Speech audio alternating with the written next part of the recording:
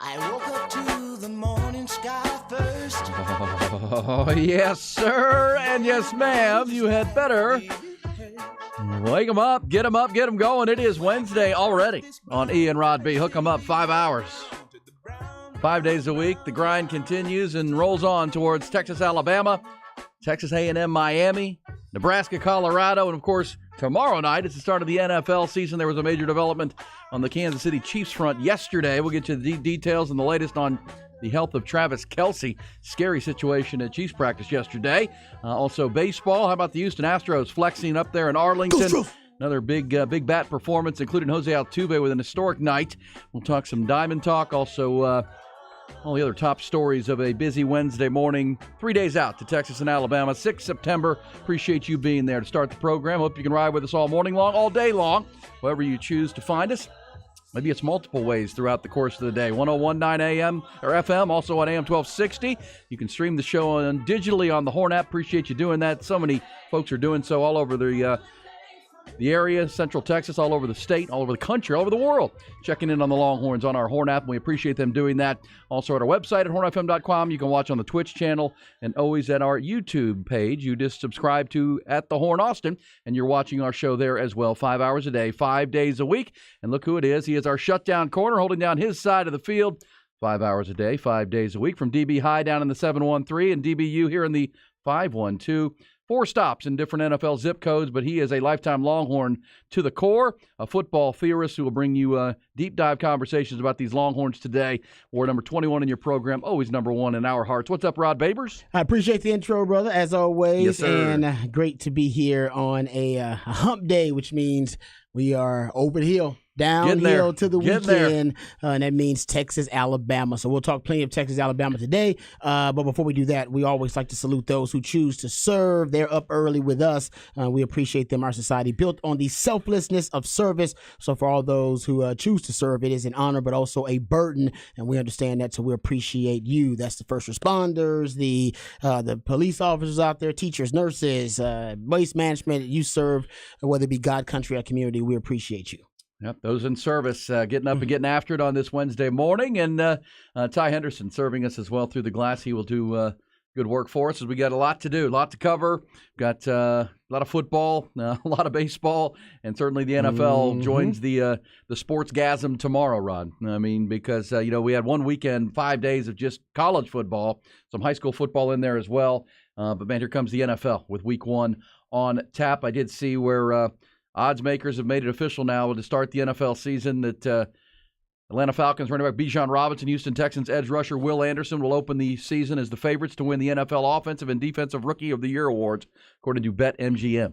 Yeah, BetMGM. Yeah, Bijan was easy. I mean, I don't think there's anybody out there who's not picking Bijan as a favorite to win Rookie of the Year. Jahmyr Gibbs, I've seen as some people with Detroit because they're going to feature him in their backfield. He will be featured, but I mean, we're going to see him Thursday night. Bijan is in a perfect situation offensively. Jahmyr Gibbs is in a good situation, but there's no more perfect situation for a player coming out in the draft than Bijan Robinson with Atlanta.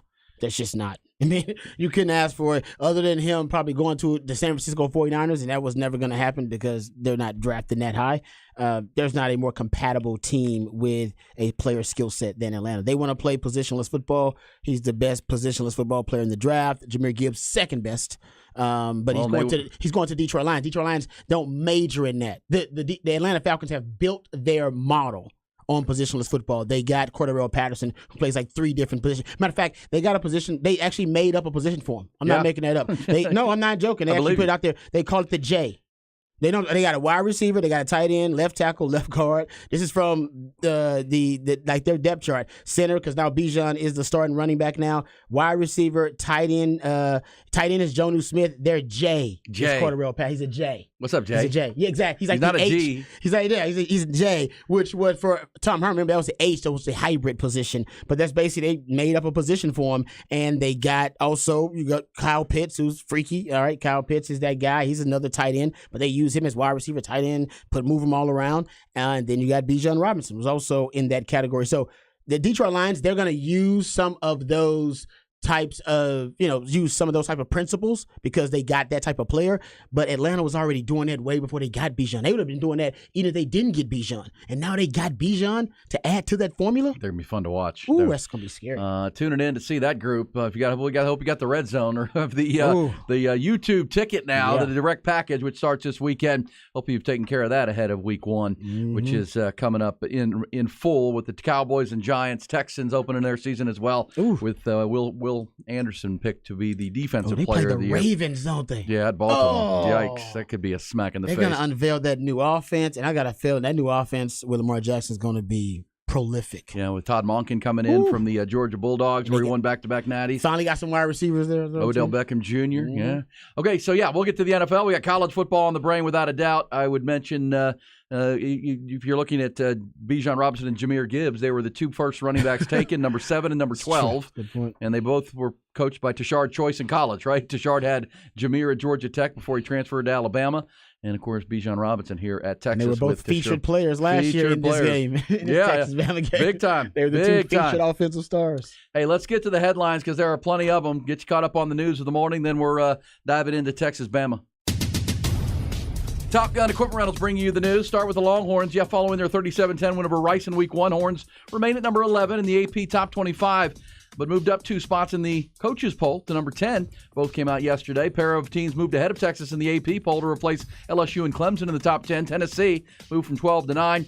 Notre Dame moves 2-0, moved from 13 to 10. Texas sat still at 11. This week's opponent, Alabama, moved up to number 3 this week behind only Georgia and Michigan. Florida State and Ohio State round out the top 5. Around the Big 12, K-State up a spot to 15. Oklahoma is up 2 spots to 18. TCU and Tech dropped out of the top 25. Duke and Colorado have entered it following their upset wins. They're at number 21 and 22.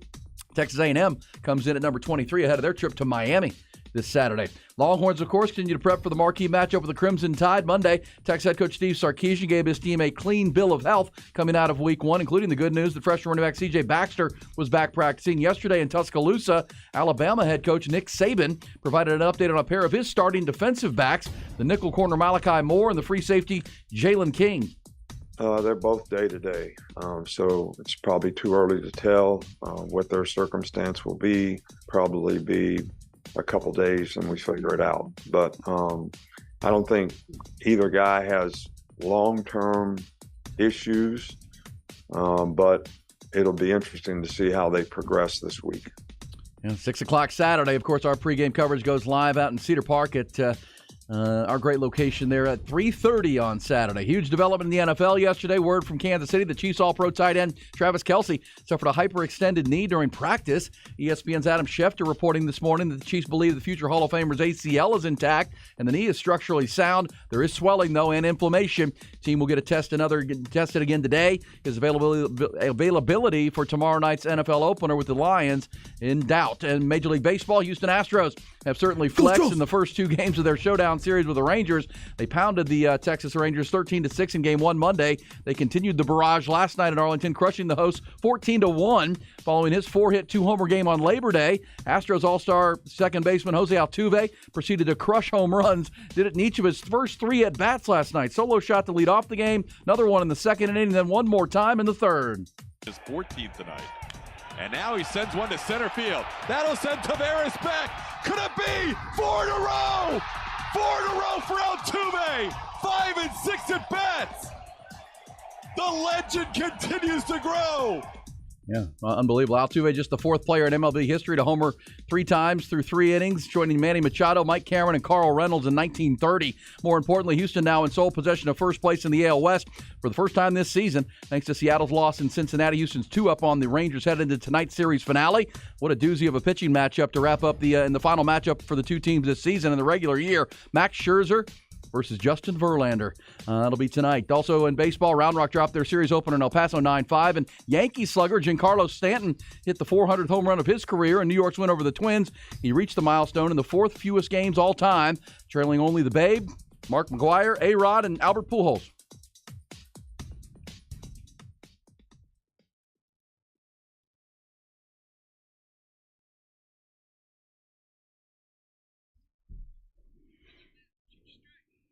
Man, the Astros bats on fire.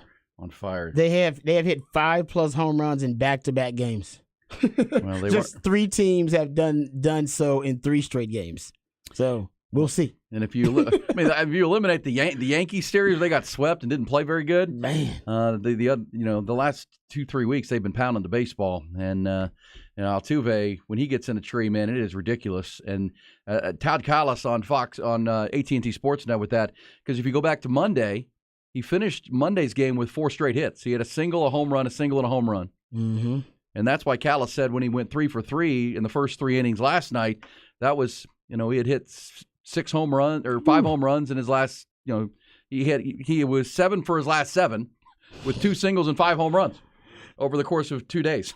Come on, man. Man, he is, it's unbelievable. Like, that's crazy. Well, 3 ball- home runs in a row. in a row. Well, and There's I got hot, and then there's that, whatever he is right now. I talked yesterday about Nathan Eovaldi making his start, and I Said that was going to add Well- some juice. I didn't. Well, here's the thing, and I should have realized this, but the Rangers didn't even let him get a rehab start, Rod. I mean, he hadn't pitched in almost 2 months, and normally you would go down to the minor leagues and at least get face some live batters, get yourself 3 innings of work Yeah. to shake off the rust. You don't want to shake off the rust in a game that's that important. I don't get that for the Rangers, not even giving him a rehab start. It was almost like a panic move. Like, hey, this is a big game. We'll see if Eovaldi can get us going because our pitching staff is falling apart. And he was not good. I mean, he was leaving things up. I mean, he's an all-star, but even those guys, right? That's why you go to training camp, right, or spring training. You get yourself right, you get yourself sharp, and they just brought him right off of the IL, and there he was. So, but the Astros took advantage of it. He wasn't sharp, and they scored. Altuve led off the game with a home run. Yes, but part of the weird reason they got to bat 3 times in 3 innings is that wasn't the only. They scored 3 runs in the first. They scored 3 runs in the second. They scored 3 runs in the third. And because then Dane Dunning came in and gave up another home run. So yeah, I mean, Astros are now starting to flex a little bit. The Mariners have lost back-to-back games in Cincinnati. So Houston's on top for the first time all season. And tonight, how about that? That's must-see TV on a Wednesday night. You got Justin Verlander, Max Scherzer head-to-head. And the Rangers, I mean, this is a desperation game for the Rangers. I was going to say, yeah, somebody's got to stop the bleeding. Yes. At this point. And who else would you rather have than it's the perfect guy. Steve? That's what you brought him in for. You brought him in for these types of situations. That's right. For a crisis. And right now, I don't know if it's crisis mode just yet for the Rangers, but I think some fans are freaking out. Is Ty, you freaking out? You freaking out yet? A little bit. Okay. A little bit. All right. This is the first time he's actually even started to have a little bit of anxiety. I'm not freaking out. I'm worried. You're a little anxious about it. Yes. Yeah. So they're spiraling. There's something happening. We just gotta. I don't know what's going on, but they're starting to spiral. And they go they end the season, like you pointed out several times, with a tough schedule. Yeah, that's 7 straight. 7 out of 10 with the Mariners in Seattle, and that could be. I mean, there's no doubt at this point, with 3 weeks to go in the season, that's going to be for a playoff spot, because the Astros, Rangers, and Mariners are jockeying in this race in the West.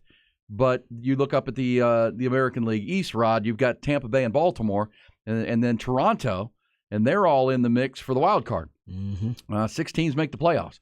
And so, somebody's going to win the Central, and that's going to be the Twins. They're 7 up on Cleveland, so the Twins are in.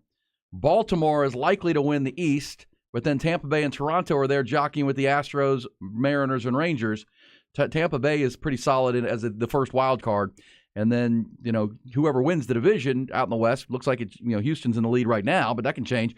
They'll be in. But then there's it looks to me at this point with 3 weeks to go, Rod, that there are 2 spots left behind Tampa with 3 teams jockeying: the Rangers, the Mariners, and the Blue Jays. So you got to watch the Blue Jays every night the rest of the way. And that's why I say those 7 games in the last 10 days, 10 games in Seattle for Texas, that'll decide it. I mean, they'll have a chance to go win their way in and make hay. Houston has the easiest schedule the rest of the way. Once they leave Arlington here, they've got some very favorable matchups. And now they're healthy the rest too. Of the way, and they're getting healthy and heating up. Yeah, and that's the other part of last night's 14-1 win. You gave Framber Valdez the lead, but he pitched great. And Framber Valdez, since the All-Star break, has either been great or terrible. Yeah, he's been inconsistent. Like, there's really no middle ground. He's not just, he had that streak last year where he had 25 quality starts in a row, which was Mr. Reliable. Well, this year he's been, throws no hitters, and then he gets bombed. Feast or famine. Yeah. But that's, that was good to see last night. We'll get to see Verlander tonight. He gave up some taters to the Yankees on Friday night to open up that series with New York. So see if he can bounce back. And as you said, the Yankees in a bit of desperation mode here, trying to find some wins here and find some pitching. They've got to do it. So there goes some baseball in the mix. We've got football on the brain with the NFL opening. What did you think when you heard Travis Kelce's injury? You know what?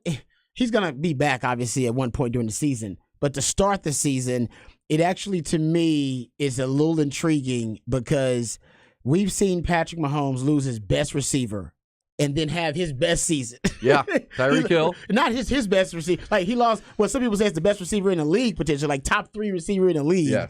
And by the way, for Tyreek Hill, he also had a career year. So both of those guys, that's one of those great mysteries in football last season. Like, how the hell did we separate Tyreek Hill and Patrick Mahomes, both, top 3 at their position in the NFL, and then separately they had arguably their best seasons without each other and got better. Yeah.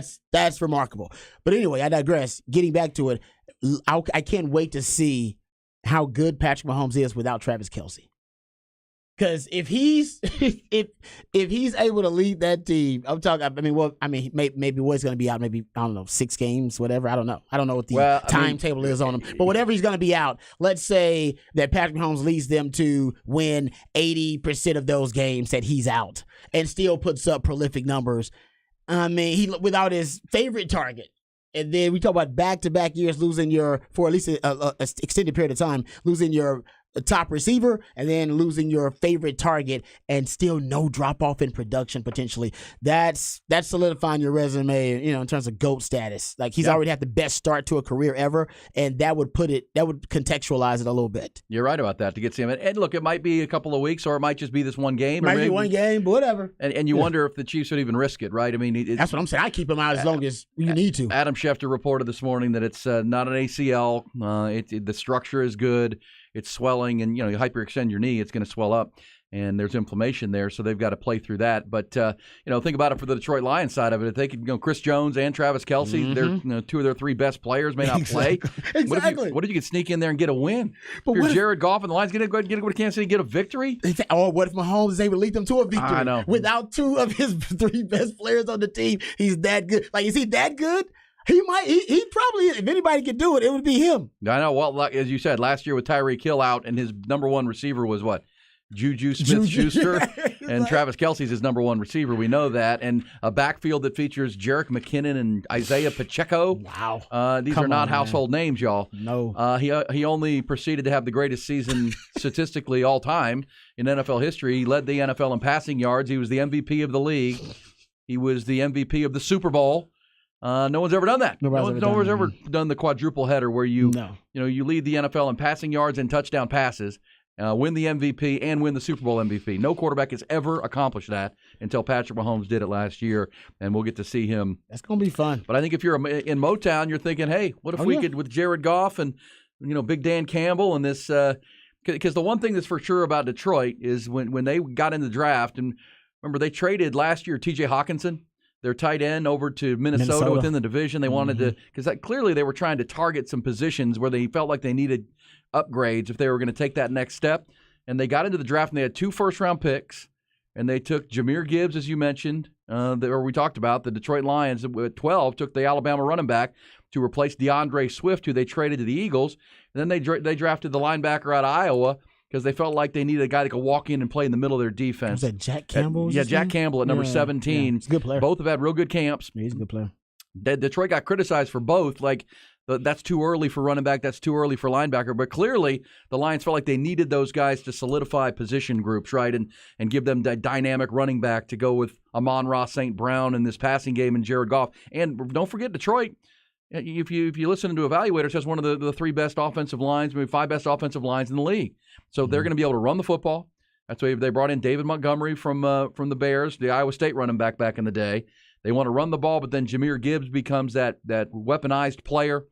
Amon-Ra St. Brown has turned into one of the better receivers in the league, and they're fun to watch. And then they think they've improved their defense, Rod. That's going to be the question. And that, if you think you've improved your defense, Patrick Mahomes will let you know if you did or not.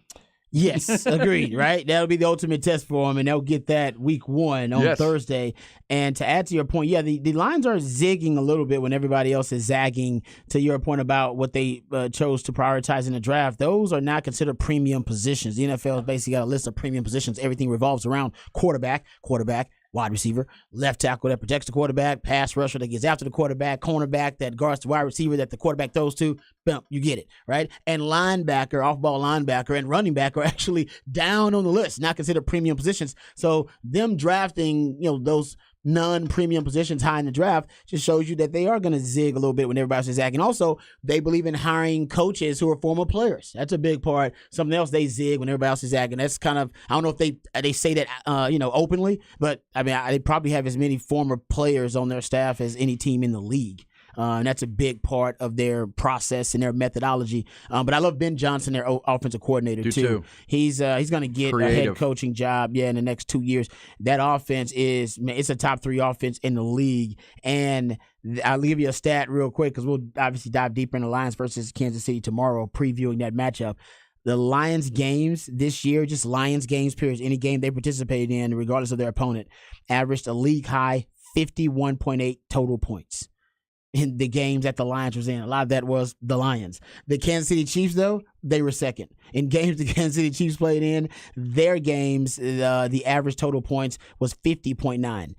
It's going to be a lot of points scored in that game. Now, the over-under, I believe, is 55. Yeah, which is a pretty big number. It is a big number, but I wonder if they will push that and go over. What are you thinking about that, Ty? Over-under 55, Kansas City, but no Travis Kelce. Potentially for Kansas City. I wouldn't even. I wouldn't worry about it. I think that'd be stupid. Yeah, if considering you're a Super Bowl or bust team, that'd be stupid week 1 to throw your second best player out there. But yeah, Kansas City, Detroit. What do you think?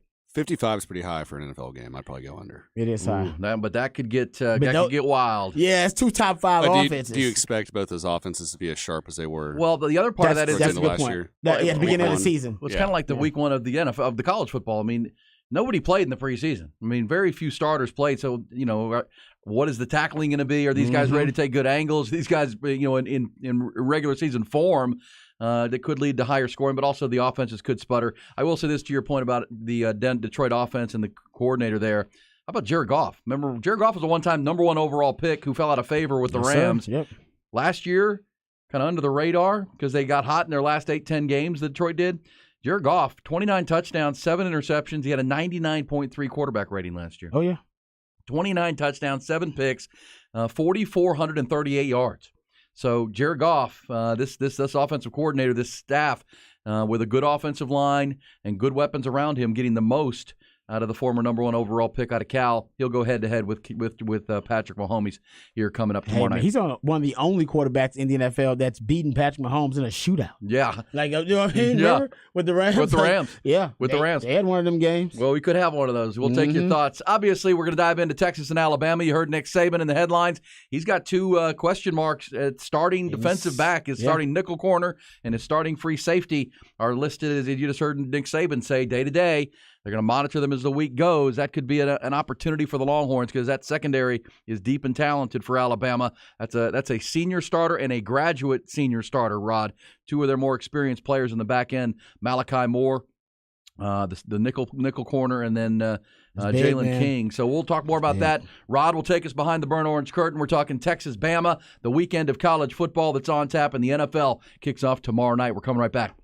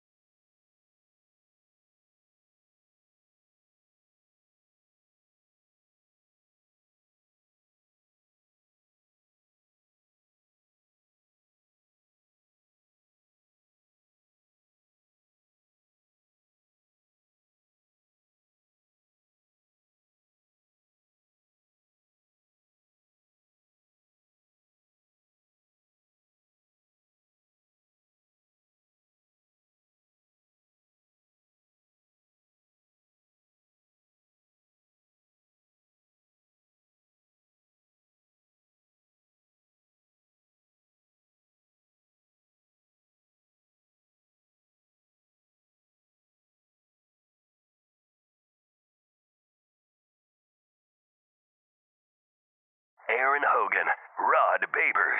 Austin, Texas Sports. The Horn.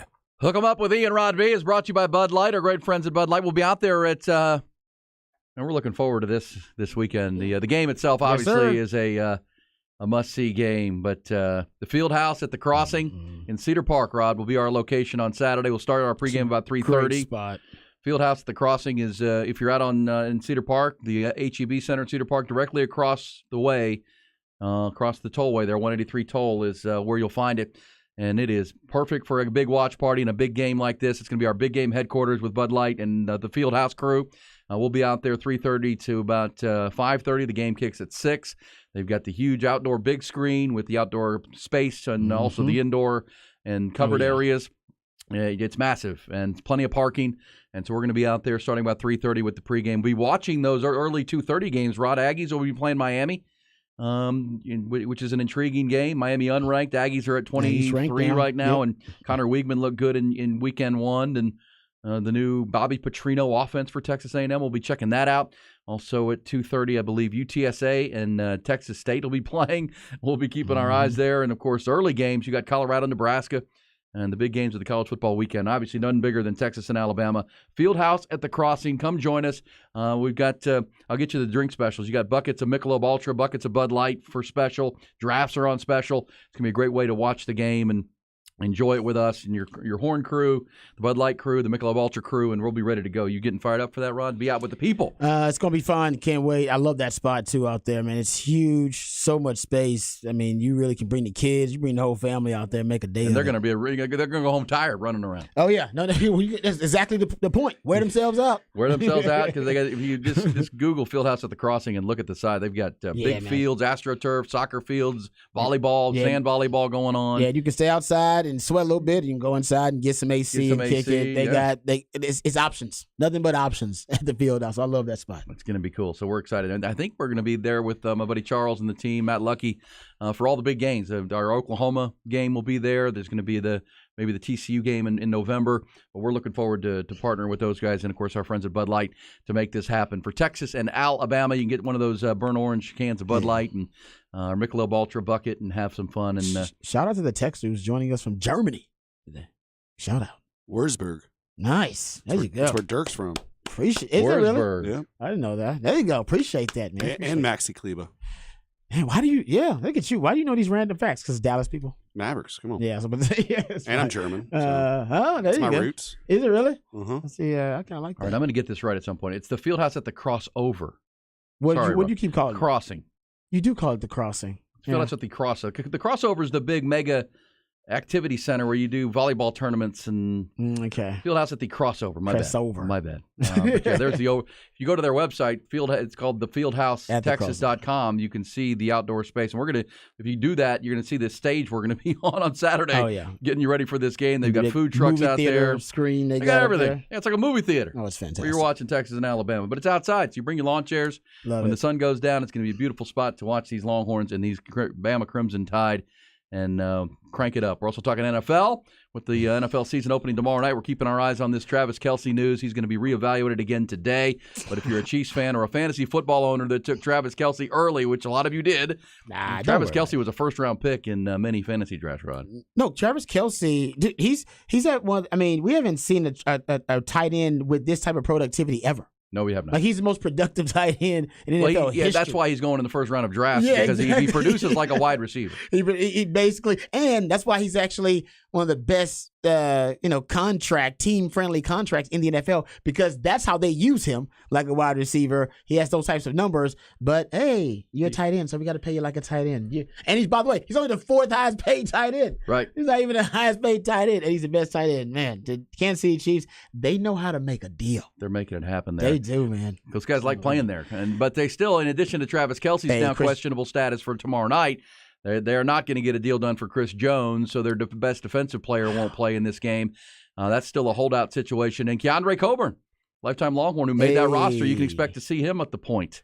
Yeah, no Charles Omenihu for them too, because he's serving a suspension. Yes. So they're missing a couple of guys on that defensive line there. Travis Kelce was a top 6 pick in my draft, and others that I've seen. For sure, no doubt. I mean, he's unbelievable. I love this stat about him. It's his 7th straight season over 1,000 yards. No other tight end in NFL history has had more than 4,000 yard seasons in their entire career. That's crazy. 4? 4. He's had seven straight. That's nuts. Isn't that crazy? That is nuts, Rod. He's the most productive tight end there is. That's not even close. Well, and that's the production. And the question is that I think their backup tight end's a guy named Noah Gray. Noah had 30 catches last year. Noah Gray. And the Belldozer. Yeah, Blake Bell is there. But, their best wide receivers this year, who are those going to be? Juju Smith-Schuster's gone, so it's Sky Moore. It's, Valdez-Scantling. Man. Yeah, Marquez Valdez-Scantling. Their running backs are Jerick McKinnon, Isaiah Pacheco. We know they rebuilt their offensive line. That's going to be a fun game to watch. It's the NFL opener, and now there's a new subplot to it with potentially no Travis Kelce. You got Noah Gray. He was 10th in snaps and 5th in receptions for the Chiefs last season.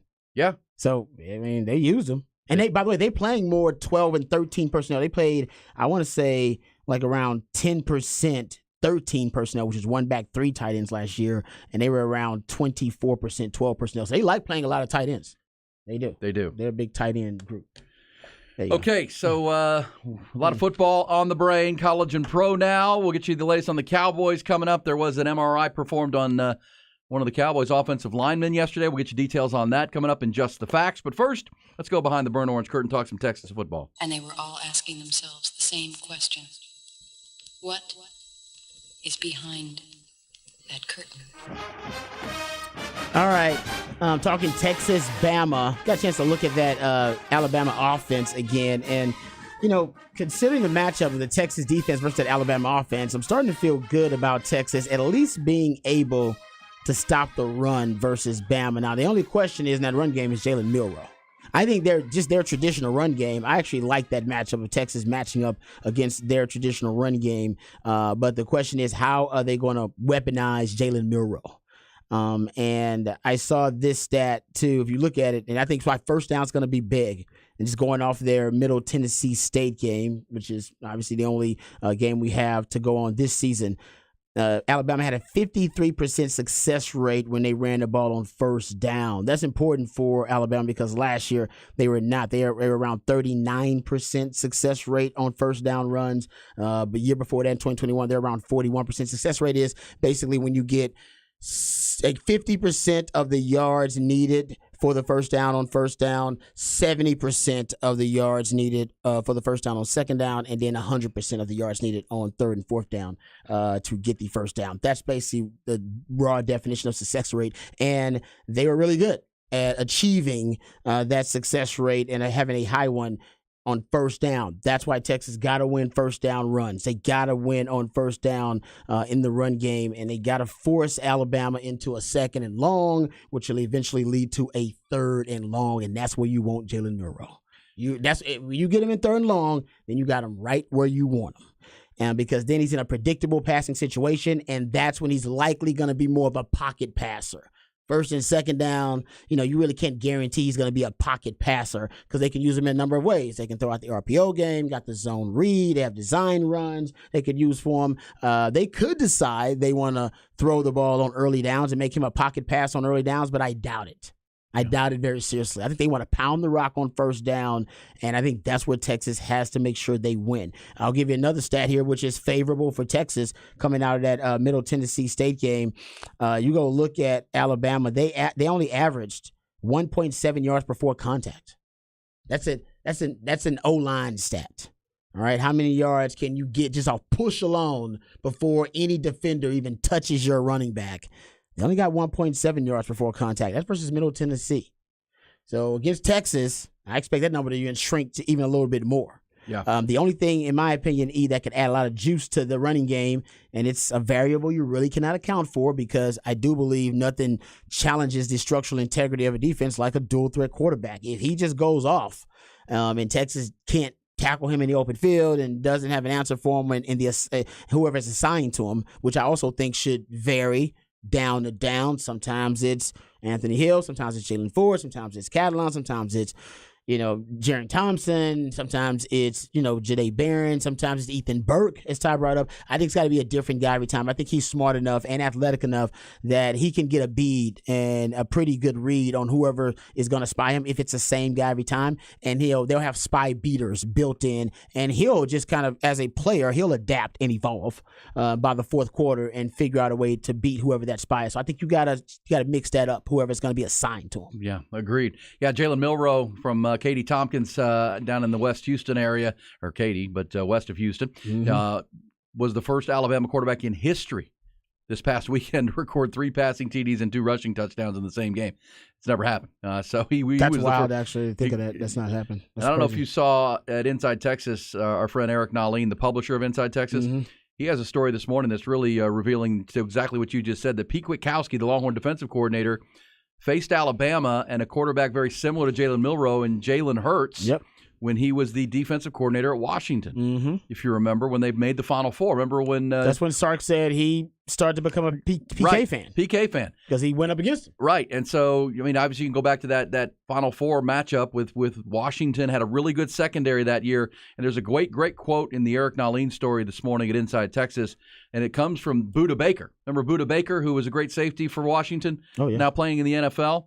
And he talked to his quote before the Alabama game in the national championship semifinal could be paralleled right to this when you're facing a guy like Jalen Milroe, who kind of looks like Jalen Hurts when he was at Alabama. Yes, he does.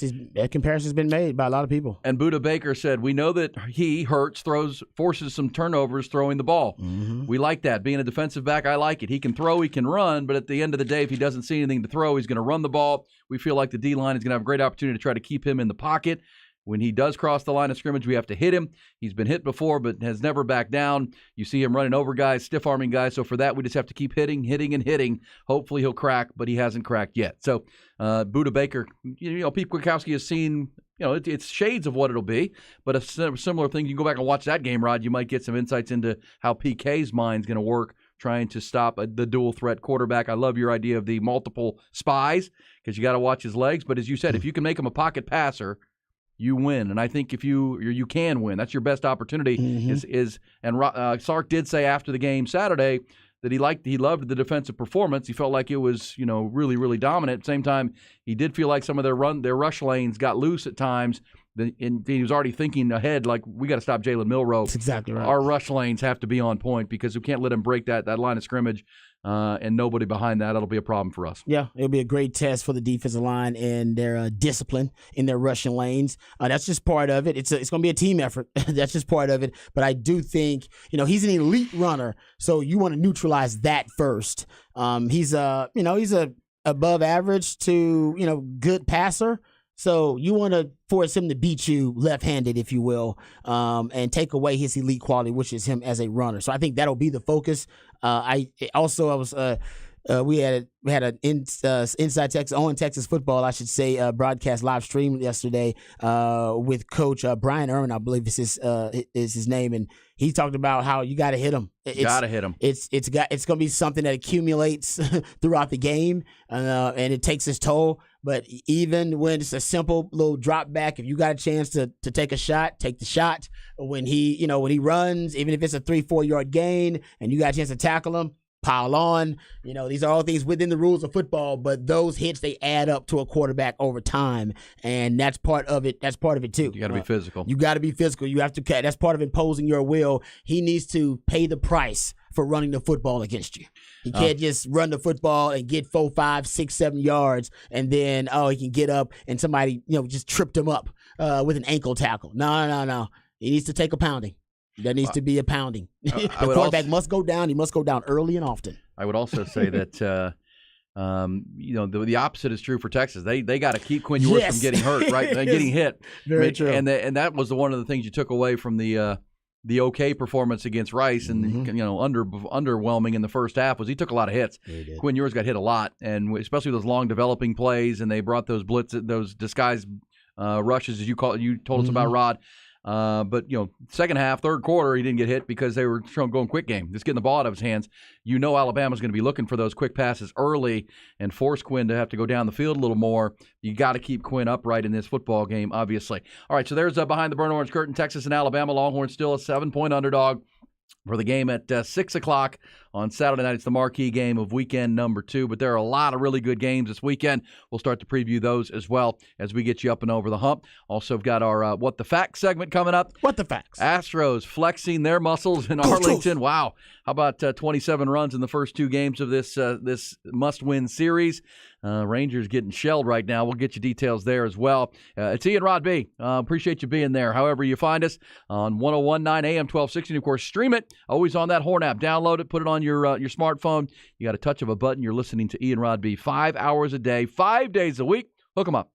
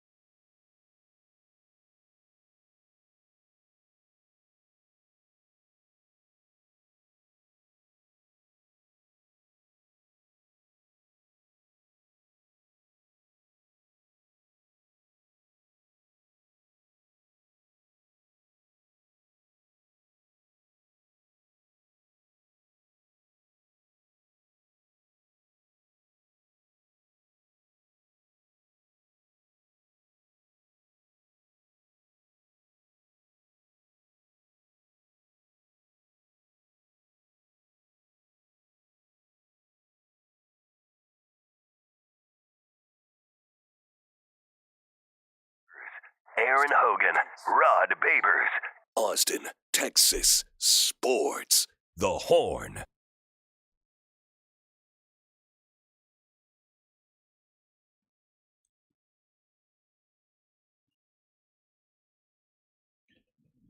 Take it easy. It is time for football, NFL, college. The full bore September, as Rod calls it, Sportsgasm is here. Heck, we even got U.S. Open tennis, Rod, if you're into the big if you're tennis. into that, they're man. winding that down into the weekend. If that's your thing, all right. Hey, it's all good. Something for everybody. Baseball. That's what the Sportsgasm is all about. Really Everybody can get some. Wait till the NBA and the NHL crank up in October and November. Then it's the full one. Oh, the full man. Monty. But we got football for sure. And we're talking Texas and Alabama. This says, Rod, I saw reports yesterday that Milroe isn't working through progressions on pass plays, locking on one receiver. Do you see the same? If that's the case, Jalen Ford could get another interception. Yeah, I was talking yesterday to my man Ian Boyd about that, and I haven't. I'll go back and watch the film to make sure. But the theory was, the hypothesis was that he's not going to have time in the Texas game to work through progressions because Texas has a really good defensive line. So Nick Saban, or at least, I don't know, the offensive coordinator, Tommy Rees, may encourage him to, once you're through the second read, just go run. Take off. Like, don't try to get through the full progression. That would be a fool's errand against Texas. Don't try to get through the full progression. Get 1, 2, and then we're going to basically kind of build in, like Brian Dable does, kind of a built-in scramble. Hell, Texas did that against USC. You bound to build in the scramble for them. Like, hey, you ain't got it? Just go. Yeah. Just run. We'll open it up for you based on the route combinations. There will be a lane based on you'll know the route combination. You'll know where the lane is to run. So that's what, so I'll go look at that. But if that lines up perfectly with what I think the strategy is going to be anyway for Alabama, they don't want him going through progressions because maybe that's when he makes bad decisions. There's worse decisions that if he locks in on one receiver anyway, then take away that initial read. If I'm Texas, on the flip side, just take away the first read then. Jump it. Yeah. Jump those first routes, jump those first reads, and force him to go through a progression or force him to tuck and run earlier, and then your spy can scrape and get home. So yeah, that's going to be the goal. And look, Milroe had a whole offseason to work. Last year he was playing behind Bryce Young, and he did start a few games when Bryce hurt his shoulder. And, he completed 58% of his passes, but he also, threw 5 touchdowns, but 3 interceptions. Mm-hmm. And that's the scouting report, at least until disproven. Now, he could be in a different place this year with work he's done in the offseason. But, last year he was rattleable if you could take that initial read away. And then, as you said, try to control the run lanes, and then he's got to make a decision. Make him hesitate. Yep. And look, Texas fans will say the same thing about Quinn Ewers. If you make him hesitate and he doesn't have his first guy, things can get off the rails. And Very don't know true. Nick Saban hasn't. You don't want him going through progressions either. Yeah. So it's a battle of quarterbacks without a doubt. I think both defenses are high end. I think both teams have elite skill players, and then maybe Texas has better skill players than. And because Alabama has, dudes all over the place. Yeah, but I think Texas offensively definitely has better skill talent weapons this year. Yeah, I think it'll be. I don't think either team's going to be able to run the ball.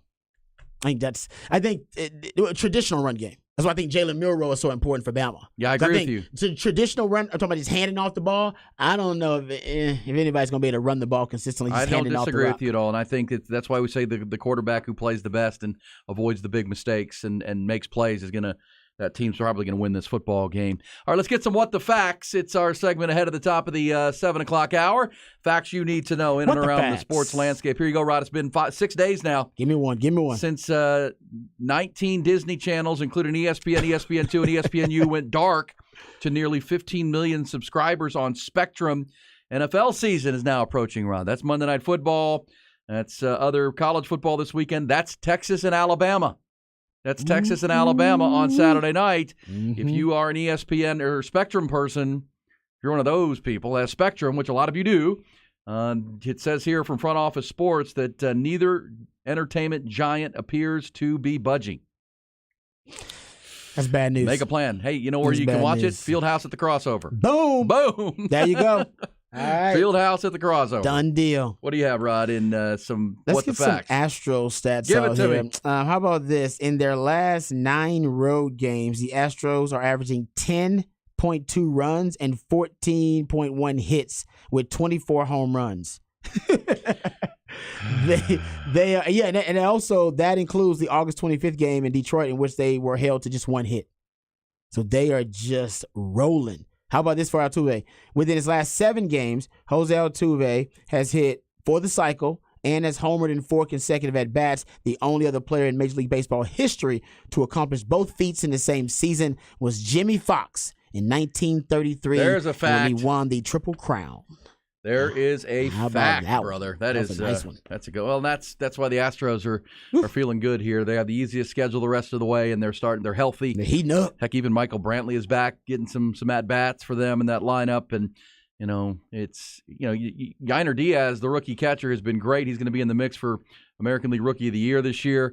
But even you put Martin Maldonado behind the plate last night because he is Framber Valdez's catcher, and he hits a couple of home runs for you. So things are clicking for the Astros offense. Remove that Yankee series, by the way, because that did happen. 3 losses to the Yankees over this past weekend. Everything else has been good for them last bringing up couple old weeks. stuff. Yeah, it's in the rear view. How about this? This is what I love about What the Facts. We can tell you stories that maybe you've missed, but this is pretty cool. This is from the world of soccer. But Rod, this is a revolutionary thing. Real Madrid has built a new stadium for their soccer matches. Real Madrid, the soccer giant. Oh yeah.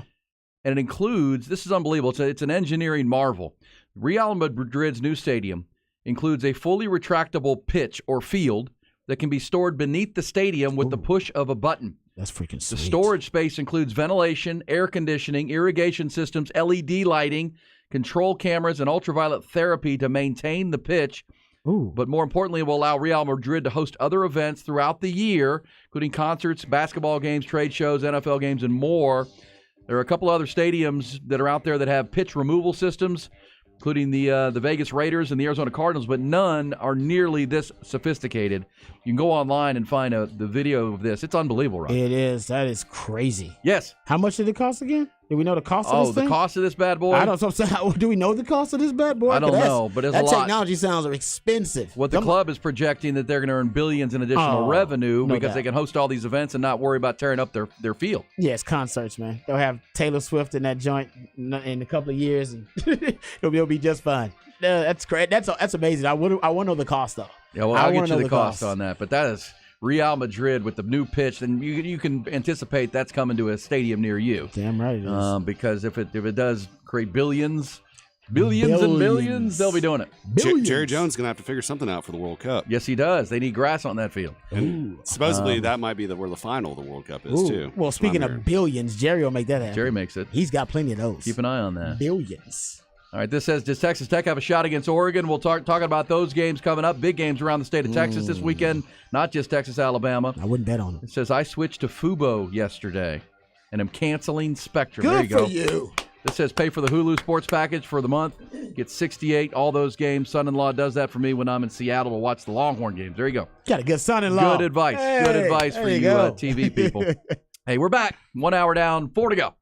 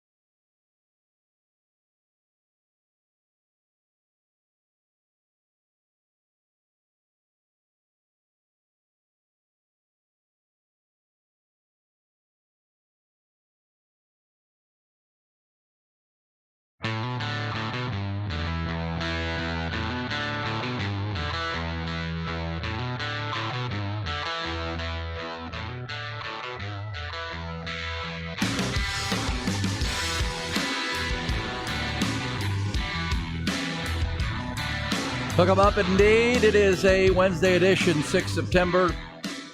NFL season opens tomorrow night. There's major news involving Travis Kelce. Good news, bad news for the Chiefs Hall of Fame to be tight end.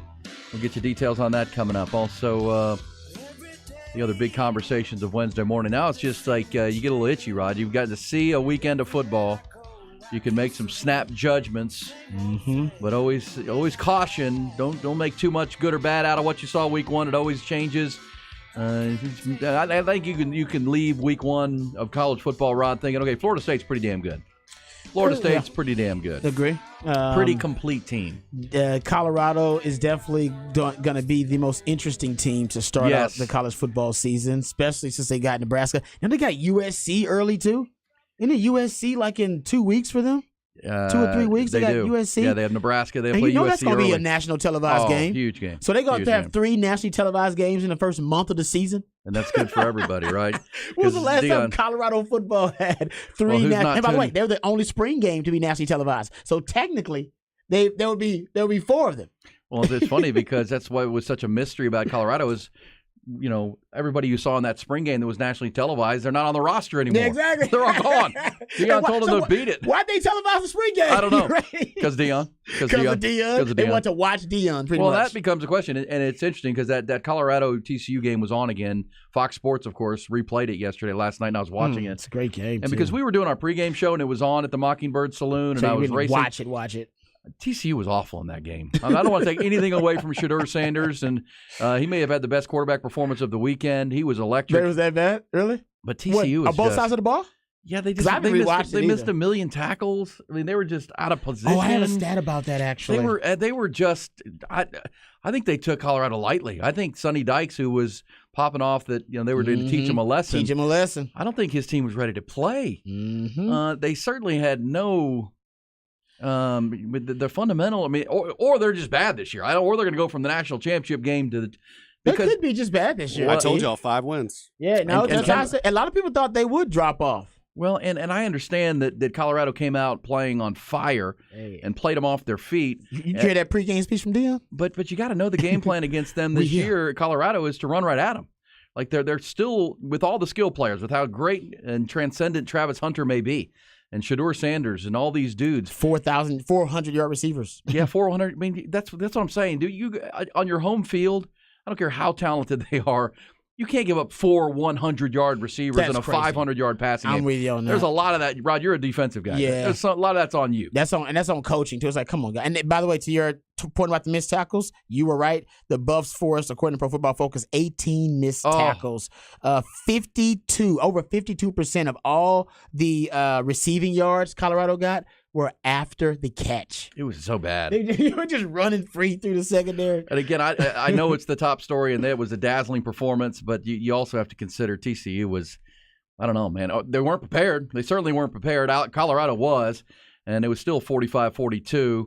That's why I wonder, because I still believe you can run right at Colorado. I think Deion knows that too. And they're going to have a hard time running the ball themselves, because their offensive and defensive lines just aren't there yet. As you said, you can get skill players in the portal. You can load up, and Deion did. There's no question. But it's where's Texas going right now? Right there, building the lines of scrimmage, offensive and defensive lines, and that's still going to be a problem, I think, for Colorado, big picture, especially in a game this week, right, with a team like Nebraska, who's big and physical. They can't run with Colorado speed-wise. And then, as you said, USC down the road. And, boy, I don't know what to make of TCU, because that was that was I haven't watched it. Good. I might have to go back and try to find if I can find the game somewhere and watch it. Well, it was spectacular to watch Shedeur Sanders because, look, he knows he's going to get hit in these games, Rod, because the offensive line isn't great at Colorado.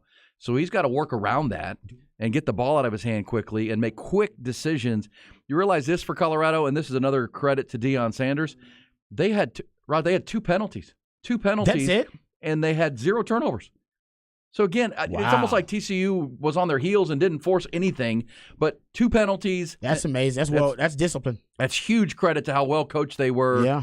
And look, they have a really good coaching staff. Deion Sanders has Mike Zimmer calling his defense. He's got NFL coaches on that Mike staff. Zimmer. Yeah, Mike got- Zimmer's is DC? Yes. Yeah, no, he's got NFL. He's got like 3 or 4 former How did I NFL miss coaches on the that? staff. Yeah, no, he built a staff, Yeah, bro. Tim Brewster's on that staff recruiting for him too. Yeah, Tim Brewster recruited Chris Sims, VY. Oh, that dude's a recruiting mercenary. He man. is, and so it's still about players though, and they showed they have elite skill players. They're so dang good on the outsides, but TCU's got to be better. To your point, Shedeur Sanders was asked about what's the major difference between the FCS level and the level he's playing at now at the Power 5 level.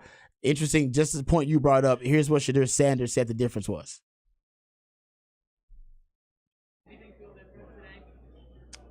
Nah. Nothing really. I'll say the only difference between FCS and this level is the D-line get off blocks if you try to scramble up faster. That's it. Everything else, you got good players, you got good DBs, good receivers, everything like that.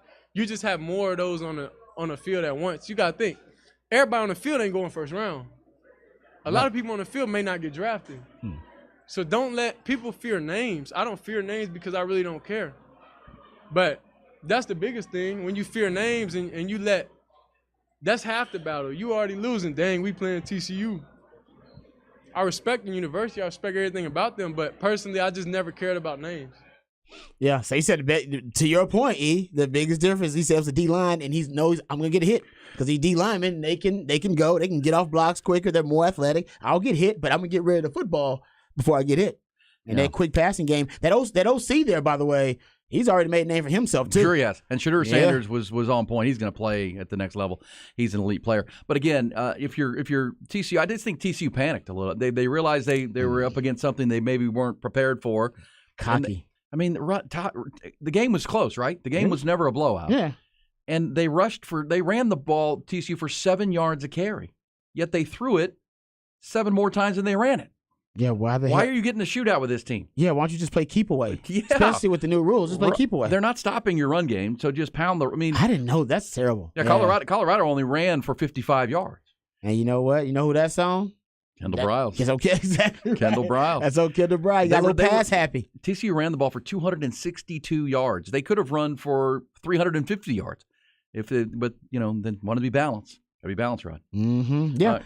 Again, it's nothing against Colorado. It's just TCU. Either they're really bad or they just had a really, really bad game plan and day. Yeah, man, that's it's a bad day to have a bad game plan and to play one of your worst games you've played. And that's where I just don't know what the ceiling is now for Colorado. Are they a 6-win team, big picture? Are they an 8-win team? Are they still going to struggle because their lines of scrimmage will get exposed and teams will get more and more film on them?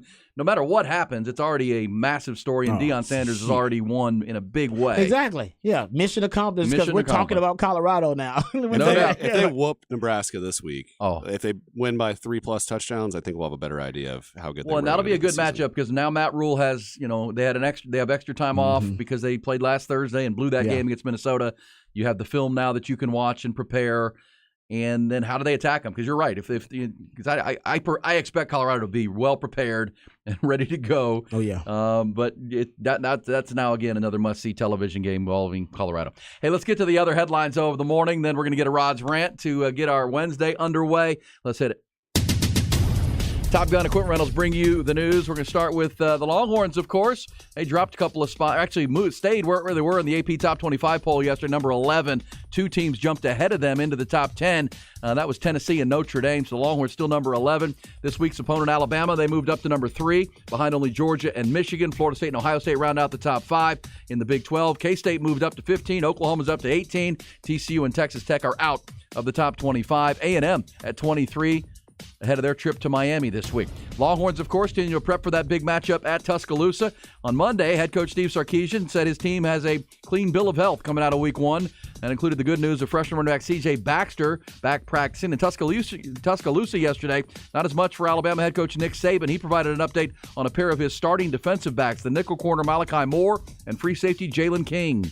They're both day-to-day, so it's probably too early to tell what their circumstance will be. Probably be a couple days and we figure it out. But I don't think either guy has long-term issues, but it'll be interesting to see how they progress this week.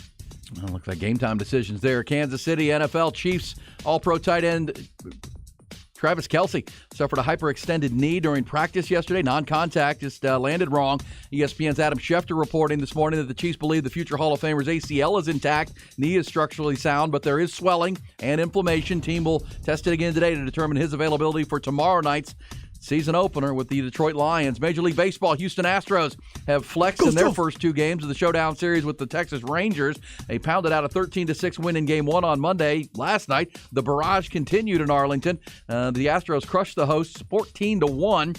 Following his 4-hit, 2-homer game on Labor Day, Astros All-Star Jose Altuve proceeded to crush home runs in each of his first 3 at-bats last night. Solo shot to lead off the game, another in the second inning, and how about one more time in the third?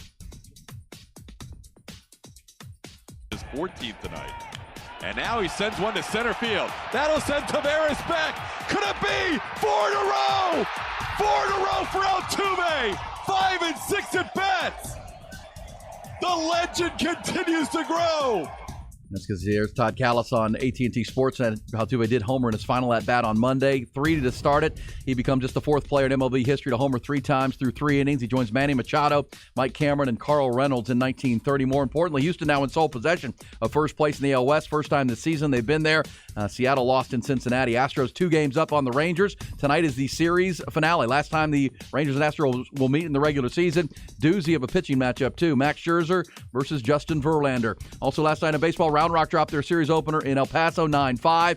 And Yankee slugger Giancarlo Stanton in the Bronx hit his 400th home run of his career in a win over the Twins. He reached the milestone in the 4th fewest games all time behind Babe Ruth, Mark McGwire, Alex Rodriguez, and Albert Pujols.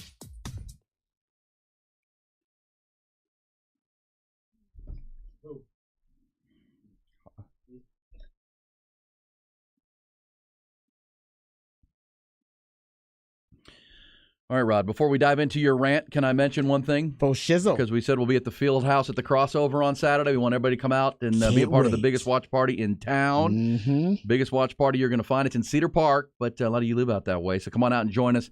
The big movie theater screen up on the stage, indoor, outdoor activities for your kids. And it's all brought to you by our great friends at Bud Light.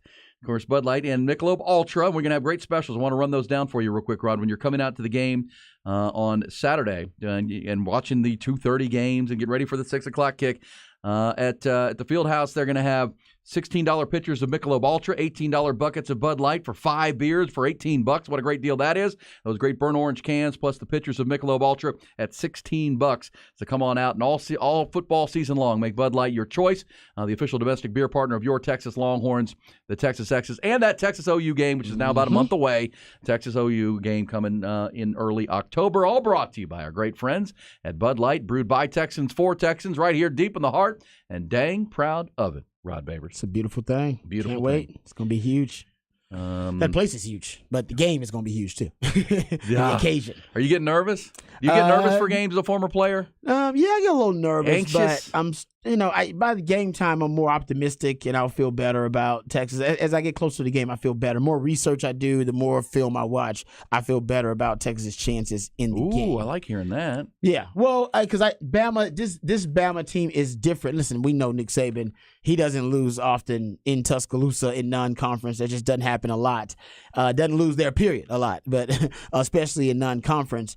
But this is not the same Bama team that we've grown accustomed to in recent years that has, NFL first rounders littered all throughout the roster at skill positions and on the O-line, right? That this is not when Sark was there and you had 4-5 first rounders on that team. It's not. They have good players. They're still loaded with a lot of talent. Of course, that's something I noticed, Rod, and you just pointed it out. It's not elite NFL draft talent. It's just it's loaded with a lot of talent. Sure. Texas has better skill talent now, NFL draftable skill talent on offense than Bama does right now. I just think it's interesting that you say that because I was looking at some. You look at the Todd McShay and my friend Dane Brugler with the Athletic, and they've got their early mock drafts, and that, which they have their top 50 players in Pro Football Focus.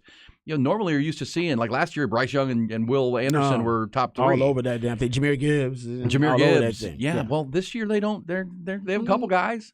Yeah. The receiver. Who's their best player? Who's that? On either side of the ball. for Alabama. Because last year we could say Will Anderson. Well, Will Anderson and Bryce Young are two of the best players in the Dallas country. Turner's a good player for him. He's an edge rusher for But him. they don't have a guy that's like, That's what I'm saying. Like that's the guy. They don't have a he is him guy. Okay. They don't have that this year. That is a better way of describing it to the younger generation. They don't have he is him. None of those on either side of the ball. Unless a guy like Jalen Milroe develops into a player that he wasn't last year. But remember, he was thrust into a situation last year where Bryce Young got hurt, and all of a sudden he's out there.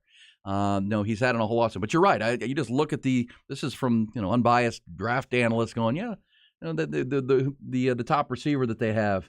Is like a first round pick. Kool-Aid McKinstry, the corner. Kool-Aid McKinstry is probably projected their best player. as a corner that could be the first round pick. But you're right. We're used to having 6, 7, 8 guys that are loading up there. And Texas, for the first time in a long time, kind of equal them. They've got guys that people look at and say, well, Xavier Worthy can be a first-round draft pick. Mm-hmm. A.D. Mitchell, J.T. Sanders, Kelvin Banks, when his time comes, when he's able, will be a first-round draft pick. Jalen Ford's going to be an early round pick. Maybe not the first, but early round. Which is, but at that point, Rod, it comes down to coaching, execution, game plan, and quarterback play. With that in mind, let's dive into Rod's Rant of a Wednesday. I'm as mad as hell, and I'm not going to take this anymore. Find out what happens when people stop being polite and start getting real. You ain't keeping it right. My God! Okay, it's happening. Everybody stay calm. Oh, you've done it now. It's time for Rod's Rant of the Day. Hold on to your butt. All right, now we talked about the Alabama offense last, at least we went behind the burnt orange curtain, talked about Jalen Milroe and the running game. So I want to talk about the Alabama defense for a little while. I went and watched that Middle Tennessee State game and tried to gather as much information and data as I could from it. One of the things that I found that Middle Tennessee State did, you guys are probably going to think that I sound like a broken record here because I went over this yesterday, but I was talking about how Rice had a lot of success using this concept versus Texas, using empty formation. It was the only thing that worked because they completed like 85% of their passes versus Texas out of empty. Their only touchdown for Rice came out of empty formation. Oh, but that was a great catch by McCaffrey. It was a really good catch. He got hit hard. Yeah, I agree. He actually ended up, I thought they dislodged the ball at first, but he ended up crossing the plane already. So Rice, the only thing that they could have success with, the only thing that they were able to consistently move the ball with was the empty formation. That was the concept that they used against Texas. Well, Middle Tennessee State did the same thing against Alabama. They completed over 76% of their passes versus Bama. It was the only thing that really worked versus Bama. They actually, how about this? Middle Tennessee State had 13 first downs in the game. 8 of them came out of empty formation. They also did a lot of empty reload. That's when you start out in empty with nobody in the backfield, and then you motion or shift someone back into the backfield, and that's just it's empty, and then you reload. That's good too. And by the way, that was a lot of Middle Tennessee using reload, which essentially will force the defense to show their hand because there is no pre-snap show disguise when you're being presented with empty as a defense. You have to get to your alignment assignment right away because you're stressed, all right, to the nth degree. So you got to get to your alignment assignment. Nobody's trying to rotate safeties and nobody's trying to use a pre-snap shell disguise when there's empty.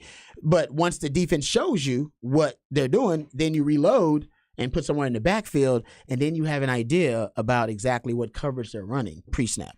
So that's a lot of reason why you'll see teams reload with the empty. What's your sense on Sark here? Because last year at home with the home crowd, he came out guns blazing, right, full bore, and that's when Texas went up and down the field, and Quinn Ewers was looking like an all-star. Yes, and then he got hurt, and then Hudson Card came in, and so the game plan changed a little bit, and then Hudson got hurt. So it really, I think, limited the playbook that Sark had. Let's just hypothetically say no injury to quarterback this time. How aggressive do you think Sark is in this game, and how aggressive should he be with that game plan? Should he pick up where he left off and just get after it, or should they be a little bit more cautionary in your mind on the road?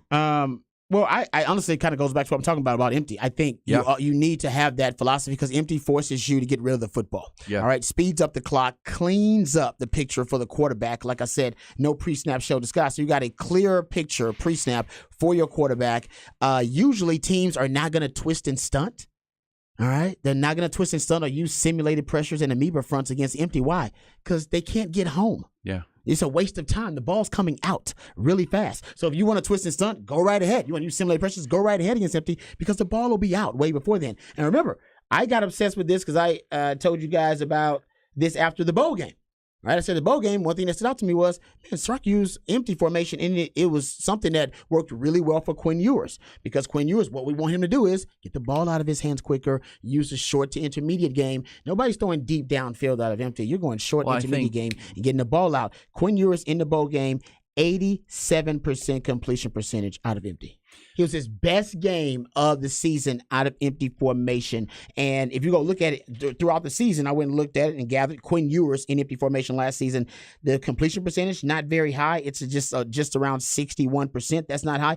But if you look at first down rate, the rate of first downs that are converted when you throw the ball in empty formation, you were at 36%. Your first down rate and / touchdown rate, combine them both, you're at 40+%. So it works really well. We know it works because Middle Tennessee, it was the only thing that they could do with that talent divide to help them move the ball against Bama. Bama really couldn't even figure it out, even though Bama likes to run it.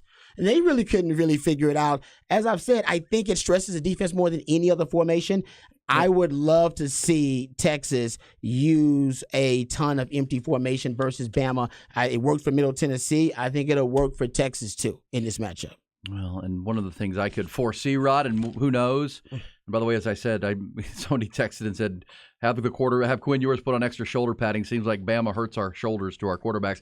Yeah, I mean, I said, protect him. I said, regardless of, the last two games against Alabama, Texas lost their quarterback in the first quarter, is why Texas fans have a little, PTSD from that, because Quinn got hurt last year, and of course, Colt in the national title game. Colt, and then I believe the Quinn one was a play action pass. Yeah, where he kind of turned, if I'm not mistaken. Yeah, it was Dallas Turner that drove him into the ground. Drove him into the ground. Yeah. Well, so I love what you say there about Quinn. I agree with you 100%. Quick throws that clear the picture for him. Yes. That's important for any quarterback, but certainly for this quarterback, because until he proves he can go through progressions against a murky picture and not this look like he's a little bit lost there. We need to see that. But what if think about this scenario, Rod, where you come out in one running back and Tavion Sanders, what's that, 11 personnel? Mm-hmm. And then go to the spread out of that, right, with one of your running backs that's a dynamic receiver, and then you go tempo. That's what I'm saying. Like, then you go quick, and then you could always, if you convert a first down, now you could tighten up a little bit, bring J.T. Sanders back in line and run the ball. Then go again. Great point, E. And it's a great way, since we know they got injuries in the secondary, right? Yes. They got a nickel that's hurt. Was it Malachi Moore? And they got a safety, Jaden King, that's hurt. They're going to be day-to-day. I imagine one of them will end up playing, if not both of them. Those are two seniors. Exactly, right? Exactly. You're talking veteran about guys, players, air traffic controllers back there who are making audibles, part of the communication center back there for Alabama. And I think you need to attack that. So if they are playing, that means they're not 100%. They're already dinged up. All right. And if they aren't going to play, that means you got a backup in there who are basically playing for seniors. All right. You talk about seniors, guys who are veterans who probably are not as experienced and are not as savvy as those veterans are. So I would attack them early. And a great way to do it is, like you said, you go 11 personnel, one back, one tight end. You put the tight end and the running back out at what they call the number one spot. That is, you count from the sideline in when you count receivers. So the number one receivers, so the ones that are the closest to the sideline, and then you put your best featured guys, your X-Man, your A.D. Mitchell, your Jay Witt, put them inside. And then you're attacking safeties, linebackers, and nickels. And if they want to move their corners inside, great. Move your corners inside. That's cool, because I need to know that. If you're going to move Kool-Aid McKinstry inside and have him shadow X-Man and have them shadow other guys, that's also good because it takes them out of their comfort zone, because now Kool-Aid McKinstry, he's in the slot with X-Man with a two-way go. I'll take that because that helps us. And also, I need to know if your corners are going to travel. That's great. That means I can find matchups elsewhere with J.T. Sanders, move him around. He's going to have a linebacker on him or a safety on him. So either way, it's going to clean up the picture and allow you to manipulate matchups. That's what you want to do. One other good news note from Texas. Our friend Justin Wells over at Inside Texas reporting that Cole Hudson was back running with the ones yesterday. He didn't play in game one. Also, DJ Campbell is healthy and ready to go, so they'll have Cole Hudson back. Offensive line looks healthy. C.J. Baxter continues to practice. So how many changes have we made on the line already? Well, you wonder. Well, they made two already. Well, man. I think Cole Hudson would have played last week had he been fully healthy. They wanted to make sure he was healthy, so that's why DJ Campbell got the start. But DJ Campbell, they made a move though. Yeah, They did. That's what I'm saying. Like we've got game one. We're already making moves. It's good though because you're trying to troubleshoot and find out which one. And I was talking to Coach Brian Earn about this yesterday. He made a really good point. Offensive lines struggle early in the season. Yes. Just because they're all about that unspoken, nonverbal communication. Everybody has to be on the same page, seeing the same thing. They work as a unit more than any other group, which is why oftentimes they're playing their best football at the end of the season after they've gotten continuity and chemistry together. So he said so early on, struggles on the offensive line is nothing new at every level of football, but you want to make sure you're getting better. You don't want the same issues to persist and exist all throughout the season. But if that's the case, and I agree with Coach, I think that is the case, I would attack that Bama O-line then early on because they're going to have some same issues that Texas had. They gave up some sacks to Middle Tennessee because Middle Tennessee had pressure packages and blitz Jalen Milroe. You know what? If all O-line struggle early on because they got a freshman playing left tackle too, you know what? Let's test it. Let's do our own twist and use our strength against. That's our strength right now is D-line to protect. Yeah, when I say we, that's their. That has to be where they're thinking. Our strength is this group and Jalen Ford. Let's be extreme with it. Let's force the issue. And we like our secondary too against a group of receivers that aren't Jerry Jeudy and Henry Ruggs and Jalen Waddle. Hey, we'll come back. There's Rod's rant. Good stuff right there. Go empty and then go tempo. Good game plan for the Longhorns. Get the ball out of Quinn's hands. We come back and keep him upright, by the way. We come back. We'll pick up these conversations, plus maybe good news coming out this morning on Travis Kelce in Kansas City. And we'll follow up that TCU-Colorado conversation and hear from one of the leaders of the TCU defense who called his team a laughingstock on Saturday. We'll hear that coming back on E and Rod B.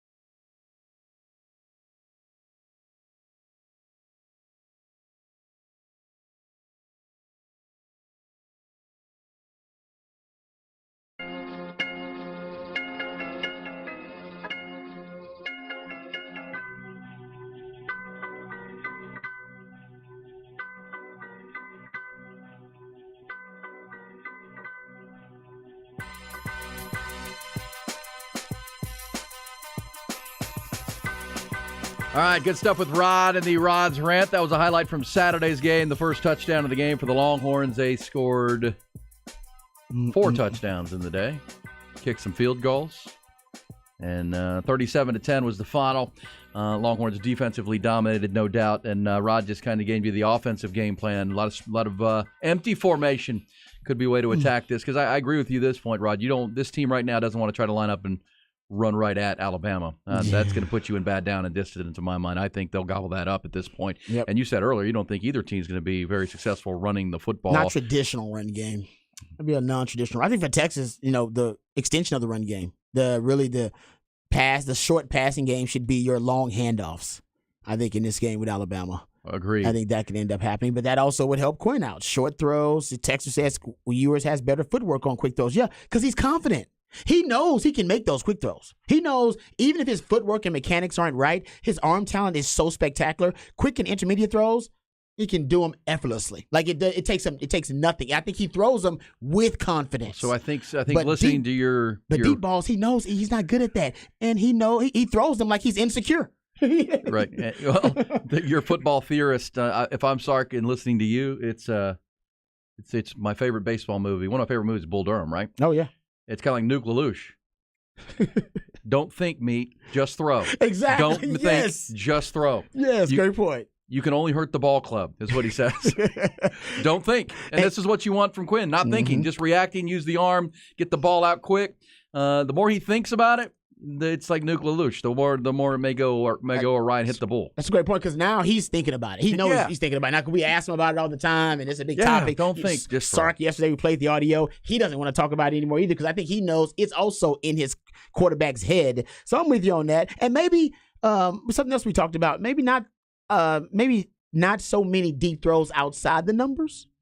Maybe try some of the post routes or slot fades. Yes, where you don't have to judge the sidelines, right? Just go right at the post, right? You're looking at the middle of the goal post, and you're letting it loose. Post corner route, they're deep balls, but it's not your traditional 9 route down the sideline. And I think he has trouble, throwing, kind of gauging that sideline. I also think that, remember when the internet sensation became Quinn throwing them bombs? That was a post route to Isaiah Nair in the spring game. Exactly. That was a post route.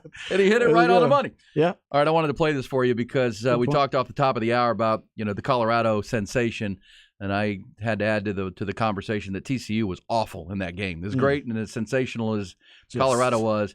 And let's listen to one of the captains of the TCU team, Johnny Hodges, their middle linebacker. Here's what he had to say yesterday when asked and pressed about his team's performance on Saturday at home. I guess you can say it's a wake-up call. I don't know how losing in the national championship by 60 isn't a wake-up call, but right now we're definitely the laughing stock of college football, having 22 missed tackles, having who knows how many missed assignments, making our defensive coordinator look awful, just making his defense look like it's a childhood kid's defense, and him getting all this slack. So if it's not a wake-up call, then I don't know what it is. So. There it is. We're the laughing stock. We made our defensive coordinator look bad. How about that, right? He went to bat for his DC.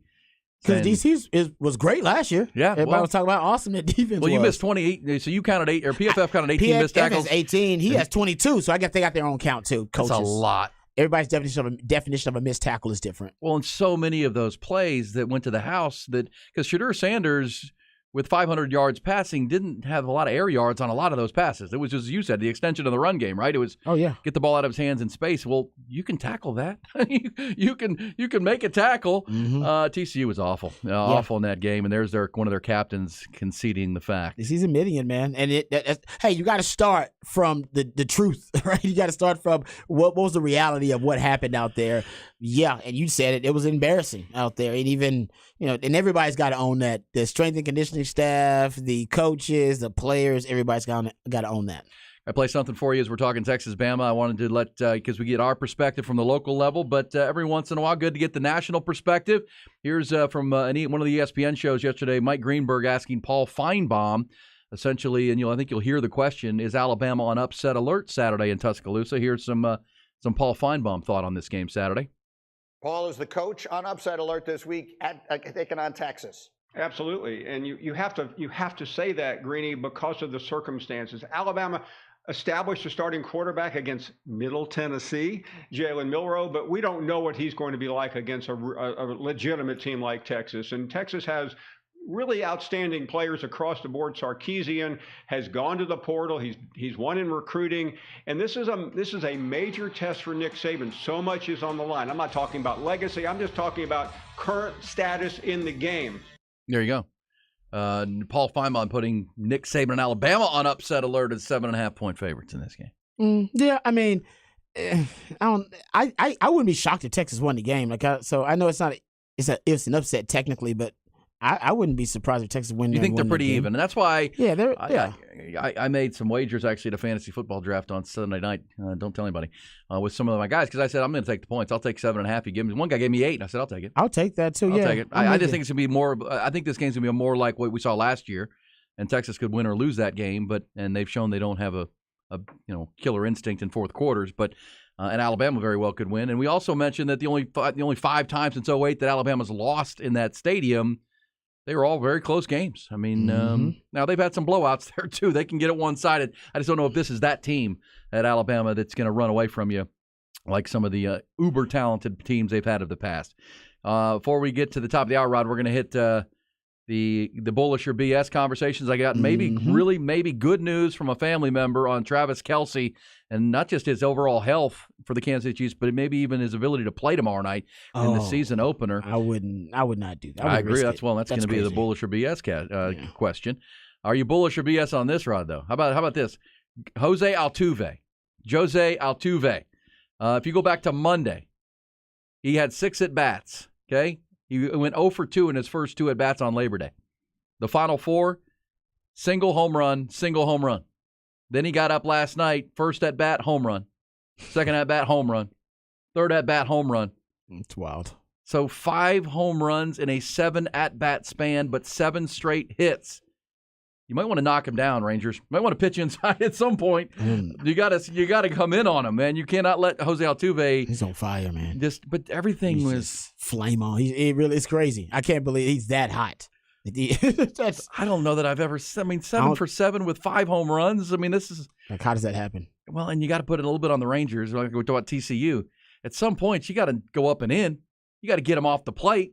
You got to do something. I mean, you can't let him just keep hanging out there. Chin music or something. Yes, I mean 100%. I mean, at some point, something's got to come up in his kitchen. How about this stat for Jose Altuve? He had his 3 homers before the 7, 8, and 9 hitters for the Rangers had their first at bat. Oh yeah, because Valdez was mowing them down. How is that possible? Because they what the hell? Because they scored 3 in the first. Jose had led off the game with a homer, but they still scored 2 more runs in that inning. Then they scored 3, and because he got the bat 3 times in 3 innings. That doesn't happen that often. That's a crazy baseball. Well, and then they hit 3 homers. Yeah, they sent 8 men to the plate in the first and second innings. Wow. Which means you were coming up with 9, and means Jose's coming up at 10. Right, he's your leadoff guy. Crazy. And I also think the Rangers own the Eovaldi thing. Ranger fans can tell me where I'm wrong here, but I can't. I have a hard time believing they brought Nathan Eovaldi back for that game without giving him a minor league tune-up. Right, a warm it up. Yeah, something. It's almost like they, and I don't know this, but it feels like because you wouldn't bring a pitcher back typically without, and I heard one of the broadcasters ask that last night. Have you ever heard of a starting pitcher not making a minor league rehab start to get himself, sharp? I mean, that's what you do that for, right? You wouldn't let him back on the minor league mound if he wasn't healthy and you didn't feel like he could handle it as far as what his injury was. You're just trying to sharpen him up. You're just trying to sharpen him up and get him, get comfortable back on the mound because he hadn't been there in 2 months. They put him back out there in kind of a must-win big game, and he looked like he was rusty, Rod. He looked like he was rusty, so he got bombed. He didn't even make it past 2 innings, and Dane Dunning was in the game. I'm not sure. Is that a panic move by Bruce Bochy because he knows he doesn't have much else at this point? They're kind of out of gas in their pitching staff. I mean, what are they?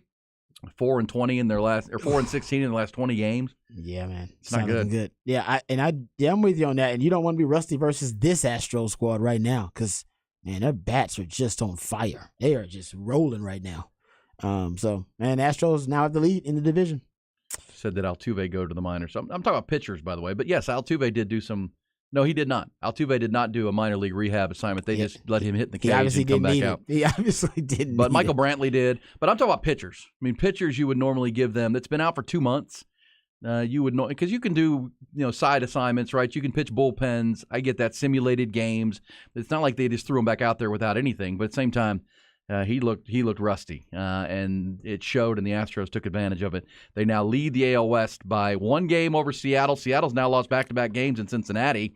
Reds doing the Astros a favor, and I can't wait for tonight, Rod. I mean, tomorrow night is must-see TV on the NFL side. Tonight, when they made these trades, you hoped for a matchup like this and a game like this where the Rangers are kind of trying to hang on. Mm-hmm. Max Scherzer v. Justin Verlander. Oh, man. Oh, pitching duel. I know it's a fantastic, matchup, but, man, I hate pitching duels because there's no low scoring. You got two great pitchers. I love them. I know you love them. That's like a defensive. And I mean, in football, I don't mind the kind of defensive, showdown between two great defensive teams. But man, you gotta expect, it's gonna be low scoring. Want to see some runs on the board. Chicks dig the long ball. Well, you might because Verlander got shelled by the Yankees on Friday. Scherzer's been hittable, but and the Astros are red hot. Rangers they're red hot. Yeah, I don't want to see them cool down. How about another stat for Jose Altuve, because they're so freaky right now. His 5 homers in the last 2 days in those 7 innings. That is the shortest span of team innings for a player to hit 5 home runs in the history of Major League Baseball. There you go. So that is it. So you're right. It's one of those things you watch and you think, I don't think I've ever seen that before. I don't think I've ever seen that happen. Then you realize, oh, yeah, it's never happened. It's never happened. God, it's amazing. He hit for the cycle, too, not too long ago. Within the last 7 games, he hit for the cycle and homered in 4 consecutive at-bats. The only player to do that was Jimmy Fox in 1933 when he won the Triple Crown. The only player to do that in the same season. And the season ain't over with. Jose's now batting .321 on the year. And now piling up the home runs. And the Astros are now stretching out the season series against the Rangers. They're now 8-3, or 8-4. 8-4. They can tonight is the final matchup between the Rangers and Astros in the regular season this year. Astros have 8, Rangers have 4, and we'll see what happens tonight. We'll come back. When we do, it's a little bullish or BS. If you're a fantasy football player and have Travis Kelce, you might get a little bit of good news that you'll hear here from his brother Jason Kelce, who did a radio interview in Philadelphia this morning. We'll get to that coming next.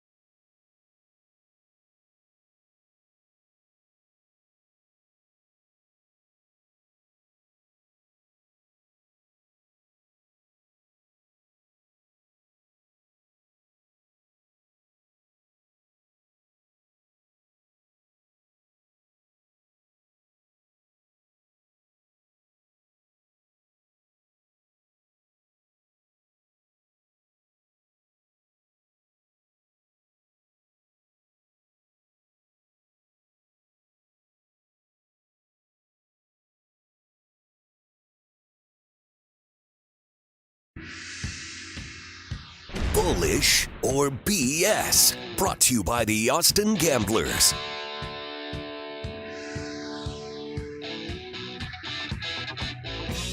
Wednesday on the Horn, Ian Rod B, Ty Henderson as well. You guys bullish or BS? There is a fantasy football draft that's gone viral in which the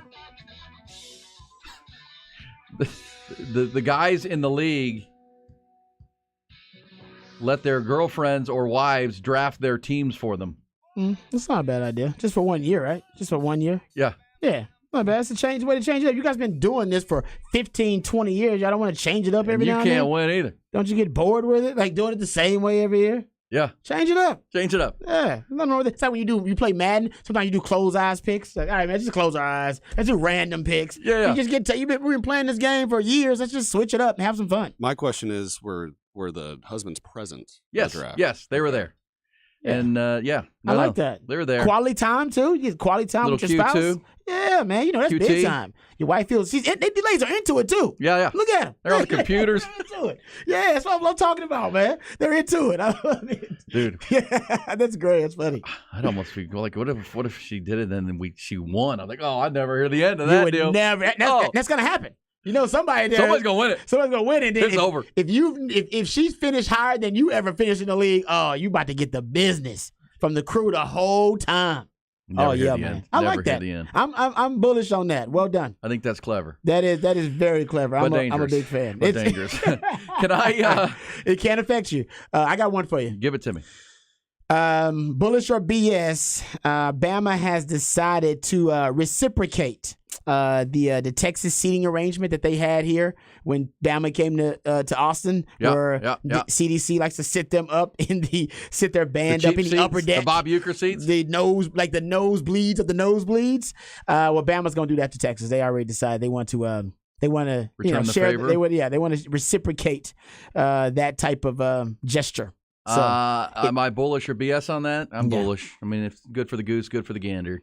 What would you expect? And they're gonna, if you've got, unless you've bought other tickets, but the Texas seating, the fan section is going to be up there too. Yes, and all 5,000 visitor tickets, which includes seats for the band, will be in the upper deck.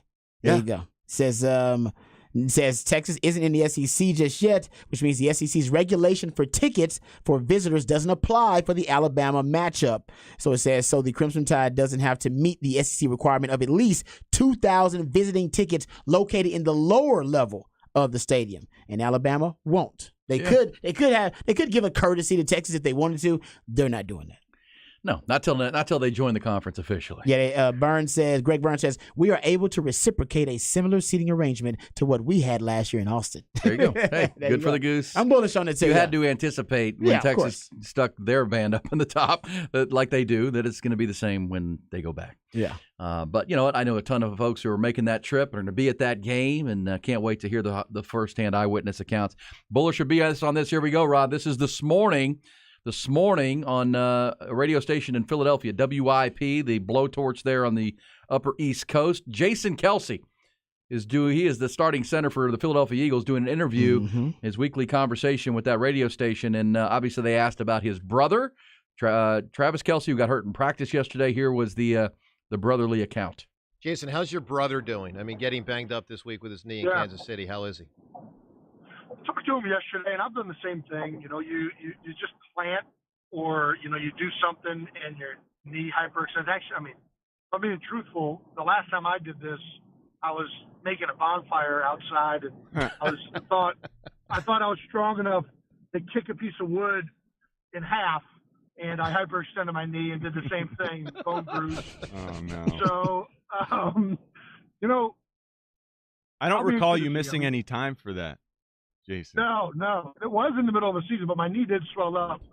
And I was like, man, that was the dumbest thing I've done in a long time. But, Trav, this was out on the field. He did, I know he's got some swelling going on.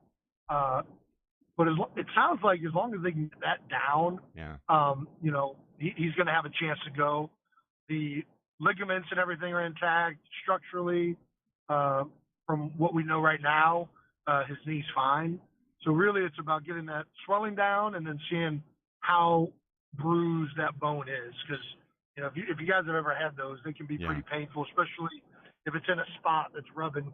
Okay, there you go. There's the brotherly account and says, so bullish or BS, Rod and Ty, that he plays tomorrow night. It sounds like he could play if it were a Sunday game, but it's a Thursday game. I say BS. It's stupid. You say BS? Don't risk it? It's game one. I mean, you got 16 more games to go after this, and you're a Super Bowl or bust team. Like, you can't just make a playoff run and be satisfied with it. If you don't win the Super Bowl or get there, the season's a disappointment. You save him for that run. No, I wouldn't play him. It wouldn't even be a question to me. Nope, you sit. You're good. We lose that game, it's okay. 0-1, it's okay. We'll recover. It's Kansas City. You dominated that division. So Ty's talking to somebody in there. Would you play him tomorrow night? Would you risk it? Risk it or biscuit? No.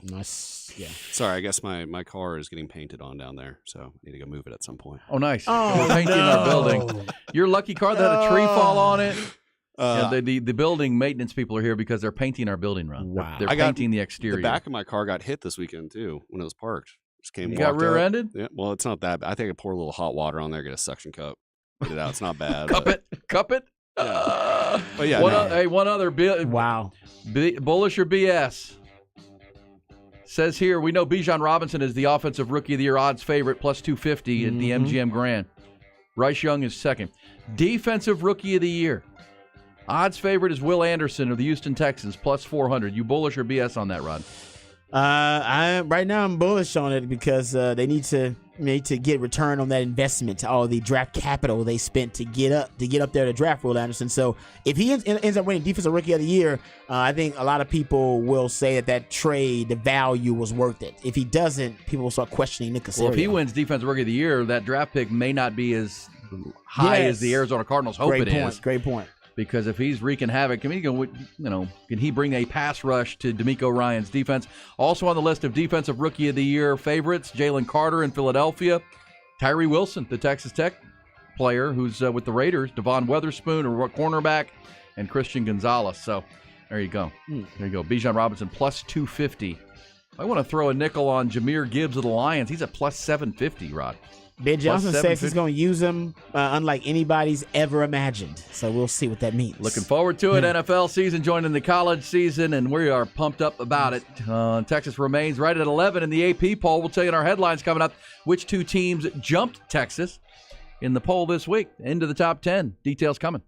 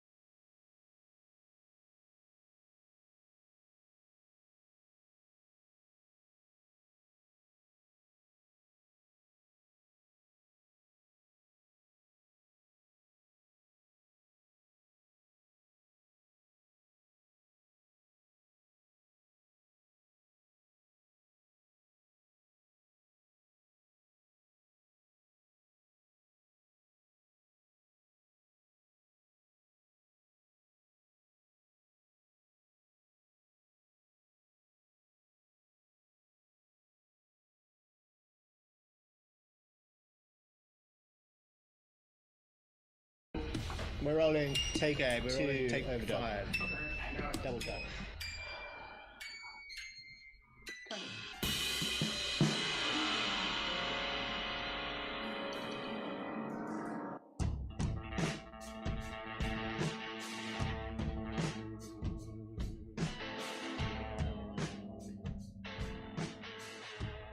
Wednesday on the Horn, it's Ian Rod B all the way till 11 o'clock, talking Texas-Bama.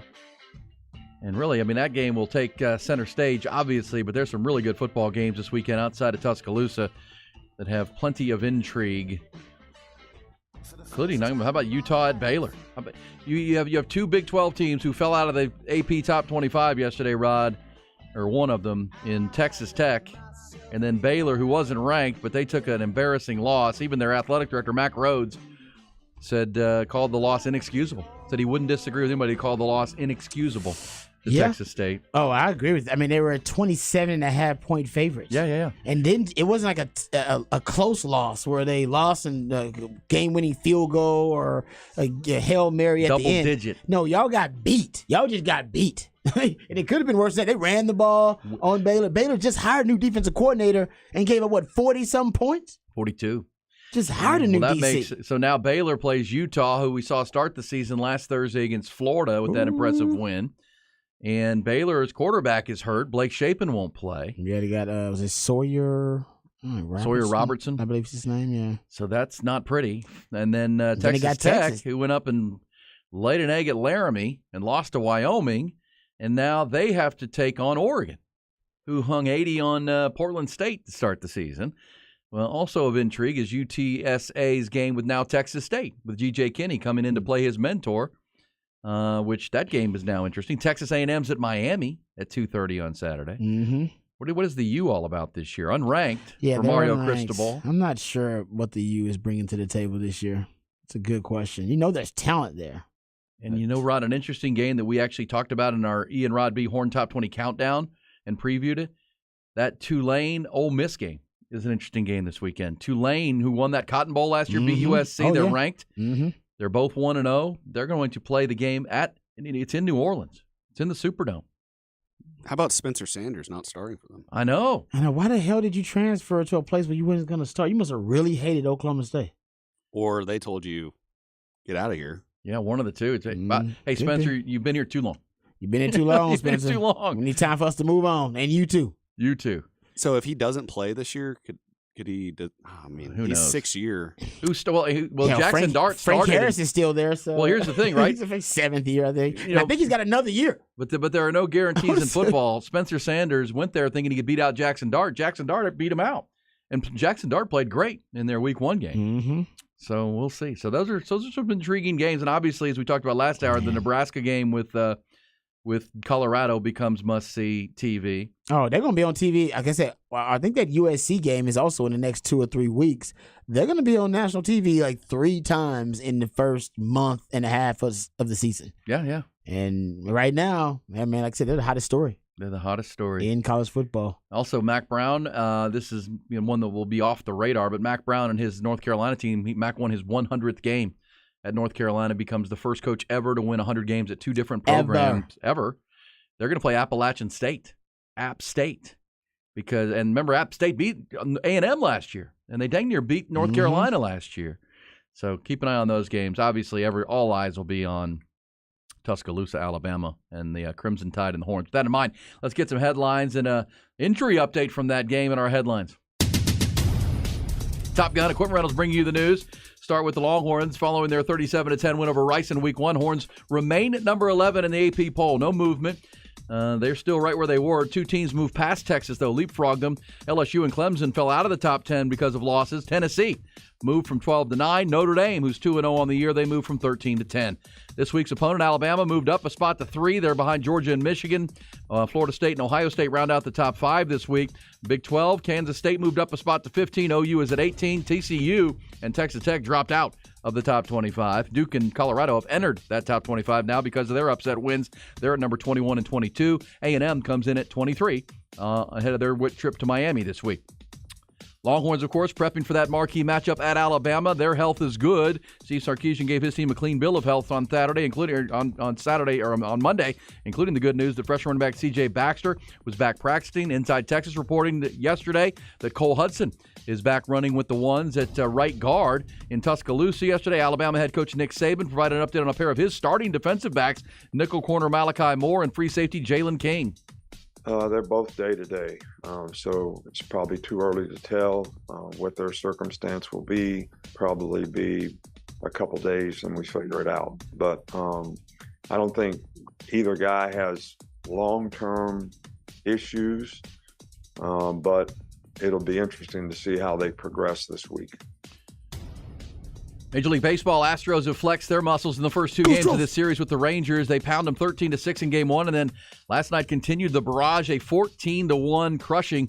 As we mentioned, Jose Altuve homered in his first three at-bats, all in the first three innings, only the fourth player ever to achieve that. Rangers pitching staff falling apart. Big one tonight, though.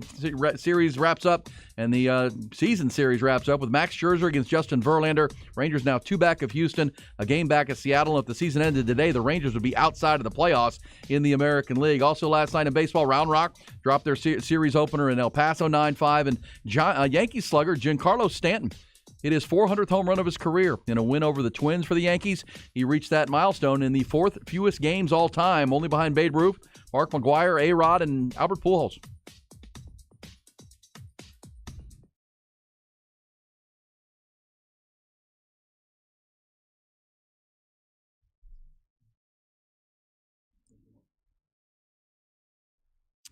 All right, Rod B. No sound for a while because Ty's got to go move his vehicle. It's getting paint on it. Well, I just looked down the window. My car is covered up with plastic wrap. Oh, you're just parked like across I'm across, from the building, but right? I guess they're still being careful. Thank you, guys. I may have to go.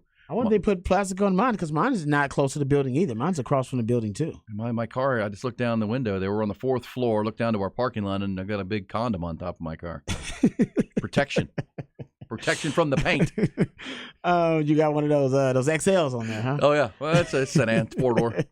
But no, I didn't know they were painting either. They're doing a lot of stuff around here. They built that basketball court. They're building something else in the parking lot. What are they building over there? Like a storage facility? Yeah, that's that protects the generator and a new fence. Yeah, they're up. It's an older building, not older building, but it's been around a while. Hey. Yeah, so they're painting the exterior of our building, and so yeah. I think because the maintenance guy came in, or the man in charge, the foreman of the paint job. Why couldn't they put a condom on Ty's car? They did, but they need him to move it because it's in the way. His car is where they need to park the crane that's going to lift the scaffold that's going to help them paint the building. Gotcha. My car is just covered. I gotcha. Okay, Rod. So let me ask you this: what would if you were putting together a top 5 or top 10 AP poll, if you were a voter, and you were only going on what you saw this past weekend? Oh wow! What would your top 5 look like? Would it be different, or because some have said, well, you still got. I mean, Georgia's still going to be at the top, right? I mean, I think so. Right? Still, I mean, I'm just going off. Like, I don't know what order I'd put them in, but Georgia's going to be in that top 5. Georgia's still up there. I think, hell, man, now Florida State looks so damn good. Florida State's going to be in that conversation. Michigan is still up there because Michigan hasn't, they haven't given you a reason to change your mind. And everybody thought they'd be a really, really good team this year. Jim Harbaugh's not even with the team. I know Ohio State had a bad showing initially. People didn't like their game 1, but I'll still throw Ohio State out there too. Would Florida State be the one team that would maybe move up into your top 2 or 3 as a team? I mean, I listed Florida State as one of that. I'd put them in the top 5. Yeah, well, because they had the most impressive win, right? I mean, they beat a team that had been previously top 5 in LSU, and Brian Kelly's team was just a mess in the second half and got completely outplayed. But the other part of that is Florida State showed that they're pretty damn complete. I mean, they have a 6-year quarterback. They've got weapons. I mean, adding Keon Coleman from Michigan State, the former basketball player, and he was dynamic. They can run it. They can throw it. And, Mike Norvell kind of flies under the radar, but he's done a really good job there because they were searching for the next coach, Bobby Bowden and Jimbo Fisher.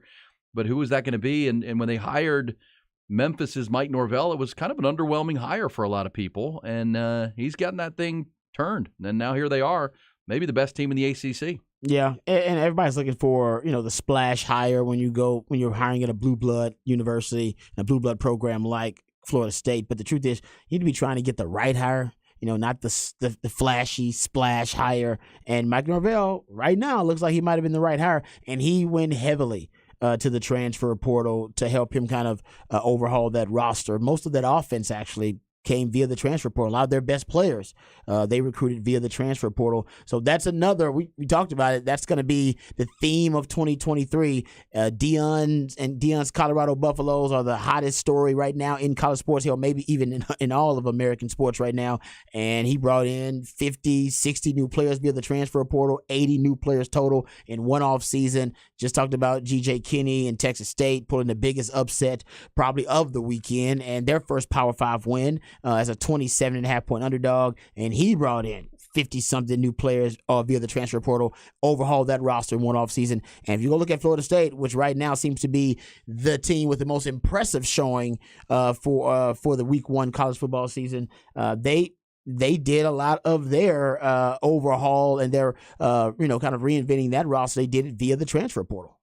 No question. That's the overall. And look at USC. USC, they did it a year ago, but I think that's the way now that new coaches are going to try to, this is the way they're going to try to immediately have a positive impact on roster construction. They're going to go to the transfer portal, and they're going to be extreme about it. We get to the point now, it's not going to be 20 players in the transfer portal. You're going to be getting in 40, 50 players via the transfer portal. Well, think about this. With the portal and the NIL and everything, they go hand in hand, right? You can't recruit to the money, but you can allude to the money, I guess would be the way to say it. Yep. That can be available. But look, they're going to put some structure into this here at some point, right? Whether it's the federal government, however it's going to happen, there's going to be new rules put in place. I think everybody agrees with that. So if these coaches and you're getting your first opportunity like a G.J. Kinney or a Deion, take advantage of it while it's wide open, while there is no walls on it. Go after it. Yep. Because a couple, year from now, 2 years, you might not be able to. Yeah. They may put some rules in place that put a number on the number total of transfers you can take. The money and NIL. And because that's coming. There's going to be some structure put to it. It's just we're in the wild, wild west right now. So coming up, we'll talk. We'll get to another Behind the Burnt Orange Curtain with Rod. Also off the record. Oh no, we told you about the diarrhea airplane, Rod. Oh, we now have video of what went on a Delta flight bound for Barcelona. You don't need to see it. You don't want to see it. It's pretty graphic. But too. now we have audio from yesterday, but now we have video. I'll take the audio. I'm good with the video. Video, yeah, I'm totally fine. I saw a little clip of it, and I realized no, I'm good. Hey, let me ask you this, because Deion Sanders is the talk of the town, and rightfully so. I do think TCU was awful in that game. And now we've heard their captain, middle linebacker, saying we were the laughing stock of college football. We missed 22 tackles. He's willing to admit it. Yeah. But you think, because again, we're just one game into the Deion experiment at Colorado, and so far so great. I still think Auburn should have hired him. Do you think Deion would be a good coach in the National Football League? Big picture? Because people are already talking about the future. Do you think he would be? Because one of the things you love about the way he's connected with this group, because one of my question was not, is Deion going to succeed? It's just, how quickly, how long would it take him? Could he come put all this roster, all these brand new players together and play with chemistry? Heck yeah, they had 1-2 penalties on Saturday and no turnovers. They were great. But he connects with these players, Rod, just like, you would connect with Deion, but he gets on their level, right? It's not the old school coaching. He doesn't have captains. He has leaders and dogs. You've talked about that. So if you have a D on your jersey, you're a dog. If you're an L, you're a leader. And not every leader is a dog. Not every leader's a dog. Leader. Yeah. But that's at some level going dog, right? That's speaking their language a little bit, right? That's getting into their mindset of, Travis Hunter is a dog. His son, Shedeur Sanders, who played unbelievably, is a leader. Right, and so I don't know. Do you think, Rod? You played in both college football and the NFL. You're a big primetime fan. Do you think Coach Prime would be a fit in an NFL locker room? They are two different sports. I always say, just because of the talent acquisition and the means and the way you have to acquire talent and value. But I do think he could work at the NFL level. It would be a different process, different methodology for him. But I do think he could work there because he knows the NFL. He's a Pro Football Hall of Famer. And he's the only Pro Football Hall of Famer that I can think of that's ever coached at the college level to start their coaching career instead of just coaching in the NFL. So that, I think, made him unique in that aspect. And because, like I say, he's a Pro Football Hall of Famer, he can go to the NFL, and there's not an ownership group or a GM that wouldn't consider hiring Deion. Now, the unique appeal of Deion at the college level is he can help you recruit like gangbusters, like, unlike anybody else, because he does have his own brand. His brand is bigger than most schools' brand at the college level. And there's a story that after Shadir Sanders' game, Tom Brady called him. Right? Deion's the only coach where you're going to have, hip hop artists and celebrities that are going to be calling and reaching out to you as a player just because they're like, nah, man, I'm cool with Deion. I want to follow Deion. Deion's a celebrity, and I'm into celebrity at this level. So to me, I think it can work, but he won't have the same appeal, and I don't know if you'll get the same added value. Like, think about what he's going to do for admissions.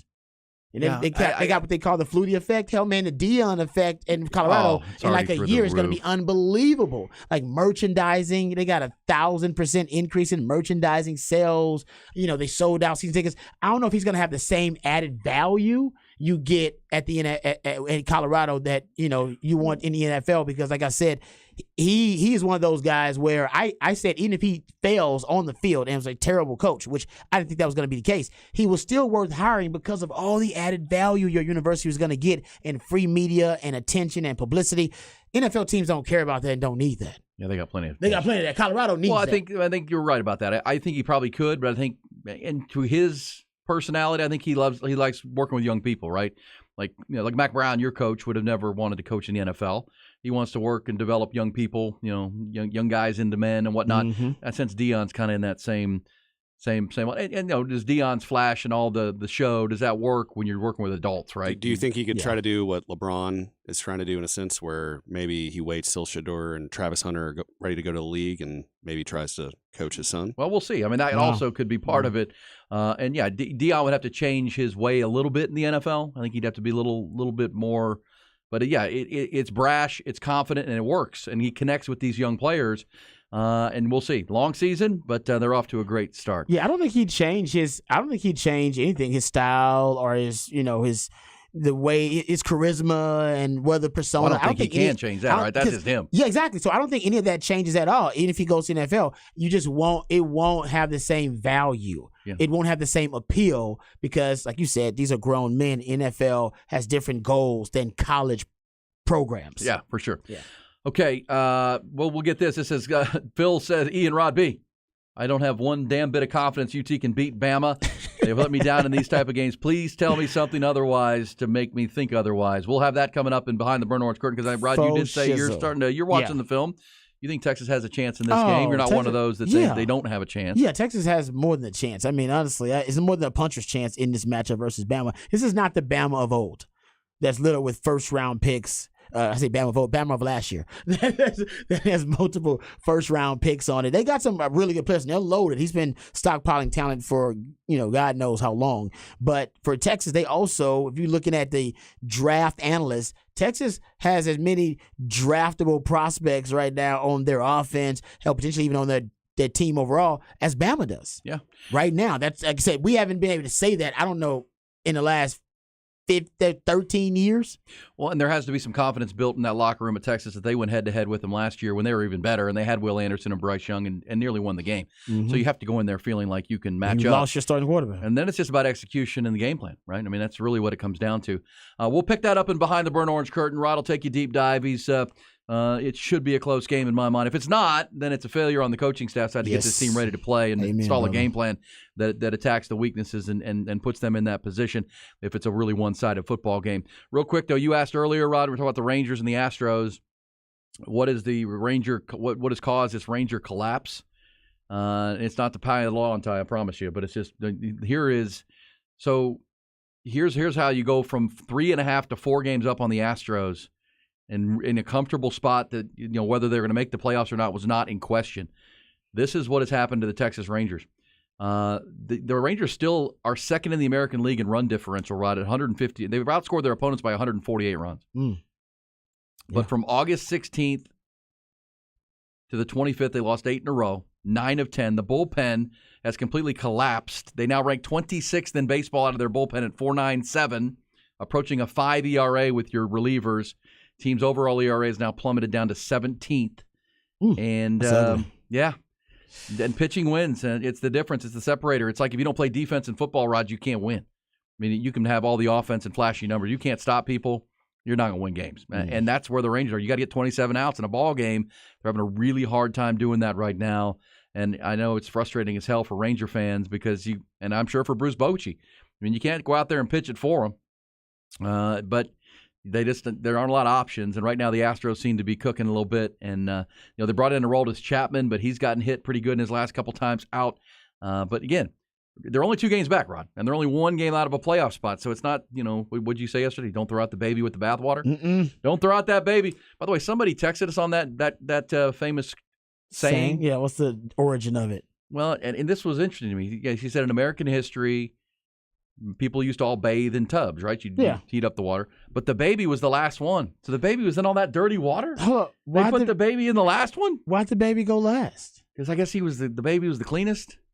Because the dad's all but the baby should go first because it's the baby. We're prioritizing cleaning the baby, then we'll clean ourselves, right? Yeah, no, I guess not back then. Not back then. They were really dirty too. Dirty ass back then, people. You were like, do you think we're dirty? Like, no. Back then, they was like dirty ass people. Really dirty people, like extremely dirty. Everybody's working outside, working working the land. Everybody's working blue collar stuff. Everybody was outside all day. You probably. Interesting. Yeah. And so the baby was always the last one with the dirty ass so water. Don't forget about when you throw the water out, baby's in there. Baby's in there. Wow. Baby's in there. Man, we were just so archaic and so of our beliefs back then. A couple hundred years ago. We were I know. Not even 100, 115, 20 years ago. It's like the rule of thumb, like the origin of that saying is basically you were allowed in some old country to hit your wife with a stick, but as long as it wasn't wider than like the width of your thumb. That's where it comes from, I believe. If I'm not mistaken. What saying? The rule of the rule of thumb. The rule of thumb. That you could hit your wife with a stick, but it couldn't be like wider than the width of your thumb. Babies went last to help build up their immune system. See, they knew. You want them germs. That's like in Russia where they have they make babies sleep outside in the freezing cold to get their immune system built up. Strengthen them. Damn. Well, it's like getting in that freezing cold water every day. You make your body go into fight mode. You want your body to, when you go into that ice tub every day, you want your body, because your body doesn't know if you're doing that on purpose or if you're falling in a lake somewhere and you're freezing. Your body's gonna activate to try to save your life, and that's good for you. But yes, for look, now we're too cleanly with babies. We're too cleanly with the babies. Yeah, because back then they didn't take baths every day. No, a bath was like you take a bath like once, twice a week. Yeah. 2,000 times a week. You take a bath every day. Yeah, you got to get some germs in your life. That is true. Germs are good for your immune system. But, but that's. Hey, Rod, you still come in here every day and wipe down your workstation over there. I do. You're the only person. There's no one in here every day. I make love to this microphone. I need to make sure it's clean when I'm in here hanging out. I make sure it's clean, man. And by the way, I was doing that before COVID. It's not a COVID thing. Oh, I know. You're a clean I did person. that way before COVID came along. I did that because I had at one time a staph infection. I got a really bad on my face, by the way. Oh, was this in high school, college, or pro? It was after I got done playing in the pros. Oh, wow. I got a really bad staph infection on my face. I look like, you ever seen the movie Mask, like Rocky Dennis? I have, yeah. I look like that. I'm not joking. My face swole up. I look like Rocky Dennis from Mask. The doctor told my ex, I gotta give props to my ex. That can be very dangerous, Rod. Oh no, it wasn't. My ex saved my eye. She saved my eyesight. She made me go to the doctor. Because at first it started out, it's like a scar or whatever, and then it got staph, it got really bad. And she made me go to the doctor one night. She was like, "Now you got to go to the doctor. It looks bad." And we went to the emergency room, and the doctor told me, she's like, "If you had waited another day, you'd be blind." Oh my gosh! The infection would have definitely spread to your brain, and you would have been blind. By all means, wipe down your exactly. workstation every day. Ever since then, and then it was crazy because they, if you have a staph infection, they have to come up with like an antibiotic for you have to make one. Yeah, because it's unique to you. Like unique. So they came in the hospital room with hazmat suits on, and I started freaking. I'm like, what the hell's going on? Like, oh, don't worry about this, sir. We just have to make sure we got to take the standard protocol, the operating procedures when it comes to staph infection. But they all had hazmat suits on. Nobody would come around me without a hazmat suit at first. Rod's like in a crisis center. Dude, I was like, oh man, dude, I'm gonna die. This is crazy. Biohazard. And then she basically broke it down for me. But yeah, ever since then, really to protect others and myself, and apparently the woman was like, it could happen again. It's just all about your physiology and everybody's body chemistry. Everybody's different. So she was like, honestly, the best thing for you is you just need to make sure if you're going to be somewhere for a long period of time, just wipe down stuff around you so that you don't touch your face with stuff and then, end up having that happen again. So that's why I do it. It's not something. Doctor's orders. Doctor's orders. Been doing it ever since. It says, Daddy gets the big piece of chicken and bathes first. Damn it. That's how it used to be, Rod. Not like that anymore. And Dad gets in the bath first. Yeah, right. All right, we'll be back. Chivalry is dead. Rod will take us behind the burnt orange curtain talking Texas football, including someone asking about the offensive line and Rod's analysis. We'll get to it coming back.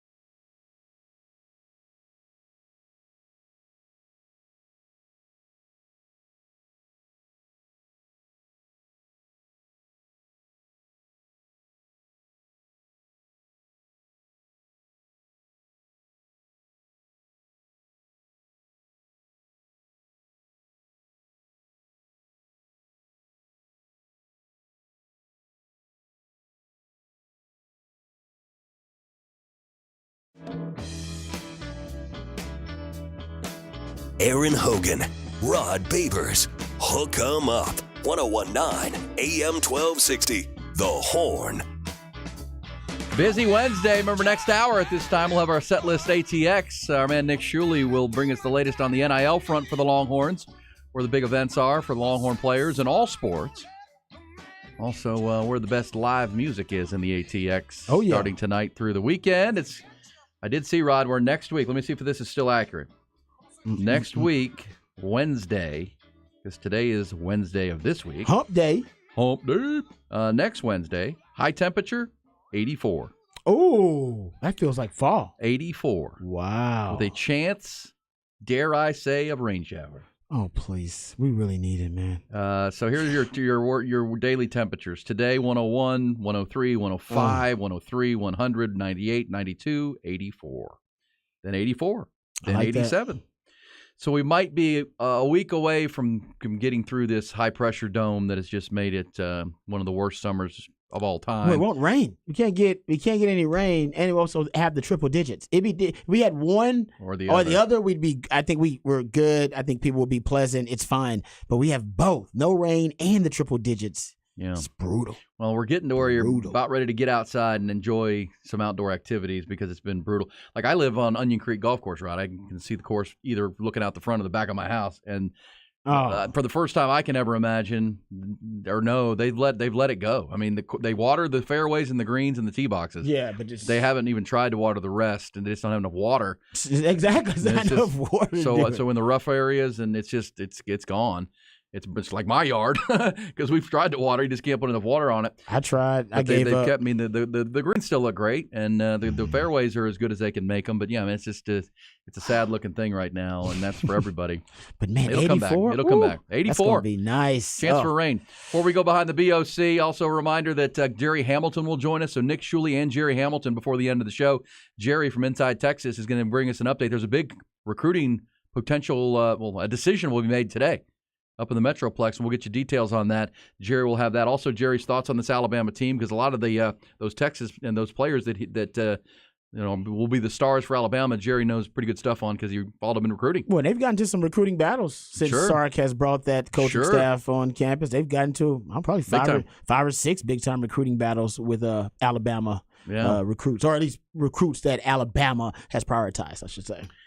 And so Jerry will give us the 411 on his thoughts on Bama and the recruiting landscape, because there's one coming down this afternoon. Oh yeah, Texas got a quarterback committed for 2024 from Alabama, like from the state. KJ Lacey. Yeah.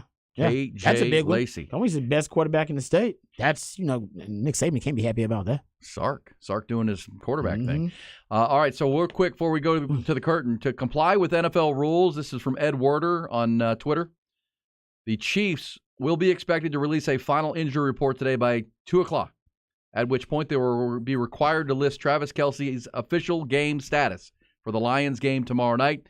And since 2014, Rod, Travis Kelce has played 143 games. That's the most by any tight end, wide receiver, or running back in the NFL in that time span. That's a great stat. Makes sense because he's also, I think he's got more receiving yards than anybody since 2015. He's got the most receiving yards in the NFL regardless of position since 2015. And we heard earlier, if you're just tuning in and you're thinking, oh my gosh, my fantasy football team is busted, we heard from his brother, Jason Kelce, who did a radio interview in Philadelphia this morning and said, no, it's nothing structural. There's nothing long-term. The question is, could he play tomorrow night if they can get the swelling down? Maybe you said no way. Just be careful with him. Yeah, why are we doing this? Because then you have 10 days. Before you're going to play again. Let that other tight end, was it Noah Gray? Noah Gray. He was 10th in snaps and 5th in receptions for the Chiefs last season. Let him have at it. And I want to see Patrick Mahomes without Kelce. I do. Yeah. I actually, just now as a football fan, a football theorist, if he was that good without Tyreek Hill, he had a better season last season without his number one wide receiver. I want to see if he is just that damn good. If this dude actually could end up helping them win a game without Travis Kelce and without Chris Jones. 2 of his 3 best players on the team, it would just be him without his 2 other best players, Chris Jones and his favorite target, by the way, Travis Kelce. If he can do that, he's gonna take his reputation to another stratosphere. And he could do it. We know he can do it. He does freakish. He's had the best start to an NFL career for the first 6 years. There's never been anybody with a better start to their career than Patrick Mahomes. No doubt about that. No question. And he didn't even play his first year. And he didn't even play his first year. Since he's become a starter, he's been in 3 Super Bowls and won 2 of them. And he's unbelievable. We'll see. But that'll be fun. But something tells me Travis Kelce, if he feels like he wants to play, because I bet you 2 o'clock today, that'll come out and they'll say game time decision or whatever the officials questionable. But a little bit of an injured knee to become something much worse. Yes. It's week 1. We've got till January, yo. Come on now. All right, let's and he's been so dang durable. We just gave you that stat. Let's go behind the burnt orange curtain. We're talking Texas football. It's a fairly big week. And they were all asking themselves the same question. What is behind that curtain? All right. Texas-Bama week, of course, and a lot of discussion about Quinn Ewers and how he is going to perform in this Texas-Bama matchup. I happen to believe, that the offense is going to look totally different versus Bama than the offense we saw versus Rice. I agree with that. I just don't, and not just because obviously it was a vanilla game plan, and he didn't have any of his creative conceptual signatures that I usually track. You had very few of those versus Rice. I talked about this early this week. Targets to motion is probably the most successful concept that Sark uses, which is a pass attempt targeting a player who was in motion at the time of the snap or prior to the snap. You only had one such target in that game versus Rice. You only had 3 snaps of empty formation. I think 6 snaps of 21 personnel. I believe 5 to 6 snaps of 6 O-line package. So yes, there will be more creativity and innovation within the game plan. But I do think, in terms of how Sark calls the plays for Quinn Ewers, I think that's going to be drastically different. And I think that you're going to see him be a lot more disciplined with his approach to the deep ball. We've talked about this ad nauseum, of course. Sark loves the deep ball, talks about how integral it is for his offense. He wants to use it as kind of a psychological weapon to strike fear into the hearts of defensive backs. That's why he throws it on first down. Because it's about, first down is about what's your mission for this drive and for this series? What's the purpose of this drive in this series? And usually you'll see a coaches, you'll get hints of their purpose of that drive, their mission on first down. Because the purpose of second down is to get a favorable third down. Purpose of third down, get the first down. Sure. Purpose of first down is set the tone. And Sark likes to set the tone with the deep ball. Like, hey, man, you better watch out. You better be scared. All right, you better operate from a fear-based mindset when you're approaching our team. Otherwise, we're going to burn you deep. Now, I like that mindset, by the way, and I'm a fan of it. But when you don't connect on those deep shots, like versus Rice, you didn't connect. You were 0 for 6 on passes 20 yards or more down the field, and 4 of those 6 were on first down, and that explains why you ended up with an average of 8.9 yards to gain on third down. So you ended up with a 3rd and long on average. I think a lot of that was because Sark would himself, as a play caller, put them behind the chains in the first half. Remember, in the second half, where you have all of your offensive productivity, you only had 1 deep ball thrown in the second half. And I think that will start kind of getting back to what Quinn does really well. And I don't think he throws the deep ball really well. They were 0 of 7, by the way, on passes of 15 yards or more down the field versus Rice. So if you can expand it 20 yards more, 50 yards more, the deeper and the more vertical you get downfield, 11.3 yards per attempt on screen passes. Just screens, which gets back to yak yards, right? Yak. How about RPOs, right? Which is basically a combination of the quick game and the run game. RPO, and he doesn't have to turn his back to the defense. His footwork seems a little bit more natural throwing the RPOs. 7 of 7 on RPO throws. Yep. Versus Rice. 7 of 7. That's his strength. That's his strength. And by the way, that's compatible with Sark's offense because Sark claims his offense is an RPO-based passing game. He wants to throw more RPOs. When I watch him, that second half, that third quarter, when I see him on RPO, look, go back and watch Sark's teams with Mac Jones. When Mac Jones was the quarterback. Yep. Mac Jones didn't move. Mac Jones didn't go anywhere. No. But the ball came out quick. It was RPO with Najee Harris, and then the ball was out. And they had opened. I think I think what you'll see Saturday is a lot more like that offense. And, yes. And obviously, Nick Saban knows that offense, but it's hard to stop because they have weapons now. And as you said, empty formations, using Ja'Tavion Sanders, attacking the middle of the field. These are all things where Quinn is comfortable. And we've talked about this all offseason with the addition of the weapons that they have. Quinn becomes a point guard, right? And he's looking for the matchup that's favorable, which is what a point guard does. Okay, where am I going with the ball? Who's got an open shot?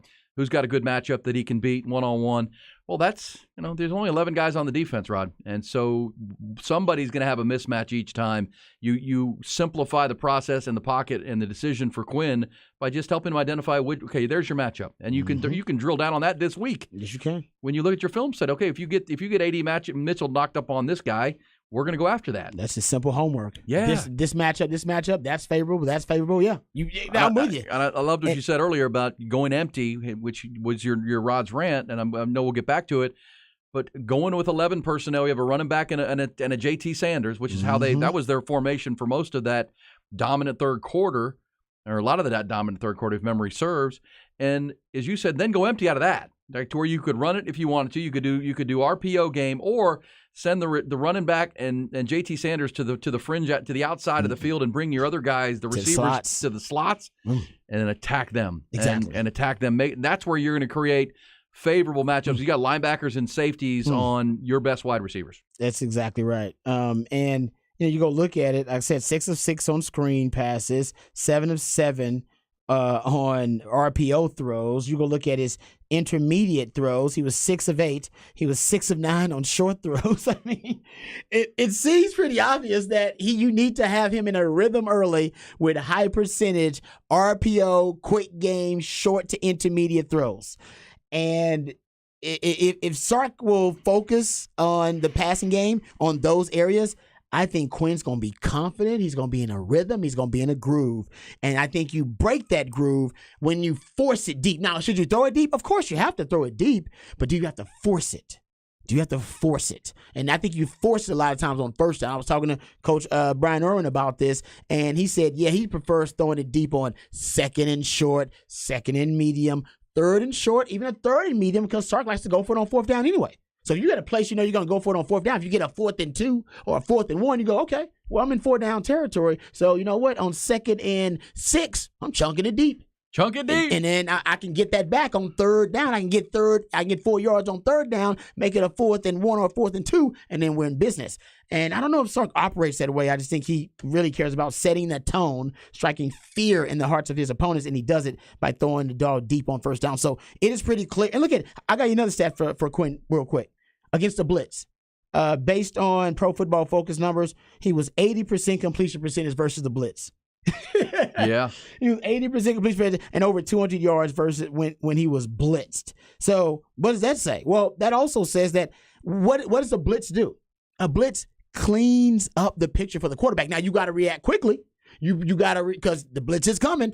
But when the blitz actually clarifies, the picture is clear. The quarterback knows exactly what's going on because the defense has committed. Yeah, they've committed to whatever they're doing, so he knows exactly what he's looking at. Where Quinn struggles is when he's got to process post-snap and he doesn't quite know what he's looking at. He's deciphering the picture's cloudier. Post-snap. And it's exactly. You're trying to make it murky for him. That's why the 3 high, 3 down, he struggles with that. But the blitz clarifies. It brings clarity. It cleans it up. That's why he's really good versus the blitz, just like he's really good on RPOs. Because what does RPO do? It cleans it up. It's just a count in the box. You got the numbers advantage, then you hand it off. If you don't, then you throw it. Everything cleans it up. Why do I like empty? Why was he greater in empty formation in the bowl game? 7 of 8, 87% completion percentage. Why? Because it cleans up the picture for him. It makes it everything clear. All right, and concise for him. And he wants clarity. That gives him confidence as a quarterback. And I don't think Sark is recognizing that enough. All right, he needs clarity. Clarity gives him confidence. And everything that I've suggested, RPOs, quick game, short game, screen game, even allow them to blitz him because he's really good versus the blitz, or the empty formation, they all are essentially signaling the same thing. Clear it up for your quarterback and get the ball out of his hands quicker so that he's in a groove and in a rhythm, because that's where he's most confident. Period. Great stuff, as usual, with RB, the football theorist. We come back. It'll be off the record, including, yes, we have to discuss it, the toxic plane, the toxic Delta flight. Toxic plane. We now not only have audio, we have video, which you won't be able to see on radio, but you don't want to see it anyhow. That's good. Also, Troy Aikman revealed that, how about Troy Aikman? Revealing that in 2003, he nearly came back out of retirement to play for a certain team. I'll tell you who that is coming next.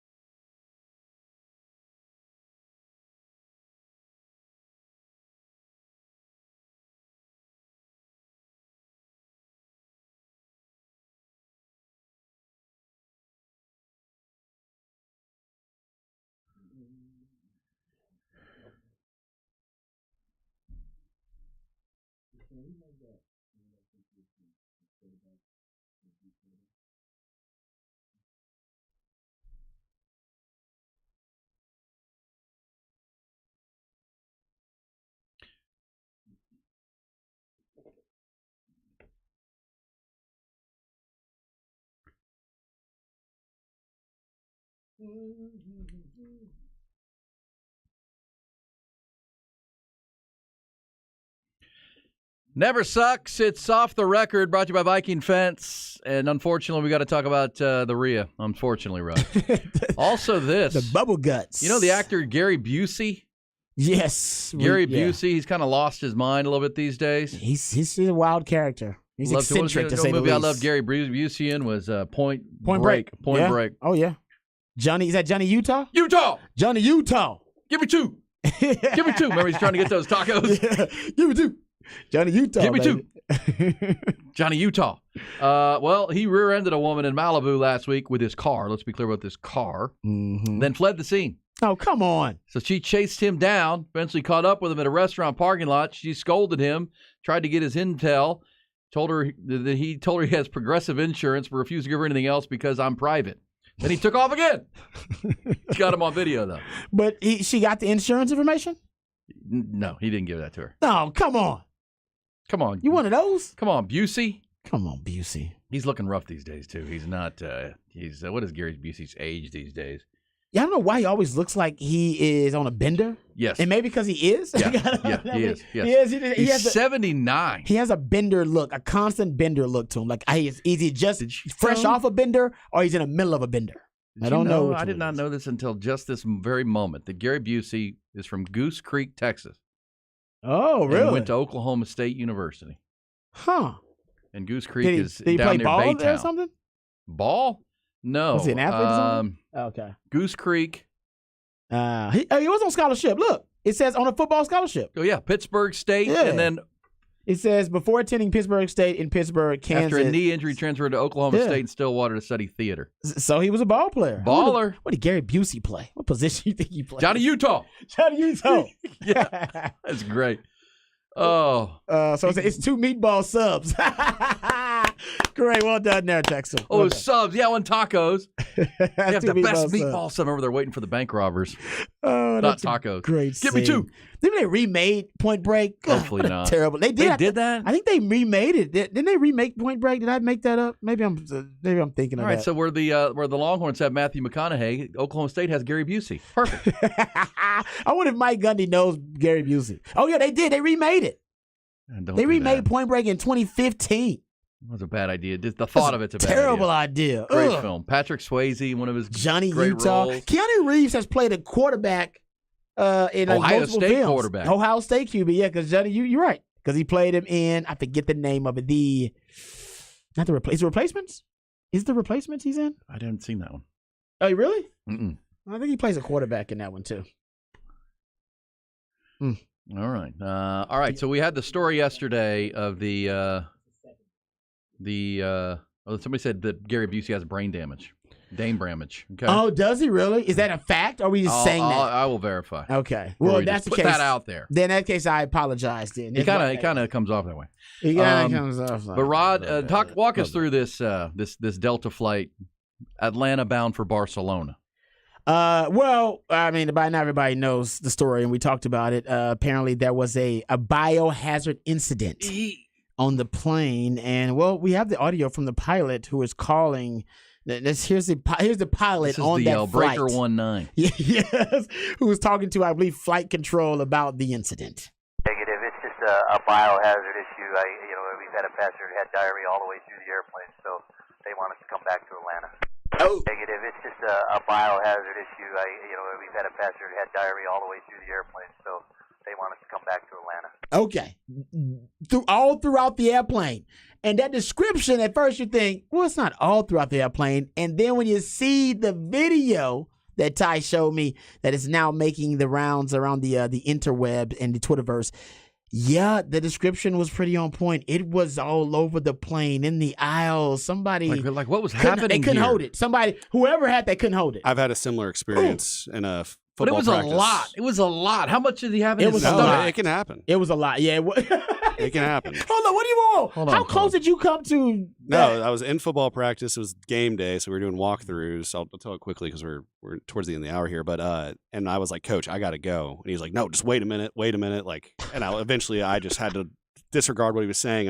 And there was a porta potty up on the top of a hill at my middle school, and what makes this bad is the girls' cross country team was running around the track. Oh no! And I make it like halfway up the hill, and it just starts. Oh no! It just starts coming, and then I was like, and then the real load came when I got to the front of the porta potty where I just had to drop my pants in front of the porta potty, and I was like, oh my god, this is already awful. Walked in the porta potty and there was no toilet paper. So I had to pull off the socks. No! It gets worse. It just gets worse. And to make it even worse, that was a little bit before Westlake had multiple uniforms and stuff. So I had to wash my pants in the sink and wear them that night. What? Every detail is worse than the previous one. Yeah. So you're never allowed on a Delta flight. the I'm ladies of the cross country team got a show that morning, to say the least. I'm just gonna say, go ahead, Ron. What'd you eat? Do you know what caused this? No idea. 2 meatball subs. Probably knowing me. Utah, give me 2. Oh, I'm traumatized from hearing that story. Ty. Me too. I'm What horrified. age was this? How old were you? I was in like 7th grade. If I wasn't such an open person about my life, I would probably have never told that been again. able to You let just that revealed down that. my You just entire revealed- life. That's very healthy of you, that to is let very that healthy out. of you because I would carry that to my grave. By the way, having seen the video of the Delta plane, is there any way you would have made it back to Atlanta without vomiting in your own seat, like into that bag? The smell alone in that plane. There's no way. There's no way. I don't. Yeah. That's the I don't biohazard know. because everybody was probably getting those barf bags out, and they were in. Oh.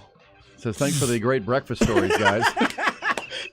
We didn't know that was coming, people. We didn't know Ty was gonna go there. I said he had a story. He said he had a story. That's all we knew. By the way, Ty, your Westlake 7th grade football story trumps Bucky's baked potato story. Yeah, easily. Close. By a lot. Not even close. All right. Coming back, 9 o'clock hour.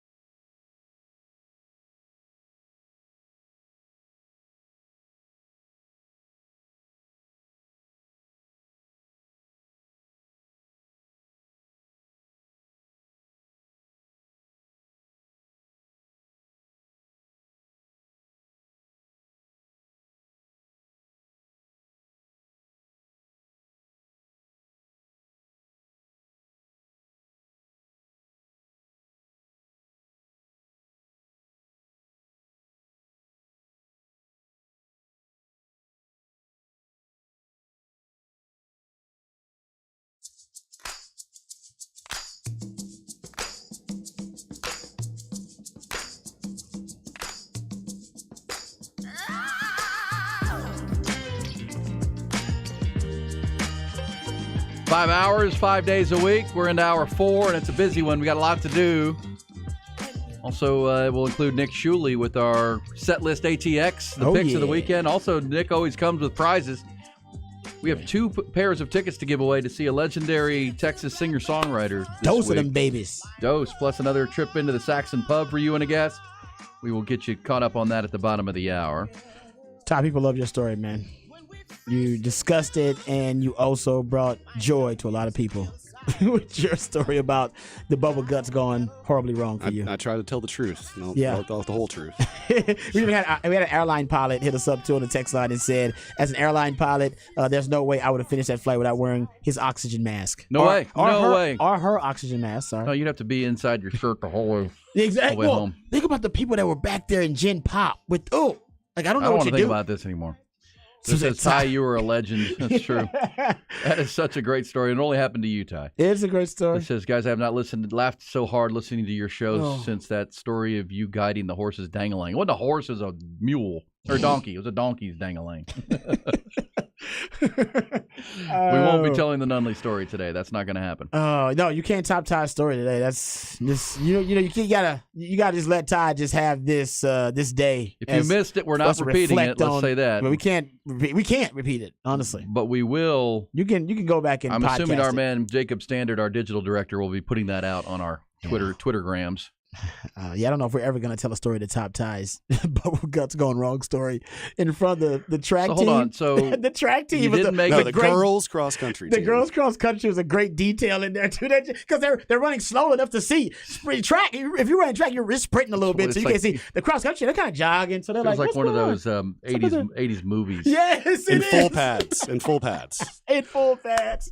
And you were, oh man, it was so good. Okay, we won't spoil it, but if you missed it, we will get that posted for you. I think over the top is the socks. Oh, the socks were great, but then having to wash your own pants. And wear them. I think, if I remember correctly, you washed the socks, right? Did you change your socks? I had an extra pair of socks. Yes. Thank goodness. And he washed them in the sink. Which also, did you clean the sink after you washed your gross? Who knows? It's a middle school locker room. It's gross in the first place. Biohazards. Oh man, that's so good. And by the way, someone said, Ty, well, where is this guy? That their texts are coming in so fast. But somebody said, Ty, I had the same situation. Oh yeah, I saw that.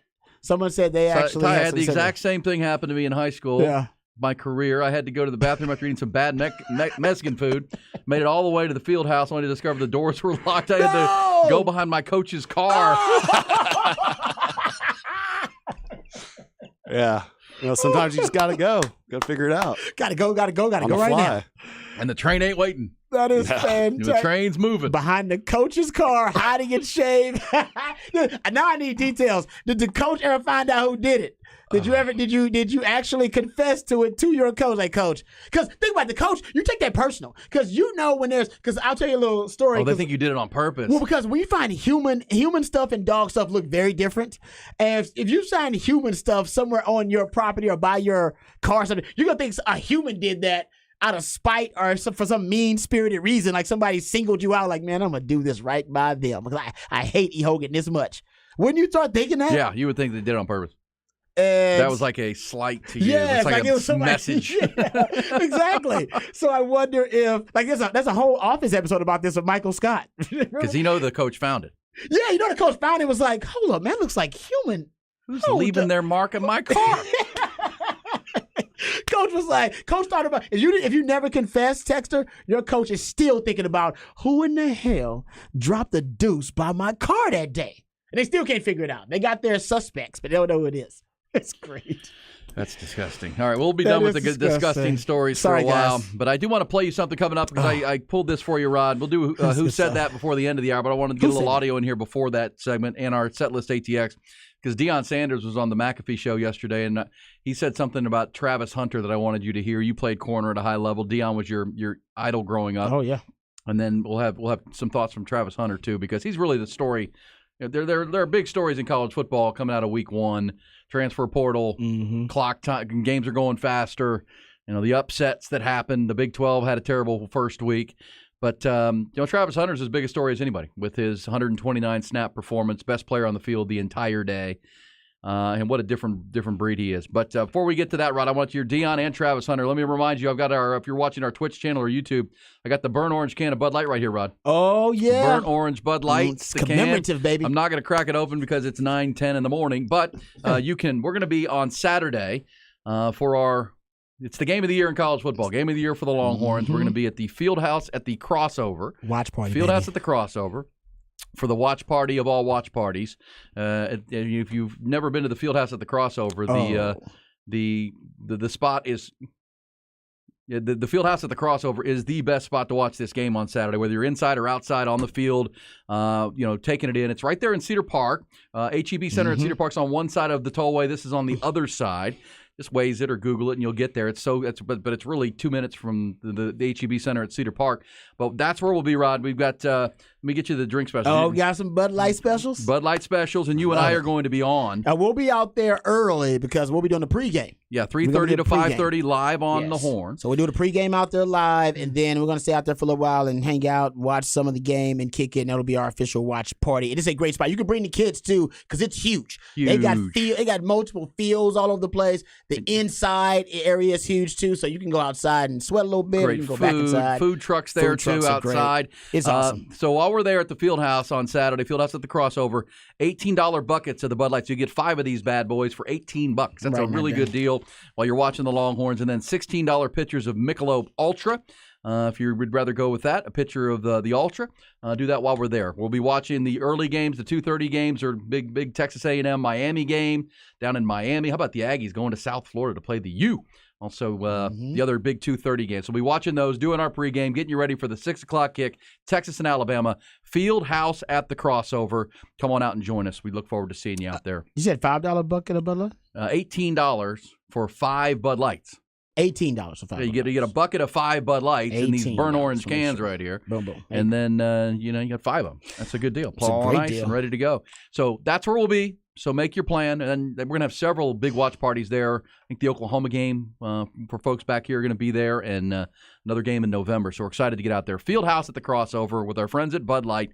Come and find us and watch the game with your fellow Longhorn fans. I know you're thinking it might be packed. It's probably going to be packed, but there's so much space, it won't even feel like Parking won't be a problem. They're going to say it will be packed, but there's so much space out there, it won't feel like there will be plenty of space for you to find your little nook or find your little spot where you and your family want to hang out. So bring the kids. Don't be worried about, oh man, we got to get somebody to watch the kids all the time. No, this is a perfect place to bring the kids. There's something special about watching a Texas Longhorns game with a group of strangers and just turning around, making friends without maybe even exchanging names, but the high fives and the hugs. I agree with that. Done that a few years at ACL under the big tent with the screens they have under there. Or even if they lose, because misery loves company too. So if you lose, you want to be around people you can complain. Yeah. Get you out of this. Yeah, exactly. No, you're right about that, Ty. That's a good point. You do end up making friends automatically with people you watch a game with. Yeah, they're in the same. There might even be fandom. some Bama fans there. Roll Tide. I'm sure there's some Bama fans in the ATX that'll probably be coming out there.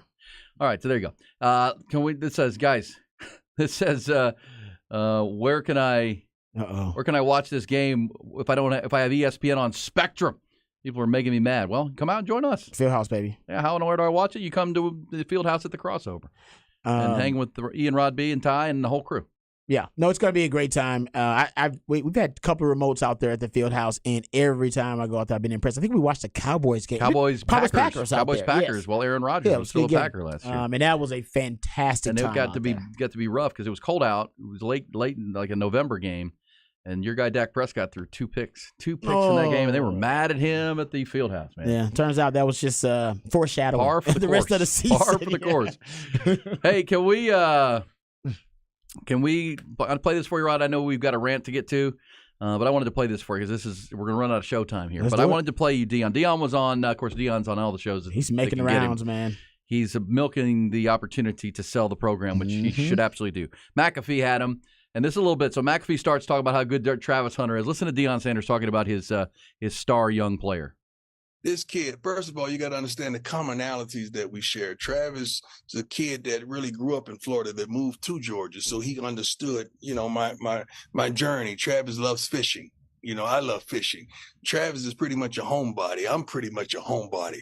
Travis is really recluse to a point like I am as well when I don't know people and kind of stand offish. But when I'm in the crowd, I turn into him, that dude. Travis is all these things times 2, man. Like this kid here loves the game. Last week I told Travis, look, you're not going to practice until Friday because, you got a little hamstring or whatever. So just chill. I look out there on the field. He's going both ways on Thursday. I said, Travis, did I tell you not to work today? That's who he is. So this week I said, you off until Wednesday. We practiced on Sundays if you didn't play 60% of the snaps just to get my guys, ready, just to give the young guys some reps as well.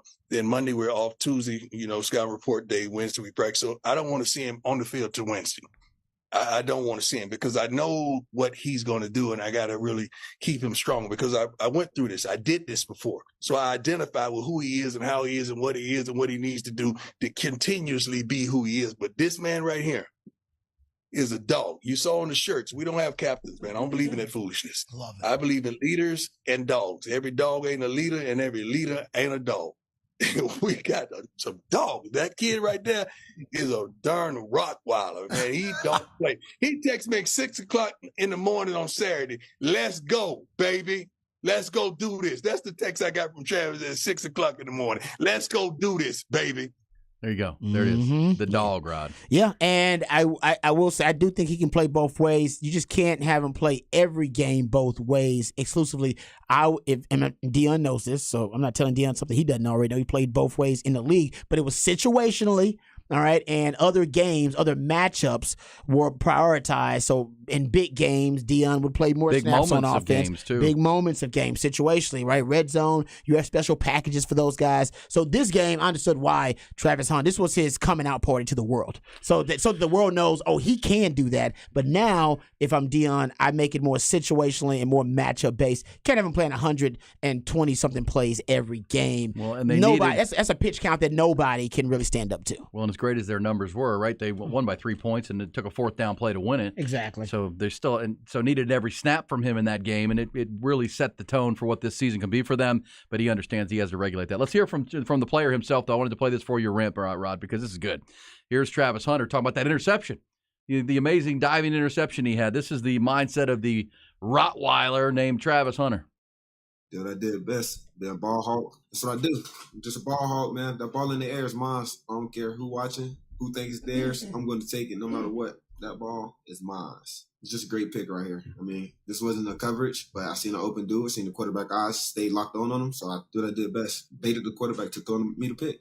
Learning from somebody that got to go jacket is special. I mean, that play right there, he told me that. I just had the instincts to go get the ball, take the ball away. I mean, he told me. I seen the receiver close in alignment, ain't nothing else coming back that way unless they run in a mesh. But they didn't run a mesh. My dude ran inside, picked the linebacker, and tried to get the running back out. But Coach Prime already taught me that. He told me that months ago. It's just something that I replayed in my head in the middle of the game. There you go. Receiver tight. That's my ball, Rod. Ball hawk. I told people that there's some football players, they're built differently and they're programmed differently in terms of their training and their upbringing. They believe when the ball is thrown that they have a right to it, that it just as much of a right to it as a receiver, and they operate that way. And he's so much of a ball hawk, he even just admitted, I violated my coverage. I violated my rules of coverage, all right? I broke them because I went and made a play. That's how much of a ball hawk I am, because I prioritize the ball even over my responsibilities in coverage. That was Trevon Diggs a couple years ago, right? He was like, no, I'll sacrifice rules in coverage. I'm going to get the ball, coach. So to hell with your rules in coverage, coach. To hell with, my responsibility in coverage. To hell with even the man that I'm defending. When the ball is out there, when the ball is either thrown or even if a ball carrier has the ball, that's what I'm going after. I said Derek Johnson was like that. Huff Daddy, Nathan Vasher. I played with some of them guys that was like that. So I'm not surprised. Travis Hunter, he sounds exactly like Nathan Vasher. He sounds exactly like Dion. Yeah, those guys, they think about the ball. They don't give a damn about the man, the coverage, the rules, responsibilities. Nope. All that matters to them is the ball. The ball. All right, great stuff right there with Rod, and there's Dion praising the kid. He was the number 1 recruit in the nation, remember. This shouldn't be a surprise. He was the best player in the country coming out of the state of Georgia when Dion brought him to Jackson State, now to Colorado. All right, let's get Rod's rant for the 9 o'clock hour. I'm as mad as hell, and I'm not going to take this anymore. Find out what happens when people stop being polite and start getting real. You ain't keeping it real. My God! Okay, it's happening. Everybody stay calm. Oh, you've done it now. It's time for Rod's Rant of the Day. Hold on to your butts. All right, I want to get into, of course, Texas-Bama. We're talking a lot about Texas-Bama. I was looking at that Bama defense from that Middle Tennessee State matchup, and I was actually surprised that Middle Tennessee State. I wasn't surprised, but I'll say that it's something that really stood out to me. All right, it actually something that stood out was that how Middle Tennessee State moved the football against Alabama out of empty formation. And I've been obsessed with it. I've been obsessed with Texas having defended. We talked about that with Jalen Milroe as a dual threat quarterback. But Middle Tennessee State, they had a lot of success running empty formation against Alabama. They had 13 first downs total against Alabama. 8 of them actually came out of empty formation. 8 of the 13. Their only touchdown came out of empty formation. Their quarterback had over a 76% completion percentage out of either empty passes or what they call an empty reload. A reload is when you start out in empty and then you shift or motion someone back into the backfield. Empty is when you have no one in the backfield. Those empty reload plays for Middle Tennessee State, they had 3 of them. They averaged over 9 yards per play. Yeah. Of those reloads. Because what a reload essentially is going to give your quarterback more clarity about the pre-snap read, because coaches will tell defenders this, and I've been told this, of course, I'll tell you. When a team is in empty formation, you cannot afford to forsake your alignment and their assignment for pre-snap shell disguise. So you just say, to hell with the pre-snap shell disguise, to hell with any pre-snap deception. I got to get to my alignment and assignment right away because we're extremely stressed as a defense. And when that happens, the defense has to show their hand. Show you exactly what their coverage is, what the responsibilities are, who is assigned to whom. And then you reload as a quarterback and you got a better idea of who's matched up against who and what the coverage may be in that situation. So that's why teams do reloads, and that's why Middle Tennessee State did it. And like I said, they averaged over 9 yards per play when they had any empty reload formation and situation. But out of empty, they were great. How about this? I'll give you this. First down rate. That's how often you achieved a first down or converted a first down in empty for Middle Tennessee State. Over 35%. That first down touchdown rate was upwards of 40%. The numbers don't lie. Numbers don't lie. Middle Tennessee State, one of the only things they were able to do against Bama successfully was move the ball in empty formation. So if you're Texas, and I'm just going off the last 2 games. Now, Quinn and Sark, they didn't use a lot of empty formation versus Rice because he was really vanilla. And I totally understand that you only had 3 snaps of empty, period. So you were very vanilla. Only 6 snaps of 21 personnel, 5 of 6 O-line packages, only 1 target to motion. All those numbers will increase. But you go all the way back to last season, the last game of the season in the bowl game against Washington, Texas used empty formation to help out a young Quinn Ewers and get adapted. It was 9 plays total in that bowl game, and Quinn Ewers he had 87% completion percentage. Wow. Out of empty. He was dealing. He looked really, really good out of empty, and he was comfortable. Why? Because empty cleans everything up. Like I just said, you got to get to your alignment assignment right away, so no pre-snap shell disguise, which confuses a young Quinn Ewers.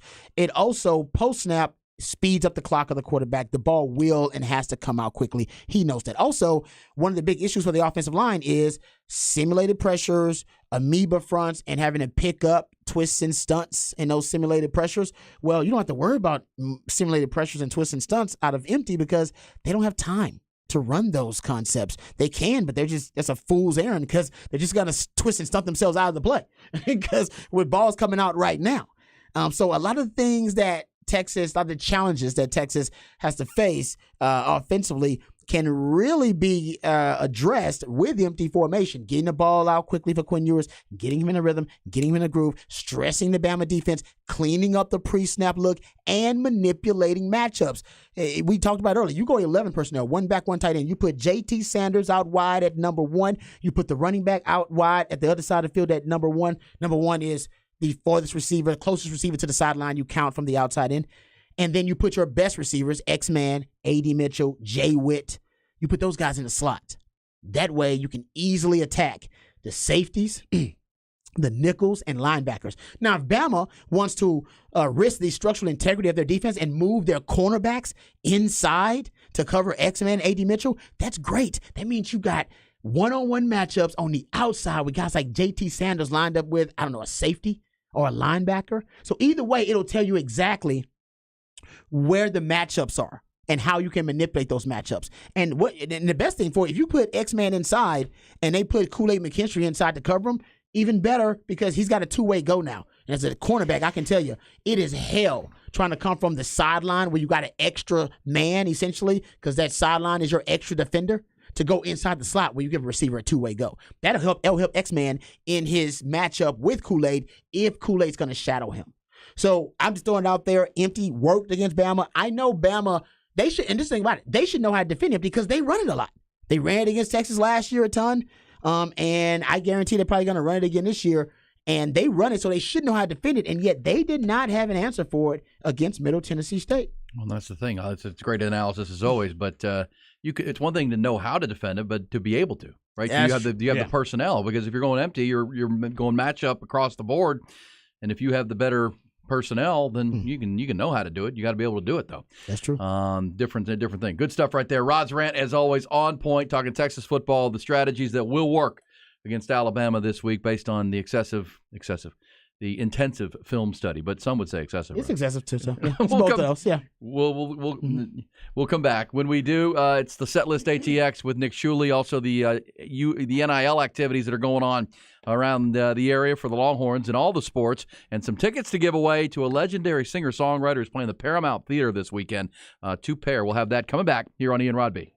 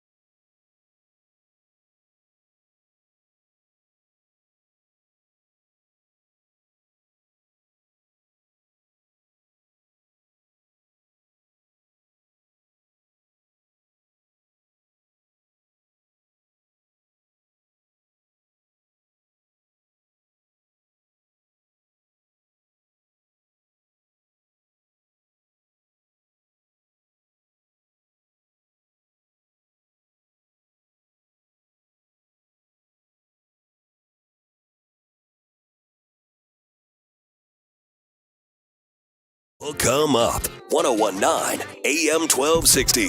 The Horn. Yeah, Rod Babers and myself, Ty Henderson. Look, Casey stuttered in the hallway. See if Casey can hang around. We'll talk to him a little bit. I don't know what he's up here for, but that's good. It's good to see Case. Casey Studdard, lifetime Longhorn, who is shrinking, as we just said. He's getting smaller. He's still a big guy, though. Don't mess with him. Don't mess with him. Nick Shuley is here as well. It is Setlist ATX time, Wednesdays at 9:30. Our man Nick brings you the roadmap to the live music week and weekend in the ATX. Also, what's up with the NIL activities of Longhorn players in all sports. But this says Longhorn Bear Texas to tell us that breaking news from the music world, Mick Jagger and the Rolling Stones releasing a new album in October. It's been 20 years. Oh, wow. That's exciting. That means they're going to tour again, Rod? The Stones? They got to stop at some point. At some point, you just stop. Can they make new music that's actually good? I don't know. That's the question. Snoop's making new music too, but it ain't good. When Snoop has a concert, nobody's like, Snoop, play your new stuff, dog. Play that new hot joint you got. No. I don't think anybody does that with any band. They're never like Willie Nelson's got like 100 albums. Yeah. Nobody all they want to hear is Whiskey River. Exactly. Yeah. Nobody wants to hear the new stuff, man. Come on. Yeah. Nick, how are you? You were in Baltimore for a cycling race last weekend. I was, yeah, for the one big U.S. professional cycling race there is. Is that right? The Maryland Cycling Classic. Is that the biggest U.S. cycling race? It is, man. There used to be. You had the Tour of California, you had the Tour of Colorado, Tour of Utah. There were a bunch, and it was a big part of the circuit for, mainly what is European cycling, the same level as Tour de France kind of thing.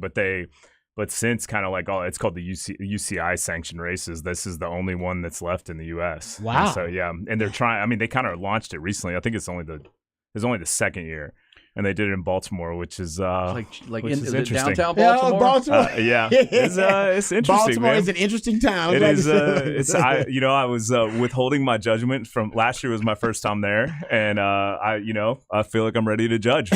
But you gave it a second chance. Render your verdict, sir. We did. I was geeking out though because they had you drive by in the final few laps. You drive by Dunbar High School, which was legendary for so many. I think basketball, and they had some football guys too.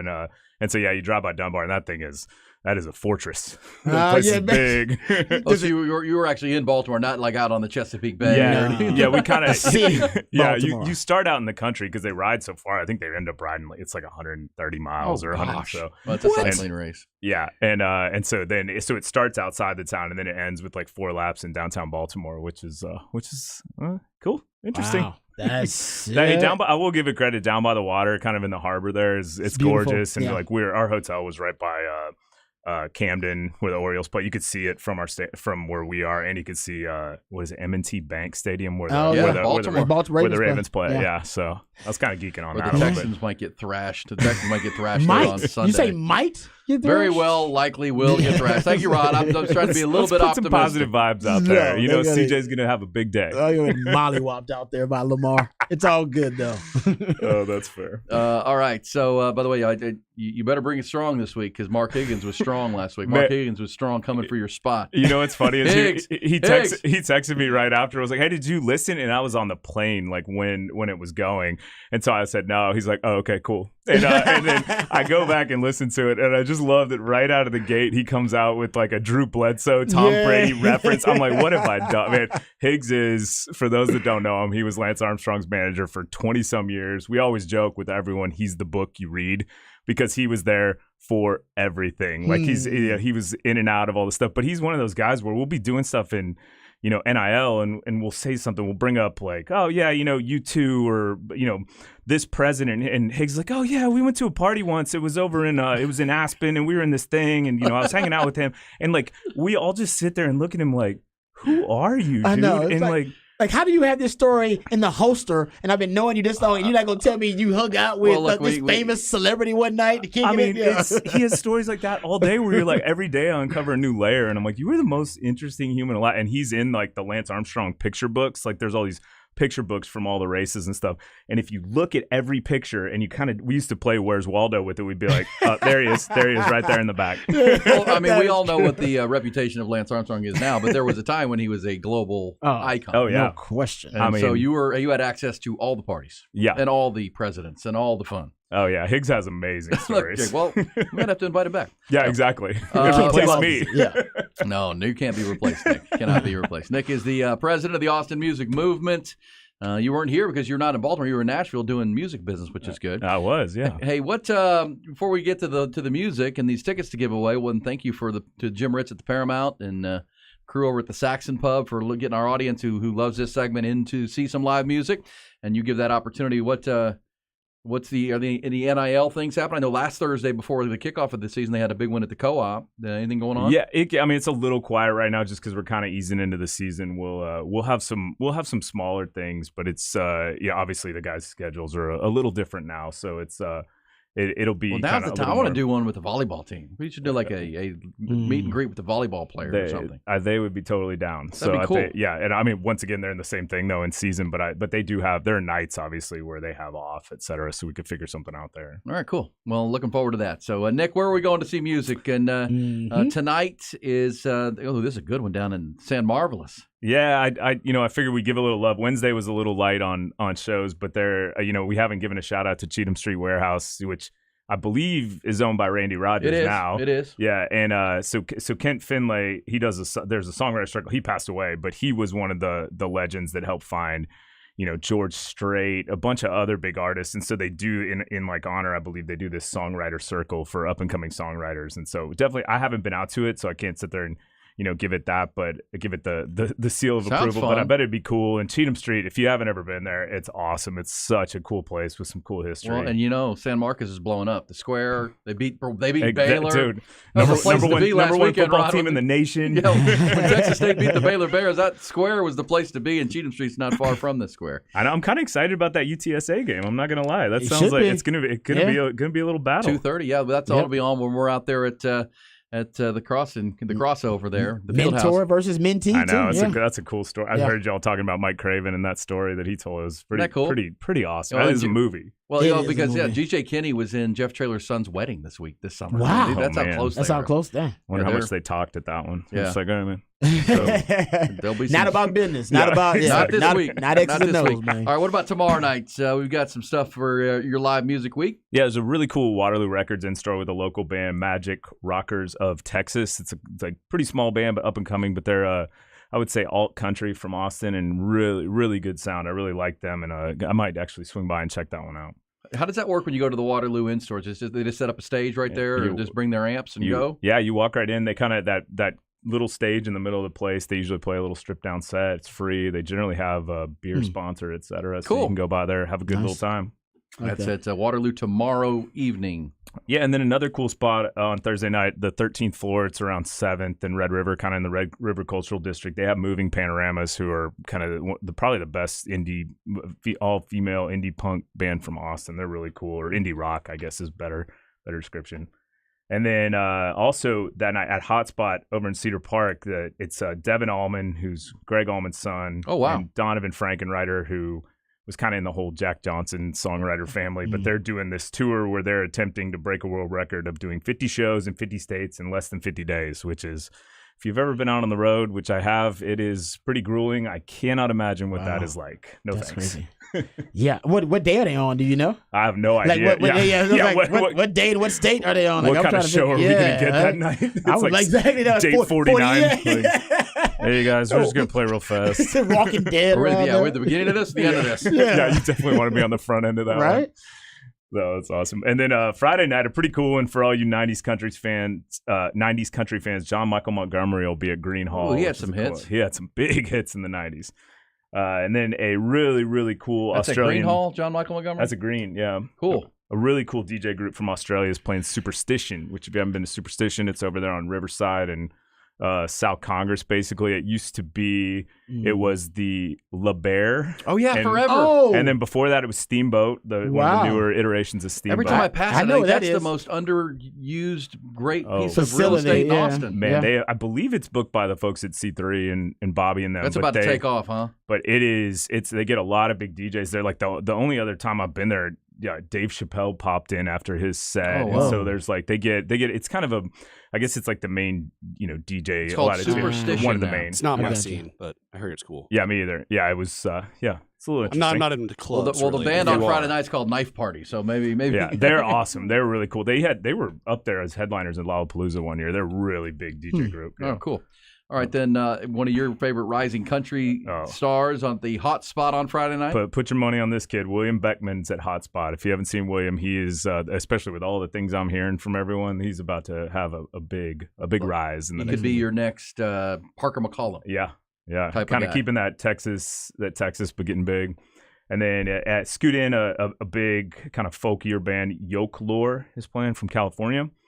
And then our giveaway on Friday night is Rodney Crowell will be playing at the Paramount. And we've got Jim Ritz and the folks over there gave us 2 sets of tickets to give away for that. And if you don't know Rodney, he was in Legend. Emmylou Harris's band. He played Armadillo World Headquarters back in the day. He's kind of from the same family line, not really family, but that genre of Guy Clark, Townes Van Zandt, all the Texas songwriters. And then and he's written for everyone from Waylon Jennings to Bob Seger. He's the real deal. He is. And if you watch the country music series Ken Burns on PBS, the 7-part series, he's all over it. He's all over it because he's a storyteller too. Yeah. So it's such a good show to see. So even if you don't win tickets, I'm telling you, go see that show. Rodney Crowell is worth your time. That's Paramount Friday night. Let's give away the 2 pair of tickets. Yep. 2 pair of tickets. Ty, because of your football story, let's do what? Let's run number 2. Number 2. Number 2 and 3. Number 2 and 3. The dose. Let's run the promo. If you are caller 2 or 3 at 447-3776, you'll be at the Rodney Crowell show at the beautiful Paramount Theater on Friday night. Don't call if you can't go Friday night, please. Do not call if you can't go. We want to let people are going to use these tickets and go see Rodney Crowell, the legend. All right, Saturday night, Austin's best DJ and my favorite DJ Mel. He'll be playing 310 at ACL Live. He puts on a great dance party. He can DJ anything from, 80s to just straight up hip hop. He used to be the resident DJ at Nasty's over on campus for years. He's the man. And then Ian Moore, another old Austin favorite. He'll be playing the Hill Country Galleria Amphitheater out there at 71 and BK. Cool. That's a neat little spot too. The Hill Country Galleria. They've got it's outdoor and it's about to cool off too next week. By the way, it's about to cool off, which we're looking forward to. So Ian Moore, man, what a legend he is back in the day. Hot Spot has another good one on Saturday night. Yeah, Mike and the Moon Pies, a band we've talked about a lot recently, but they'll be doing Hot Spot, which Hot Spot's doing great on their bookings. I really like what they're doing. Scoot in. I saw Sunvolt at Scoot in a couple of weeks ago. Great spot in East Austin. Such a good spot. And so Dexter and the Moon Rocks will be playing, who are kind of another fast rising band. They describe themselves as Western space grunge music. There you go. It's pretty specific. Yeah. And then a kind of a big New York punk band's playing Hotel Vegas over there on the east side. Surfboard, that is Blondie's favorite group. And then legend Van Wilkes will be doing the Saxon Pub, and that's our other ticket giveaway. And Van, if you don't know, he's super tight with Billy Gibbons. He's written for ZZ Top and some others. He's solid. All right, Van Wilkes, I like that. All right, Sunday it is at the Continental Club. Sunday, we have Hay Bale at the Continental Club, which is a kind of an all-star group of country musicians for Austin. Lots of country this week. Yeah. But then we'll kind of change that on Monday. So Monday, we have Blue Monday at Antone's with Soul Man Sam, who's a famous blues musician who lives in Austin, originally from Memphis. Definitely worth your time. And then probably what I would call likely the biggest show of the entire year, besides maybe Harry Styles. You got Drake 2 nights in a row, and that guy Drake could probably sell it 10 nights in a row. That guy is he's hot, taking over the world. With 21 Savage, who everybody loves too. But they have an album together too. They put out last year, earlier this year, and he was supposed to put out a new album, and it didn't come out. I don't know what the hell's wrong with it. Yeah, I think it will. I have a feeling we're going to get it this coming week. We'll see. But and so that'll be cool if it drops kind of right around when they're in Austin. Cool. Yeah. But that show will be pretty star-studded. He's been bringing a lot of cool people out on tour, but to get that Monday and Tuesday night at the Moody is a pretty big deal. So that'll be nuts. Yeah. 2 more on Tuesday night. Yeah, 2 more. We got Matt and Kim, a big indie band at the Mohawk, and Bonnie Prince Billy, which is kind of art folk music at the Parish. All right, there we go. That's our live music week. We'll post those up at the website hornfm.com. Rod, you need to be at that Drake show. One of those two, don't you? Yeah, it'd be nice actually. My wife probably wouldn't mind seeing that, but she's really pregnant. So. Really pregnant, and I can't go to Drake by myself with a really pregnant wife. That's not going to go I'm feeling well. for your wife. That's a bad look. Yeah, we've had 3 kids, and and my wife had two of the babies were born in June. So the you get the beginning of summer. Oh man! But your wife has had to endure the hottest, longest summer. She has at her been. most pregnant. Yes, she actually left for a while and went to Idaho just to escape the heat. She did. She bought a plane ticket for 2 weeks just to leave the heat. So that was a little bit of a reprieve. Yeah, well, she'd probably be miserable at the Drake concert because she'd be bumping into people bumping into it. And as soon as fall hits, I believe she's basically when fall is really here, she's gonna be popping that thing up. We did that once. Went to Green Hall when my wife was really pregnant one time. Oh, you got a trooper. I think it was to see Jack Ingram. Because your wife's got a thing for him, doesn't no, she? they're longtime friends. Longtime friends. Still though, she got a little crush. That's all right. No, but she was pregnant and she was getting run into. It's like starting fights. high level of patience. I told you on Saturday, Rod, that I've never been in a bar fight because we were at the Mockingbird Saloon. I almost did that time at Green Hall. Yo, your pregnant wife and somebody bumped into her like almost. Almost. It's time to go. But it's at like that someone point, hitting your mom in a porta potty. Well, it's go time. Well, at that point, the guy back down. Oh, she's pregnant. Sorry. Yeah, exactly. So you felt bad. You surrender. Yeah. Her belly's out there. All right, we'll come back when we do. She's like, why are you here? Hey, Nick, thank you very much, brother. Great stuff, Nick. Thanks, guys. We'll come back with some Who Said That?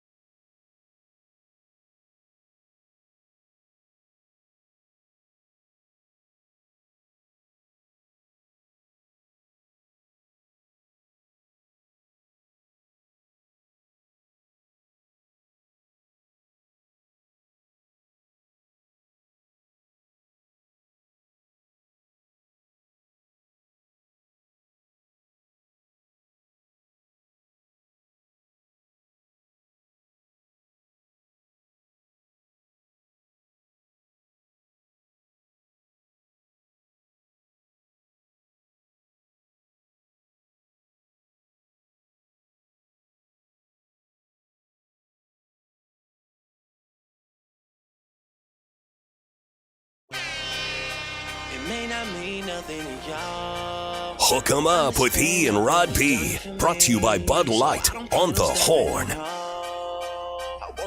Oh, man, just got a text from Josh on the text line. Says, man, I just called in and won those Van Wilkes tickets at the Saxon Pub Saturday night, but realized I have a conflict. I think he just rushed. Oh, wait, that's when the Texas game is. That's when the Longhorns are playing Alabama.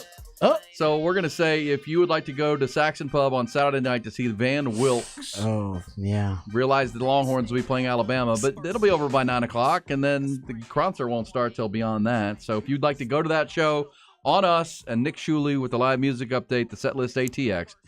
Call Ty at 447-3776 and pick up those tickets. But Josh can't go. But so the game starts at what time? 6 o'clock, and the show starts at what time?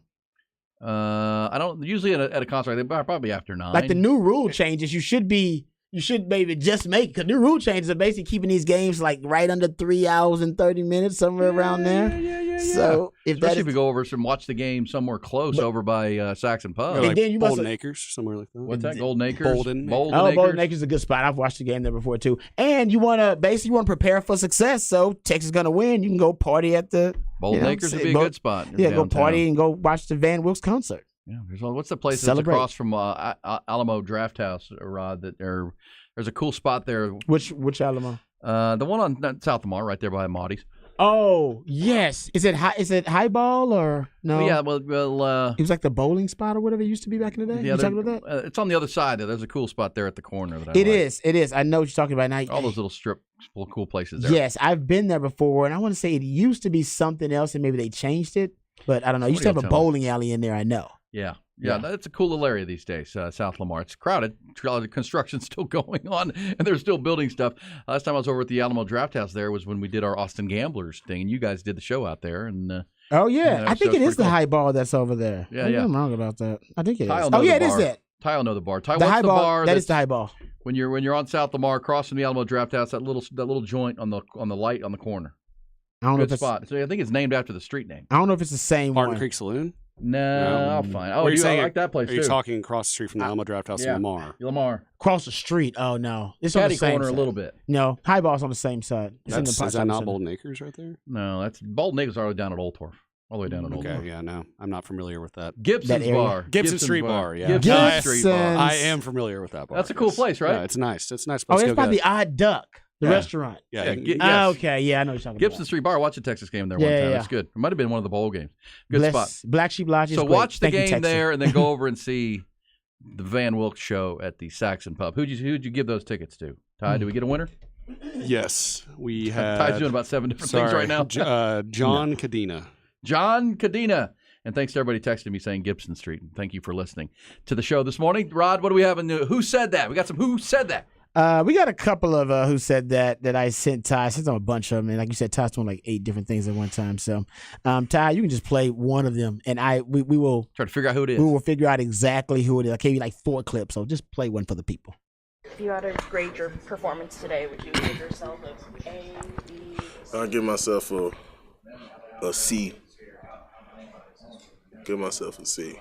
Ooh. What Texas? That's Kelvin Banks. D. Lyman gave himself a C. Ooh, that was on his D. performance. Lyman. Texas D. Lyman said, "I got a C in my performance." Oh, I didn't see any C performances on I the didn't D-line. either. Exactly. Yeah, the guy he grades himself on a really, really hard Is that Byron scale. Murphy? That was Tavondre Sweat, who had an A+ in my mind. This guy led the country in pass rush win rate for D tackles at 37%, and he said he gave himself a C grade in the game. Damn, That's what's the an kind A of bar I gonna look like? That's the bar I like if you're a Texas fan. Yeah, shout out to my man Corey Mose who had that sound, man. That is that's a great piece of audio there. Who said this? Who did not give himself a high grade either for his or his team's performance on Saturday? Who do you think this is, and who said that? I guess you can say it's a wake up call. I don't know how losing in the national championship by 60 isn't a wake up call, but right now we're definitely the laughing stock of college football. Having 22 missed tackles, having who knows how many missed assignments, making our defensive coordinator look awful, just making his defense look like it's a childhood kid's defense and him getting all this slack. So if it's not a wake-up call, then I don't know what it is. I know that is. That is the linebacker for TCU. Johnny Hodges. Johnny Hodges, calling it like it is. Calling and out look, his I mean, own team. that was having rewatched that game yesterday. Yeah, that was an embarrassing defensive performance. As great as Coach Prime's team was, and as great as the Shedeur Sanders was, there were a lot of help there from the TCU team. I mean, they were really bad, and he just said it: 22 missed tackles, 1 million missed assignments, and their defense coordinator is getting ripped. But he did a great job last year on their run to the national championship. And yes, they lost some pieces, but they got a lot of holes to fill. I mean, they didn't play inspired. They didn't play at all. confident. They almost underestimated Colorado, and not good. All right, what else do you have in Who Said That, Rob? It's gonna be tough for you to guess this one, All right. but it's a Florida State defensive lineman. I just thought the audio was so good we had to play it. Here it is. Oh yeah, it was over with, man. I think number 70, it was like, man, y'all good up front. When he told us at the second half, you don't tell no D lineman that. So it was over with. When we heard him say that, number 70, and it was over. We like, oh, we got him right where we want him. So it was over. You don't tell me that, because I'm gonna oppose my will against you all game. So. Florida State defensive lineman Joshua Former saying an LSU lineman kept telling him, oh, man, you guys are good. Man, y'all good up front. During the game. Ugh. That's cringeworthy. It's cringeworthy. You're getting beat like that. You're like, man, y'all are good. It's like, well, I know we're good. We're whipping your butt. That's how I know we're good. Somebody said you're good? He just kept telling him he's good. It's like, I know I'm good, man. What do you keep telling me that for? That's crazy. That's crazy. All right, who said this? Who said this? Who said that? Which college football coach had this to say about his team? Coach, when we talked to Michael yesterday, he mentioned how you guys are a team-oriented pass rushing unit. Is that something you guys ever have to fight against on the recruiting trail? Is it something other teams use as a tactic, like, hey, their guys don't get stats? Well, we usually fix that when we show them how many we have drafted, and that it's silenced, because we put Trevon Sachs up there and say he went number 1 overall. We put Devontae's up there and say he went in the first round. We put Quay's up there. We put Nolan's up there. We put Jordan Davis's, and then they don't say anything. See. There you go. Who said that, Rod? Receipts is what he's talking about. Yeah. That's Kirby. That's Kirby. Kirby Smart. That's Kirby Smart. That's Kirby, baby. That's a good question, too, because Georgia's defense, they don't have guys with like 20 sacks. They don't. It's crazy. They don't. But then they go number 1 overall and all drafted in the first round. Because the film don't lie. The eye in the sky don't lie. And when what does that mean to you, Rob, when you say team defensive sacks? Well, it's just because the guy who gets the sack isn't the one who created the pressure, right? Not the one the guy who makes the play isn't the one who created the play. Yeah, and that's what Kirby Smart goes on. So he got one guy blowing up a play, another guy taking on a double team so you can win the numbers, another guy crashing the edge, and it's all designed so that one guy can cash in and get the sack. But it was created by 3-4 different guys. Yeah, that's why Philadelphia's like, we'll take the whole defense, please. We'll take the whole. Jalen Carter. We'll draft all of them then because they work really well together. That's right. They took Jalen Carter and Nolan Smith this year in the first round. Yeah, they're like, these guys work well together. We know how to use them too. Kirby Smart gave us the blueprint. We're good. That's good. One more. Can I give you one more? Yeah, just real quick. One more on Who Said That. All right, Who Said That? You'll like this one, and I think you're going to figure this one out pretty quickly. Here we go. Professor Taylor, if you're seeing this, please let me turn in my homework late because it's due tonight, I think at 12, so it may already be 12. Hey, Riley, great game last night, man. It was so exciting. Congratulations to you and all your teammates. But Wesley Williams and the other linemen who were in the class, they said they prepared ahead and did it ahead of time, so why didn't the quarterback? So no way, man. No. That's the professor. Wow, that's the professor. That's Riley Leonard's professor who didn't want to give him extra time for his assignment after he pulled the upset win over Clemson. The and Duke was the quarterback. leading rusher on their team. Come on. Well, how about this, though, E? His lineman threw him under the bus. I'm bullish. You saw that? His lineman basically told the professor, like, hey, man, we got our stuff done.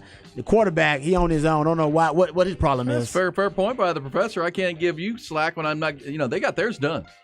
So it's clearly was due.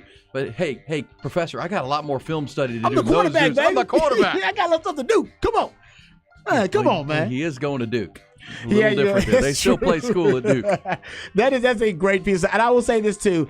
For the quarterback, what's his name, Riley, you got to know, professors, they always respect the office hours, man. You want to get extra credit from a professor? Brown nose. You go kiss butt on that office hours, and then that's when you personalize everything. That's when they'll hook you up. Show up, sit in the front row, Yep. and check in on office hours. You tell them that, man. It works. It works every time. It does. Coming back, we got a very special guest, Jerry Hamilton. Jerry Hamilton, Inside Texas. There's a big commitment coming down today on the recruiting front that involves the Longhorns. We'll get you details and a prediction from Jerry.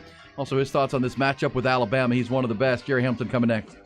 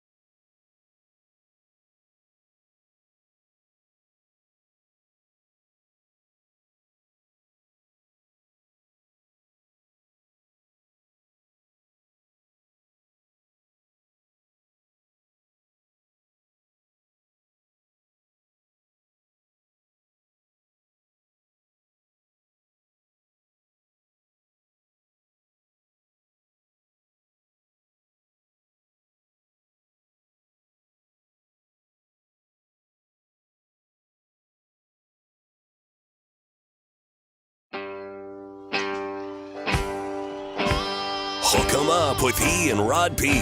Brought to you by Bud Light on the Horn. Whiskey River, take my mind. Oh, man, yeah. Good stuff right there. The fabulous fifth hour. We never know what intro we will go with to start the final hour of our program. There's the legendary Willie Nelson from Abbott, Texas, originally. Rod, from Abbott, Texas. When you drive to Dallas, you go near Abbott. I was going to say, I don't think I know where Abbott is. As you're coming out of,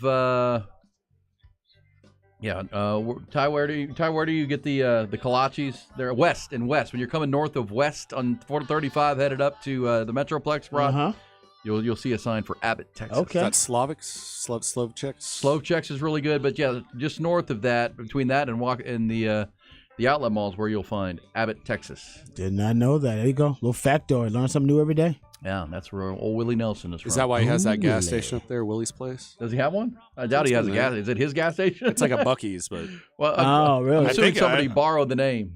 Maybe. I don't know. I'll do some research on that. I don't know that Willie's got time to be he running gas. He don't run it. He just owns it. Yeah. He probably owns a lot of stuff. He don't run. I remember back in the day, he still got a golf course out there west. Still got the golf course back out there, the 9-hole. No. He's got a 9-hole golf course? Yeah, Willie loves golf. Oh, I didn't know that. Yeah. Where's Willie get the time? Right now, he's still writing music, still performing. 90 years old now. 90 years old, and he's got all these businesses, man. Going to KFC with Snoop, smoking weed. Okay, it's named after Willie Nelson, but it's the first gas station and the first to sell Willie Nelson biodiesel brand biodiesel. Oh, there you go. So they did. Oh, wow. So I guess Willie Nelson's in the gas business. Yeah, or in the biodiesel. Yeah, trying to go green. Right? Is that what it is? Is that what it is? Yeah, that would be the greener. It's like the greener option. Yeah. Yeah, there you go. Yeah. That sounds like Willie Nelson, though. Well, and he likes to go green. Likes to go green. He loves to go green. The great Willie. But of course, found his fame here. Now, actually, Willie started in Nashville, and he just didn't like the structure of Nashville, and he was a great songwriter. But then, he's like, I want to grow my hair long, and I want to go be an outlaw. So I'm going Austin. Outlaw country, baby. That's exactly right. Mm-hmm. Somebody said Carl's Corner. Carl's Corner. That's where the hookers are, right? That's where Willie's Place is. That's what? Is that Willie's? Is that both? Hold up. Is this where Willie's Place is, or the hookers? What are we talking about here? Both? Back in the day, Carl's Corner, I was always told, was famous for, if you're a truck driver, you stop there and get some attention. Oh, like a lot lizard. Yeah. Yes. Find some attention. Yes, I've heard of lot lizards before. Lizard, I never heard that one. Yeah, they hang out at the truck stops and stuff, and they just, when the truck stops need a little, the truckers need a little stress reliever. They're on the road a long time. They are on the road a lot. Traveling. That's a hard life. It's a hard life, man. Being a truck driver. Long haul trucker. Mm-hmm. Makes good money though. It does. You can't make good money, but it's rough. Them hours ain't no joke. I got an uncle that was a truck driver. Me too. Some serious hours, man. It's the way of the road. Me too. You gotta really not enjoy it, but you gotta be built for that. Yeah, no kidding. Because I'm not built for it. I could do it. Because some people can drive like that. Some people can drive like 9-10 hours without a break. It's not a big deal for them. Like that's because that's like, I don't know. I guess I learned that from my dad because we used to drive. Yeah, exactly. So when we moved from Akron, Ohio to Houston, my mother is one of 7 in her family, and she's very close to her family. Big families. And she said, "I'll only move to Houston. I'll only go." They already had 2 kids. Like, well, yeah, you're going. And she was pregnant with my brother at the time, my third brother. But I'll only go if we come back to Ohio twice a year. Twice a year, Rod. Because I got to see my family. Okay. And he's like, okay, it's a good job. Houston's growing. We want to go to Houston. So yeah, we used to drive it. Oh, every time? Wow. Putting 5 people on an airplane. Ooh. Wasn't in the budget. Twice back a year. then, yeah, you're right about that. So we just we huffed it. Dad bought a big old conversion van, and we would drive it. So we road trip, man. 22 hours straight through. Oh, straight through. Straight through. Well, my mom could drive, and she could give my dad a little nap, and then. Because the way we do it, we'd leave in the evening, and you drive all night, and by the time you wake up in the morning, because you can sleep in the van. Oh, and man. By the time you get, wake up in the morning for breakfast, you're more than halfway there at that point. Don't you remember those in the back, just with you and your siblings? All the different games you either played or the trouble you end up getting in because you're so annoyed with each other to be back. Well, because he bought the van, my brother and I could get all the way back into the bed area because you could roll the bed down. Yeah. And we would just, because Dad would, if you were in the car, he could like reach across the seat and whack you. He couldn't reach us. I wasn't allowed to sleep in the car when I was with my dad on road trips. You couldn't? I'd be nodding off, like, wake up. Oh, he wanted you to stay up with him and keep him company. Listen to talk radio the entire way, and I'm like, wow, this really sucks. We would snooze it like crazy. We'd crash hard. My mom would give us like Dramamine, so we would just She go drug on- y'all. She drug us. She drug us. Yeah. Man, we would go. So for a little while, we would go up summer and Christmas, Okay. and then it became just once a year, and then yeah. got less and less. We got older, but yeah. Still, so that's a long so road that's trip, my though. so driving. I actually one time drove from Ohio back to Austin at St. Edwards all the way through just on my own. On your own, man. My only stop I made was in Tennessee. I drove into this huge, dense fog. It was one of the scariest moments of my driving life because I couldn't see anything. It's one of those things when you see these like 40-car pileups. It's great, yeah. It was like 3 in the morning, 4 in the morning. I'm like, all right, I'm getting off. I need to stop, yeah. And I just remember seeing a sign for the fog got real dense of a rest area. So I rolled off into the next rest area and just parked for a while. And slept for a couple hours and then got up and got. I always have this feeling like, okay, if I'm sleeping, I'm not moving. So when I wake up, I'm going to still be where I'm at. And I'm not any closer to where I want to be. Yeah. So I'll just power through. Yeah, your motivation to get the trip done is enough to incentivize you to power through Sleep the when I get there, Rod. No, I don't need to eat and all that stuff. Now I'm good. Yeah, you know who else kind of has a trucker's soul? Craig Way. Really? Craig Way. I was just going to say Craig Way. Craig Way has a kind of a trucker's soul. He does. Craig Way loves to drive. He'll save like IMG money because he'll be like, "Nah, I'd rather drive this." Like, Chris, it'll take you a little bit longer. Nah, I'm good. I got there's a cafe that I want to visit there that has really good waffles, and I want to go see this historical monument. I'll do all that while I drive, and also, I'll prep too somehow. Yeah. Craig's unbelievable. And talk on the phone. And random sends you texts and tweets about stuff. He's Random like, stuff. I'm like, aren't you on the road? And he's hauling like 85.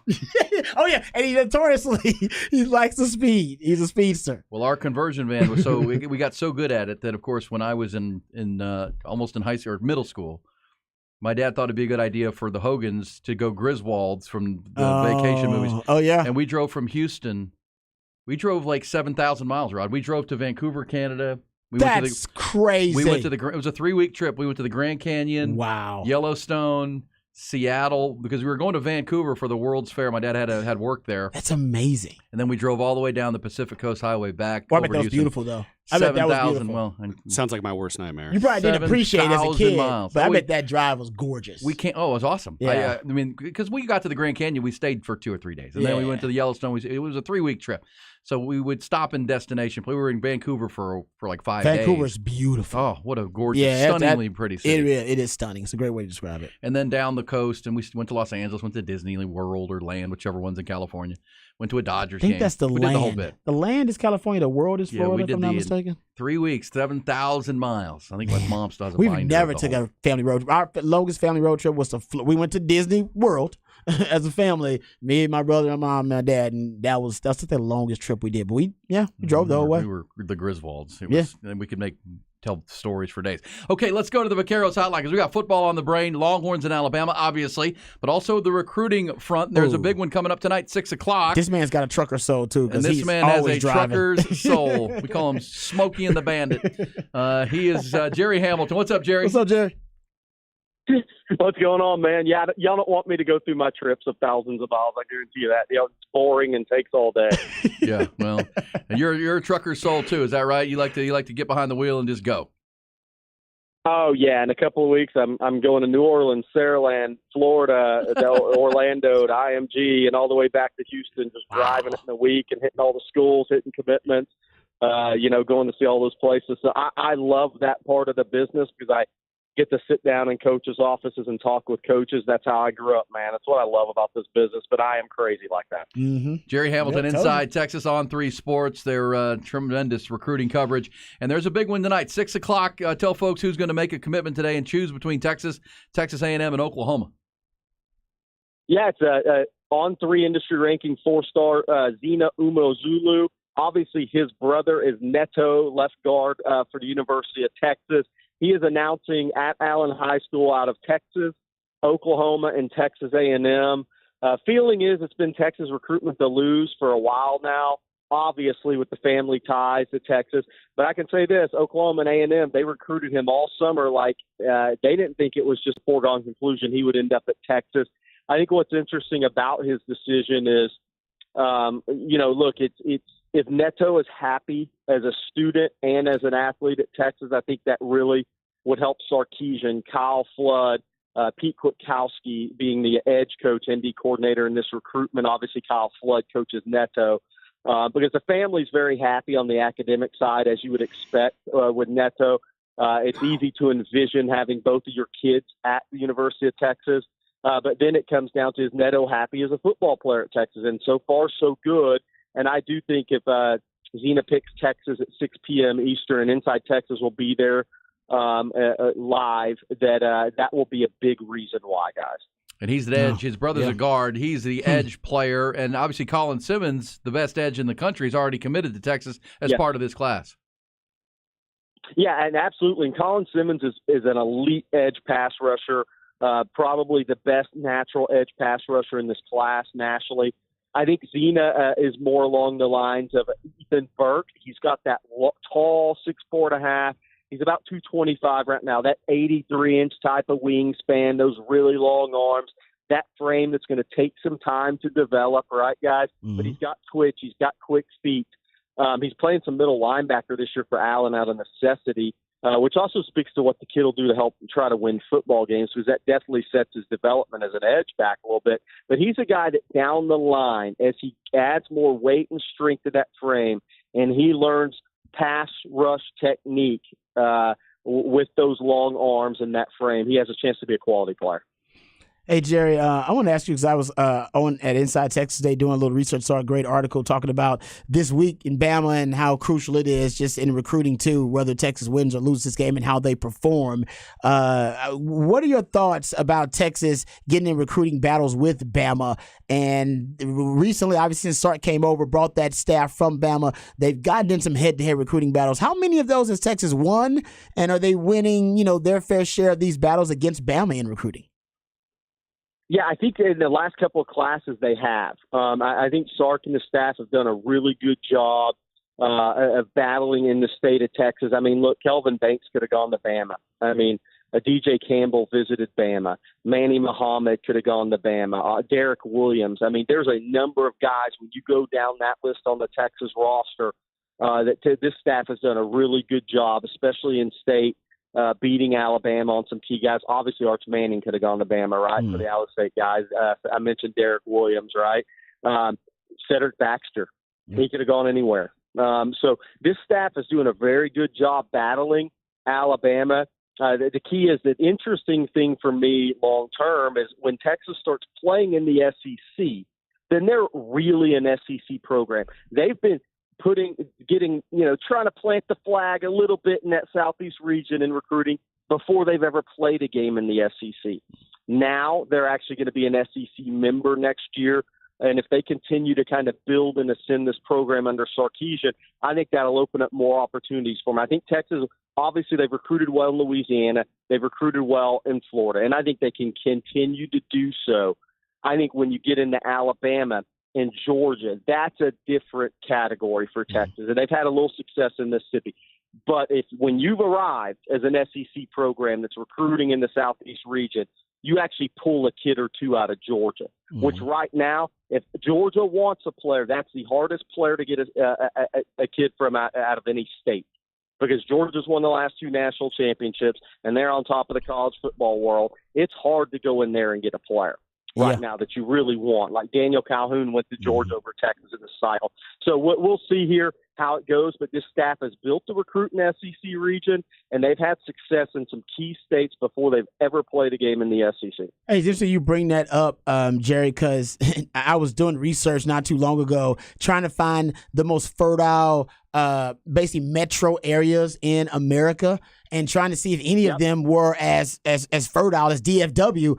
And the only one that I could find that was as fertile as DFW, you let me know because your research is better than mine and your knowledge was the Atlanta metro area that has produced probably more NFL draft picks since 2020 than any other metro area in the country. DFW was second.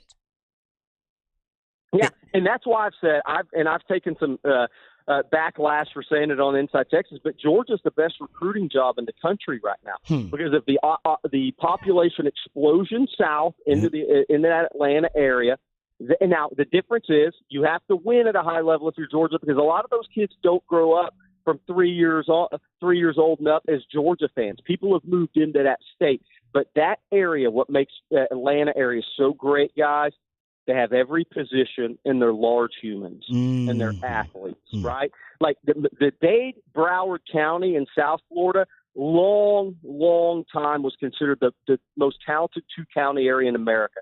But they have an abundance of skill guys, some edge guys. They don't really produce quarterbacks down there. I'm not saying anything Teddy Bridgewater. Lamar Jackson was actually Palm Beach County. Teddy Bridgewater. But I'm talking numbers of those guys, numbers in the offensive line.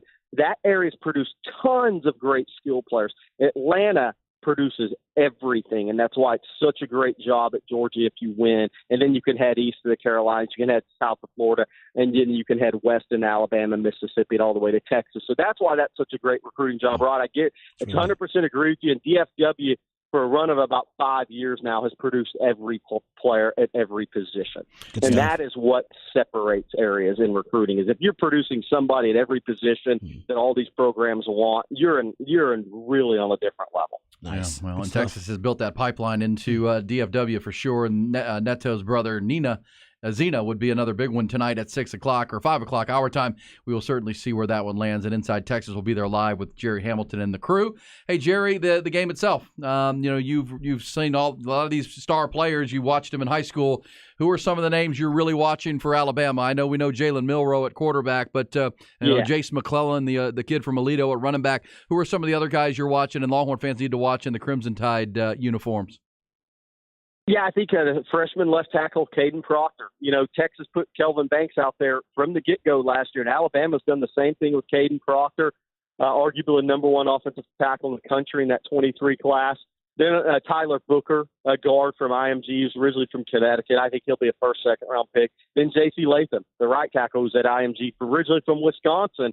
He'll be a first-round pick. So on the offensive line, they got three of the largest humans you'll see. Defensive line, Jaheim Otis is a great one for me, the nose guard for Bama, because obviously that'll be a big battle for Texas. Jake Majorson entered offensive line. But Jaheim Otis, I saw him at the Alabama-Mississippi All-Star game his senior year, and he was probably 390-ish, maybe 400 pounds. Wow. Maybe 385 at the lightest. He's down to 325. Whoa. He has lost a lot of weight, and he was already athletic. So I'm very interested to see now what he looks like as an athlete over the nose long term. Then they have a kid, Tim Smith, out of Sebastian River in Florida, who I saw it, called some of his games in high school. He's a really talented jumbo athlete, too. Those guys, I think, are going to be what Texas fans are going to be eyeing, that interior of the Texas offensive line versus these big dudes across the line of scrimmage for Alabama on the defensive line. Then, obviously in the secondary, Kool-Aid McKinstry. But I want Texas fans to really watch Caleb Downs, the freshman 5-star safety. He is not your average freshman safety in college football. He was an early enrollee, which helps. His father, Gary Downs, played running back in the NFL and is the running backs coach at East Tennessee State on the college level. His older brother, Josh Downs, was a tremendous wide receiver at North Carolina, I believe a second-round pick in the NFL draft. Caleb Downs combines instincts, size, playing speed, knowledge of the game. I'm not going to sit here and say he can be Earl Thomas, because I always hesitate to compare guys to Hall of Fame players, but I also wouldn't be surprised if he has that type of career. I think he's that level prospect and player. What about the receivers? I mean, we know Jace McClellan. I mean, he's a big-time running back, but how good? What would they? We know lines of scrimmage you just went through, Jerry, are going to be elite. Who are the guys that really scare you on the outside? On the offensive side, anybody, or is this not as dynamic an Alabama team as we've seen? Aaron, I think that's a great point. For about 4 years, 5-year run, Alabama can flat out overwhelm you with offensive talent. They had 4 first-round picks at receiver. Jalen Waddle scared the heck out of you in the punt return game. They had multiple high NFL draft picks at running back, 8 deep of NFL draft picks in the first 3-4 rounds on offensive line, a quarterback that was going to win the Heisman or be 1 overall or go in the first round. They're not that level of talent. They can't just overwhelm you where you go into the game saying, man, we got to have an LSU-type effort with Joe Burrow and score 46 to win at Alabama. It's not like that. but they still have draftable guys. Ja'Cory Brooks, some of those receivers, they may not be Devontae Smith, Jalen Waddle, some of those names that Texas fans got familiar with watching Bama for those years. They have a bunch of NFL draft picks, but they don't have that level guy to where it just scares you to death. Now, that doesn't mean they're not going to win some one-on-ones. They're not going to make plays, because they certainly will. But this is a different Alabama offense. I think running back's interesting. Like you mentioned, Chase McClellan. Jamarion Miller, a sophomore from Tyler Legacy High School, was a one-time Texas commitment that may start Saturday. Then there's Justice Haynes, the freshman out of the Atlanta area. We're just talking about that Atlanta area. It's been really good to Nick Saban, Will Anderson, go down the list. Freshman running back that Alabama's really high on there as well. And there's several guys now. Jalen Milroe, we mentioned, was a Texas commitment that flipped to Bama. Jamarion Miller was a Texas commitment that flipped to Bama. So there's a little bit of that past recruiting angle in this game as well. Oh, man. Big for so many reasons, and obviously what it would mean if Texas could steal a win out of there, only become only the sixth team since 2008 to win at Bryant-Denny Stadium. That would be a massive for a team that's already recruiting very, very well and head-to-head. Hey, Jerry, always great, man. We go on and on, but that is really good stuff, and we thank you for it. Thanks, Jerry. Thank you, guys. Talk to you soon. Hey, and remember, Jerry will be one of my guests on our in-game watch. Oh, that's right. Yeah, when we're out at Fieldhouse at the crossover, when the pregame's over, Rod, and the game starts, I'm going to go into my man Charles Milligan out there at Fieldhouse has got me a back room. Those private rooms. My bat cave, my e-cave. And I'm going to go online and be able to do the in-game watch with us and have Jerry and, I don't think Bobby Burton not this week because he's going to be at the game. He actually is going to the Bama game. So, got Inside Texas crew, some of the team. Ian Boyd joined us last week, which was great. Justin Wells might jump on there. Justin Wells. It's just, it's a series of people rolling through, watching the game with you. So if you're not at the field house, certainly, and you're not at the game, and you're sitting at your house, turn on your computer or your iPad or whatever it is and just fire up the YouTube. And it's the On Texas Football YouTube. It's called Watch With Us. Got some great stuff. It's a good way to watch the game. You can turn the sound down just a bit on ESPN, and analyzing the game as it happens on a play-by-play basis is good stuff. You get halftime analysis. Ian Boyd came on last week, Rod, and came up with the halftime adjustments. And just like you would have done, football theorist, I love it. Said get the ball out of Quinn's hands quicker. And get to some RPO. And what did they do? They come out, dink, dink, dink, dink, RPO, quick pass game. That JT Sanders touchdown was simple RPO, pop pass. Boom. Pop pass, and that's the way it all got going. So we appreciate that. I'm looking forward to it. So thank you to Jerry, Inside Texas. Watch with us. You were a part of a live stream there last night. Yes, did On Texas live stream. We'll have another one tonight around 7. But I actually did talk to somebody who got a chance to participate in your in-game watch, and they said it was awesome. So they had a really good time. Cool. So I think it's going to be even better this time around because the game is going to be better. Well, there's not 105,000 people at the stadium. They're more at home now, right? That is true. That's a good point. Yeah, if you want to be a part of a community and watch the game, because a lot of people, they want to watch it with other Longhorn fans, you can come out there physically and watch it at the field house at the crossover. Will be heard. Or if you're at home, it's okay. You can go to the in-game watch party with my man E. Hogan and the On Texas football team. Coming back, we go behind the burnt orange curtain one last time here on this Wednesday. Also, what's popping? What's popping? Before the end of the hour, safe to say Jose Altuve is popping. The Rangers are not. We'll get you details coming.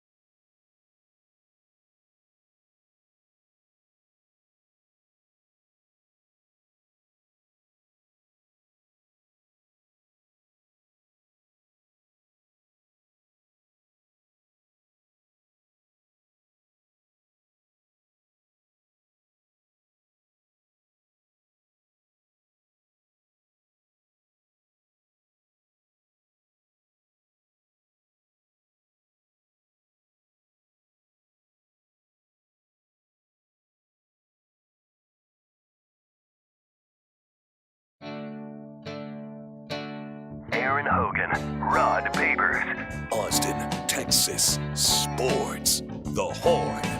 Shotgun Willie sits around in his underwear.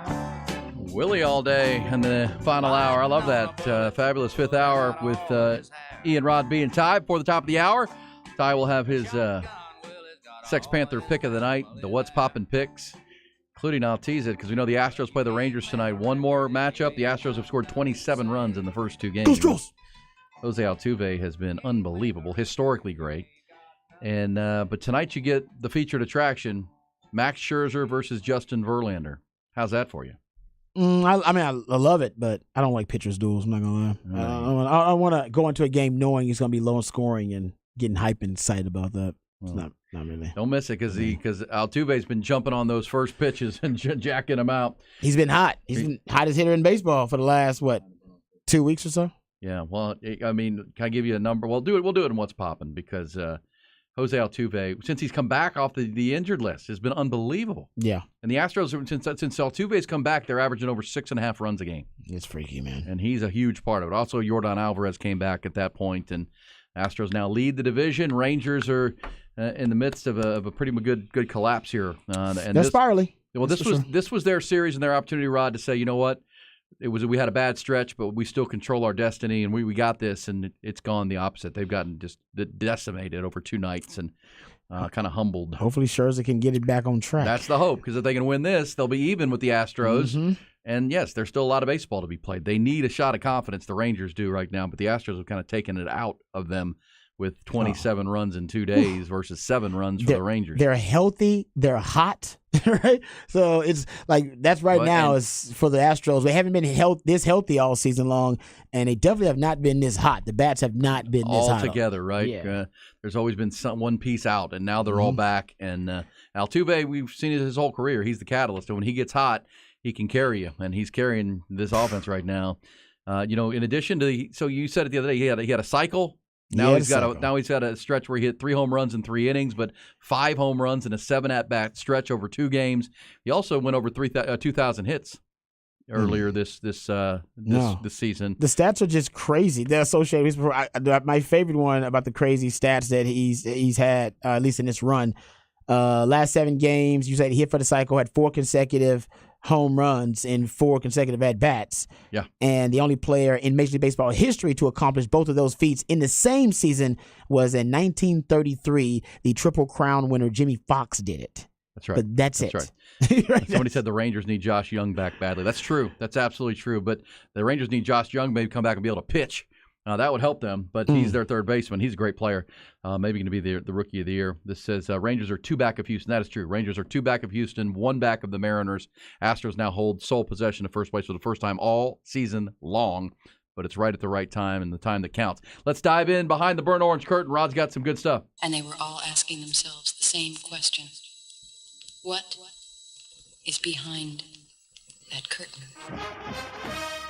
All right, time to get to some behind the burnt orange curtain discussion. And I think most of the discussion that we've been having this week at least a lot of it has been about Quinn Ewers and how he's going to look in the game and what the offense is going to look like, how Sark is going to call the plays to get his quarterback comfortable and confident.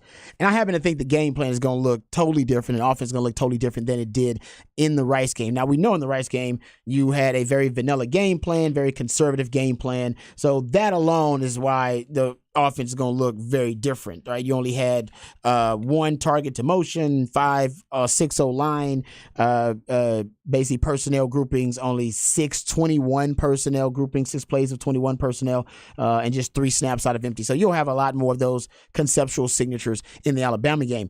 But how the offense will be called and how the offense will be constructed around Quinn Ewers and Quinn Ewers' strengths and weaknesses, that's really my biggest concern. Because I think if you're going to beat Bama, there's no doubt about it, your quarterback's got to have a great game. Really, history would tell us, based on what E pointed out yesterday, that your quarterback's got to have a transcendent game in order for you to pull off an upset win over Alabama in Tuscaloosa. So how does Sark make sure that his quarterback is in a groove and in a rhythm? I found a couple of numbers that are, I think they're pretty enlightening about the current strengths and the current weaknesses of one Quinn Ewers and how you can build the game plan around his strengths. All right. And try your best to, if you're Sark, you can't avoid some of the weaknesses being exposed, but you can do your best to try to, mitigate that and try to put him in a position where he's not going to be exposed. In the game versus Rice, it was Rice, but Quinn was exposed to a certain extent because the average yards to gain on third down was 8.9, which means you're in a predictable passing situation a lot if your average yards to gain on third down are 8.9. So you cannot have that against Bama. If that is the case versus Bama, you will lose and you'll probably get beat pretty handily. So how do you get your quarterback in a groove and in rhythm? Well, we saw it in the second half. It's not rocket science. It's pretty easy. I found some numbers on Quinn from Pro Football Focus and from College Football Reference. Quinn Ewers on screen throws in the Rice game. So screens of any kind, wide receiver screens, running back screens, just simple, easy throws for Quinn. He was 6 of 6. They averaged 11.3 yards per attempt on screen passes alone. Just a simple, easy completion, high percentage pass for your quarterback, but yet the maximum return of yak yards and yards after contact on screen passes. So that's a really good number. RPOs, even Sark himself describes RPOs as it's an easy completion. Like he himself says, no, he calls them opportunity throws. And the reason that RPOs are opportunity throws is because he describes them as an opportunity for an easy completion. I'm just taking Sark's words. So the RPO throws for Quinn Ewers in week 1 against Rice, he was 7 of 7. So just on screens and RPOs alone, you're talking about a guy who's 13 of 13. He had a 157.4 quarterback rating on RPO throws. That was the second best in the Power 5 in week 1. He's great on the RPO throws. He's great. It's natural. His footwork is a lot more efficient. And also, I think because he can keep his eye contact on the defense, RPOs seem a lot more natural. And RPO is just a quick game. It's a combination of the quick game and the run game. It's a combination of them. And he's really good in the quick game, the short game, and the intermediate game. Those are the strengths of Quinn Ewers' skill set. Where we get into his insecurity and where he's not as confident and calm and collected making throws is on the deep ball. He throws it like he's insecure because he is insecure. He knows he's not good at throwing the deep ball. So when he has to throw it, he doesn't step into throws. The footwork suffers a little bit. I think it's a confidence issue. But when he's throwing short to intermediate throws, like I just listed for you, he's amazing because he's throwing them with confidence. The footwork is a follow through. The mechanics, all of that is a really efficient and effective level. And I went and looked at passes, period, where intermediate and short passes, just intermediate, which is 10 to 20 yards, and short passes is from the line of scrimmage to 10 yards. So 0 to 10 is short, 10 to 15, that is considered to be your intermediate area. In the game versus Rice, Quinn Ewers was 6 of 8 on intermediate throws, 6 of 9 on short throws.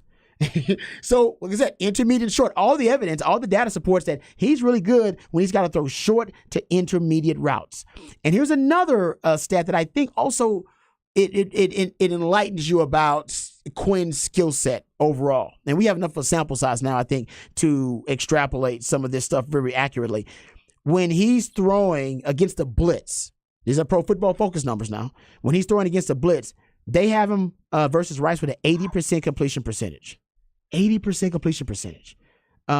They claim he was 12 of 15 throwing against the blitz. And we know Rice threw a lot of different exotic pressure packages at Texas because they had him on third and 8.9 yards to gain on third down on average. So they were able to open things up with their pressure packages. And we know they got home a few times, confusing the Texas pass blocking schemes. You can stay away from all those concerns, or at least you can avoid all those concerns with the pass protection if you're getting the ball out quickly.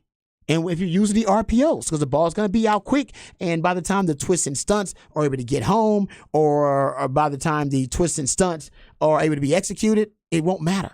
They'll be moot because the ball will be out of his hands. So I think that's what you're going to get in this matchup, guys. I think you're going to get a lot of short to intermediate game, a ton of RPOs. Like I said, all the stats, they point out that if you're throwing short, intermediate, and you're throwing quick game, that Quinn Ewers is one of the best quarterbacks in the country. It's when you have to open up and try to chunk it deep, 15 yards or 20 yards downfield. By the way, he was not only 0 of 6, over on 20-plus yard passes down the field versus Rice, he was actually 0 of 7 on 15-plus yard passes down the field.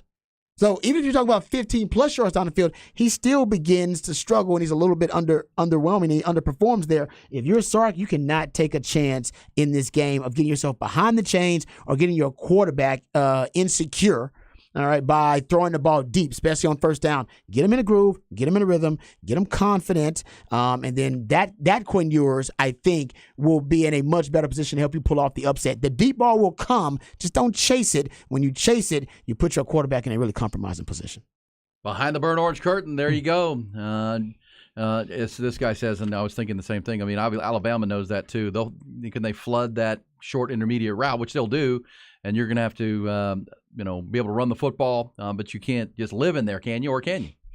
You can. We're supposed to have it empty. You can. You can live in the short to intermediate area. You can. If they are, which is possible, right? We talked about this yesterday in basketball. They always say if you got a terrible shooter, we had a texter bring it up, you got a terrible shooter, you let them shoot. Let them shoot themselves right out of the game because they're bad at shooting. That's the reason they're open, is because that is a low percentage shot for them, and you go defend the higher percentage shots closer to the basket, in the paint, mid-range shots, that kind of thing. And if you're Bama, you can take the same approach. You know Texas is bad at the deep ball. They were 8th best in completing the deep ball last season. They didn't improve much in the offseason. They were 0-for versus Rice, even though Rice DBs are pretty good. So why the hell would you waste manpower and resources defending something they're bad at executing? That seems to me like that's ill-advised, right? So you can do what Oklahoma State did this to Sark actually at one point. You remember the Oklahoma State game last season where Sark threw the ball deep so much they had 14 overthrows, the most by a quarterback in the last 10 years, a broke-hand quarterback throwing to a broke-hand wide receiver? You know why Sark threw it so deep? He actually had more deep throws in that game than any game all year. Because Oklahoma State, go look at them. They actually are one of the best third down defenses in the country the last 3 years. They were actually really good this year. They were like top 5 in third down defense this year. And they've been top 5, top 10 in third down defense probably each of the last 3 years. And one of their secrets is they flat foot read third downs, right? They're playing the sticks. You got 3rd and 6, they're going to flat foot read right at the sticks. Because most third down playbooks and plays are designed to get the first down. On 3rd and 6, you're not chunking a deep ball. Sark might. You're not chunking a deep ball, all right, because that's a low percentage. So you're trying to get the first down. And what Oklahoma State does, they use that logic and figure, all right, you got to get the first down. Most of the time, that's what this play is designed to do. We're going to flat foot read it, and we're going to play the sticks. And when you flat foot read and play the sticks, which is what Alabama might do, decide, you know what, we'll rally to the deep ball since they're so bad at it. But we are definitely going to be in a position to tackle any underneath routes, in a position to break up, or in a position to defend all the underneath throws. Oklahoma State did it really well. And Sark kept thinking, well, they're giving me the deep ball because they're flat foot reading it. I got to take it. And he kept taking it. But you're chasing it. You think you're taking it, but they want you to take it. That's why you're open.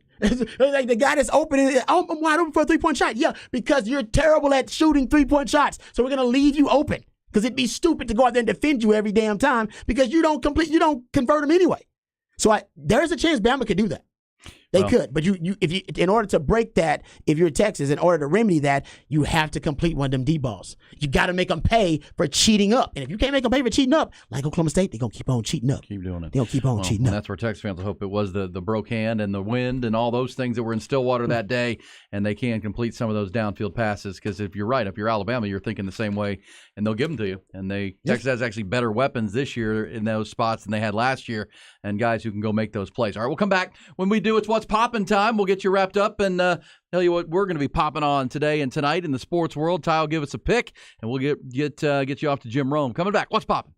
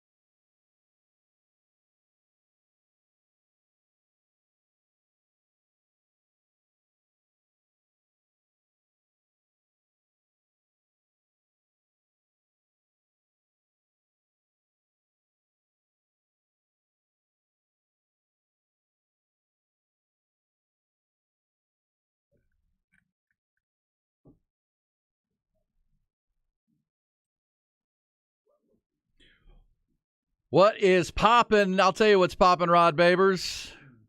According to the Atlanta Falcons this morning and Josh Alper of Pro Football Talk, rookie running back Bijan Robinson, who was listed as the team's third-string running back during training camp, despite being the 8th pick in the draft, is now listed as the first-team running back for the Atlanta Falcons ahead of their Week 1 game, with Tyler Algier and Cordarrelle Patterson listed at 2 and 3. So Bijan Robinson, without a doubt, and no surprise, the number 1 back in Atlanta. Not a miss. I mean, I don't know why it took him so long to promote Had to earn him. it, Ron.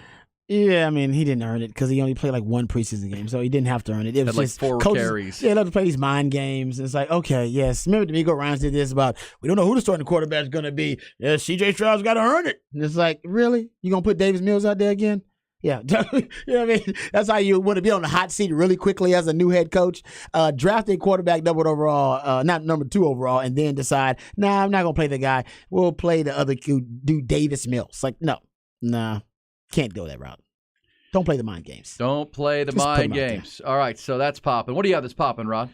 Well, nothing's popping but watching Bama. I mean, I'm just watching Bama. All Bama film? Yeah, watching more Bama film tonight. We'll try to figure out how the Bama offense going to match up against that Texas defense. I'll do a little bit more deep dive in there because I'm going to go back and watch that 2016 Bama-Washington game. There you go. Pete Kwiatkowski, head-to-head. Yeah, and trying to see what Pete Kwiatkowski had as ideas about spying Jalen Hurts at the time, who a lot of people, including yourself, have compared to Jalen Milroe. Just his kind of raw athleticism. Kind of feel like they're the same kind of player, right? Both from the Houston area, too. I don't disagree with that. And same size, and more runners than throwers right now. So can you force them to be a thrower is the question. Yeah, that'll be great. Can't wait to hear the thoughts there because that was 2016 when PK was the DC for Chris Peterson at Washington, and they went head-to-head with Alabama and what that game plan looked like. Buda Baker had a cool quote talking about how they had to try to attack that back in the day. All right. By the way, Rod, how do the Astros take over the Rangers and the Mariners now? Since the trade deadline, which is August, right? The last day of July into August. The LA Dodgers have the league's best record at 25-8. And they've been the best team in baseball since the deadline, since August 1st hit. And they've stretched out that division lead in the West to 14 games.